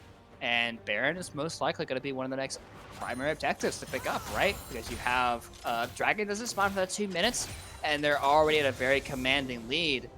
And it does look like Jarvan potentially walking up into Sam. 3 members are here. Sam's thinking this is his territory, but it might not be if there's 3 enemy members. He's going to try and get the trade kill down onto Foley Fox. He's got a lot of lifesteal, but just barely will go down. Again, it's Gold getting grabbed by Living Phoenix, the shutdown. not able to find its way on to dead botting onto this Kaisa. It's a small thing, but it might matter in a game like this. Yeah, that's pretty big. Like when it comes to early kills, like in the game, like obviously like getting a kill and support helps you get those mythics coming through, and that's typically like I see that as okay. But now, like we're this late in the game, like your carry needs those 3 items to come through to really be impactful. And obviously, for Living Phoenix didn't mean to take it on purpose, but still, of course, a huge feels bad for dead botting. And now, Baron is being started up. Sam is still dead. This is a 5 versus 4. But Fox, yeah, he used the port on the bot side. Yeah, IQ Island did spot them out, so they are going to be forced to get off it at least momentarily, but now they're back on. And there is a ward in the back of this pit, though, for Lit Esports. They know what's happening, but Jarvan isn't going to be here in time. They're hitting them with some poke. They're trying to dissuade them off of this. Amanoski is going to go onto the backside with that Hexgate portal. Oh, the flash, the stun, they're looking for it. Dead Body's going to be the focus. He doesn't have the flash. He already had to use it. And now here comes the Olaf. He's got a Cosmic Radiance on him, and that is an unstoppable man. Dead Body is dead. IQ will follow. Folly Fox can do nothing but ult himself to death. It's a double kill for the Sivir, and this could just be the series. Blender's going to tank up the tower. They have victory. They can smell it. They want to finish it. Living Phoenix is trying to distract them, but he's just going to fall. And now there's 4 dead. A Swain stands between Team Ambition and the reverse sweep. Azriel, what can you do? Into the Demonic Ascension he goes, trying to clear the wave, but he just can't do it. He's tackled. He's taken down. The ace comes through, and Team Ambition Distortion will fight all the way back to find their series victory. Yeah, and it's a reverse sweep on top of it, too, like you mentioned. And I gotta say, after game 2, I was like, man, this is looking like a 3-0 for Lit Esports, especially because of how they lost game number 2. But they stayed together in game number 3. They had a confident win. They absolutely smacked in game number 4. Wasn't even close. And then even this game did not feel very close at all. No. Blender dominated the early stage of the game, solo killing Foley Fox in the river. Well, actually, not necessarily the river, but all the way into the Krug camp. And then ended up just continuing, just taking over the game. And really, I mean, for the side of, for Lit Esports, they had a couple plays there onto Zeha, denying the AD carry some farm, like getting up those early tower plates. But really, once again, it was just kind of the Bobby show. Yep. Zeha knew it too. He's like, okay, they're denying the wave. I'm just going to back away. I'm not going to die. La la la la la. Meanwhile, the rest of the map is just like, okay, they have 3 bot. We're going to push mid. We're going to get all the plates on our Kog'Maw. We're going to invade the jungle. Like, they just had full control of that top half of the map. And I have to say, fantastic resilience from this team, showing so much character in this series, coming back from... We talked about game 2, right? We talked about how it was such a massive throw from Team Ambition, but they're able to just shrug that off like water off a duck's back, come back in this series, take it all the way to game 5, and finish it in such convincing fashion here. What a performance from them tonight. Yeah, absolutely. Like, hands down, like, I feel like there's a lot of people in the scene, like, just mentally, emotionally, after game number 2, shut down. Right? They're just like no longer like playing game number 3 out like as well as they probably could be. But those guys hung through it. After that game, and really we even said it in game number 2, like they should have won that game. Like it was a 6,000 gold lead at like 25 minutes, and they lost the game 3 minutes later. Like that was honestly very. Like I don't think I've ever seen that. Like losing that quickly with that big of a gold lead in a time span. But yeah, they stayed through it. They hung their heads in. They recognized that hey, it's a best of 5 for a reason. You can lose a couple of games as long as you get your footing in the series and be mentally tough and fight your way back into it. And they did it. They showed it here, and that's going to be really good. Like going into finals, right? Because obviously we still don't know who their opponent is yet. I believe Dog Alpha and Shadow Z are still playing over on the CCS2 stream. But yeah, definitely really big momentum and honestly just like feeling, right? Because I feel, for the side of Lit Esports, right? You probably feel just devastated, right? Like you won game 1 pretty handily. Game number 2, you shouldn't have won, but you got gifted the victory. And then the rest of the series really wasn't close. It wasn't. They had Lit Esports downloaded after the end of that second game and able to come out on top. But we have to give a huge shout out to Lit Esports Red, even just from their quarterfinal victory, right? Taking out Glue Eaters in 3-0. I mean, that just goes to show what a good squad that this organization has been able to put together. And they're just a brand new org, right? They are just going to grow from here. I think all these players can be proud of what they've got done here in this tournament as a new roster, as a new lineup. And we're going to hopefully see them back next year. I want to see Lit Esports in CCS Diamond for next split. That would be a ton of fun. But unfortunately, they do make their exit from the tournament here tonight. So goodbye to Lit Esports Red. Be proud of the run that you had. And you got toppled by a worthy opponent here tonight in Team Ambition Distortion, putting on an absolute clinic in game number 5. Orion, we need an MVP for this series. I have a feeling I know who you're going to say, but I also think that there's maybe some controversy on this. So who you got? I mean, I feel like it's got to be between Blender and Bobby, right? Yep. I mean, I think, Sam had an amazing Olaf game in game number 3. He did. And really, even perfect tempo, the 2 zillion games that he had, really Yep. facilitating his teammates to be really just to keep going forward. But I feel like I kind of have to give it to Bobby. I feel like, I mean, he pulled out a lot of those kind of niche, crazy picks. He had the Singe. He had even not necessarily like Cogmaw, is a crazy pick, but definitely not normal by any means, and put on a show in this series. Even the games that they lost, it felt like Bobby was still having a very spectacular performance in this series. Game number 1, up plus 40 CS. Yeah, definitely was a solid player throughout, even during their losses. So I think, and I would say Blender, but Blender did kind of cost game 2. I feel like because he was the one that initiated that top lane play, and they all kind of died, and they kept dying. So I don't want to say it's his fault, but he kind of started the snowball.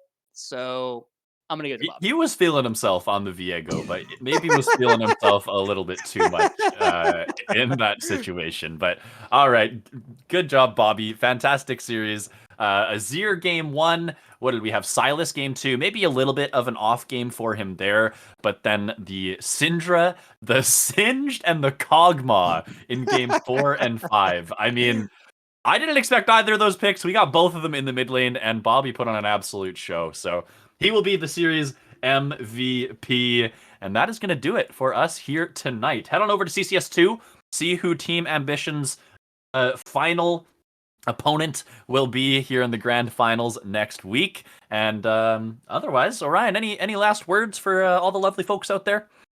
No, honestly, I mean, all 5 games, definitely maybe not a super banger of a series, but ultimately, any series that goes game 5 is obviously very exciting to watch, and looking forward to grand finals. Absolutely. We will see you all there next week. Congratulations one more time to TA Distortion. Shout out to our producer here tonight, Matt, doing a fantastic job making our jobs easy as always. And for the rest of you, we will see you next week for some more CCS action. Have a good one.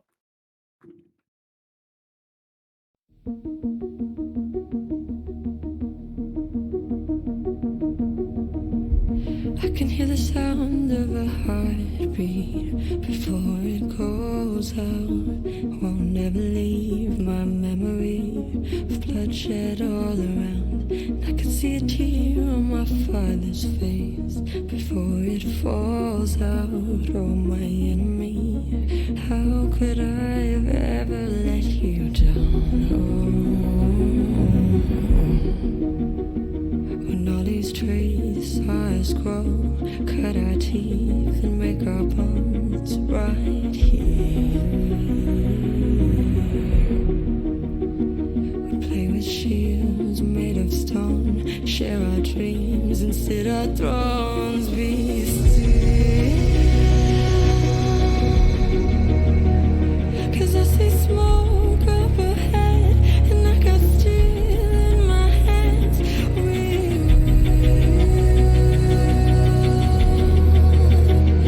Return like warriors, I swear that we'll find glory up ahead. Tell me, where is my home that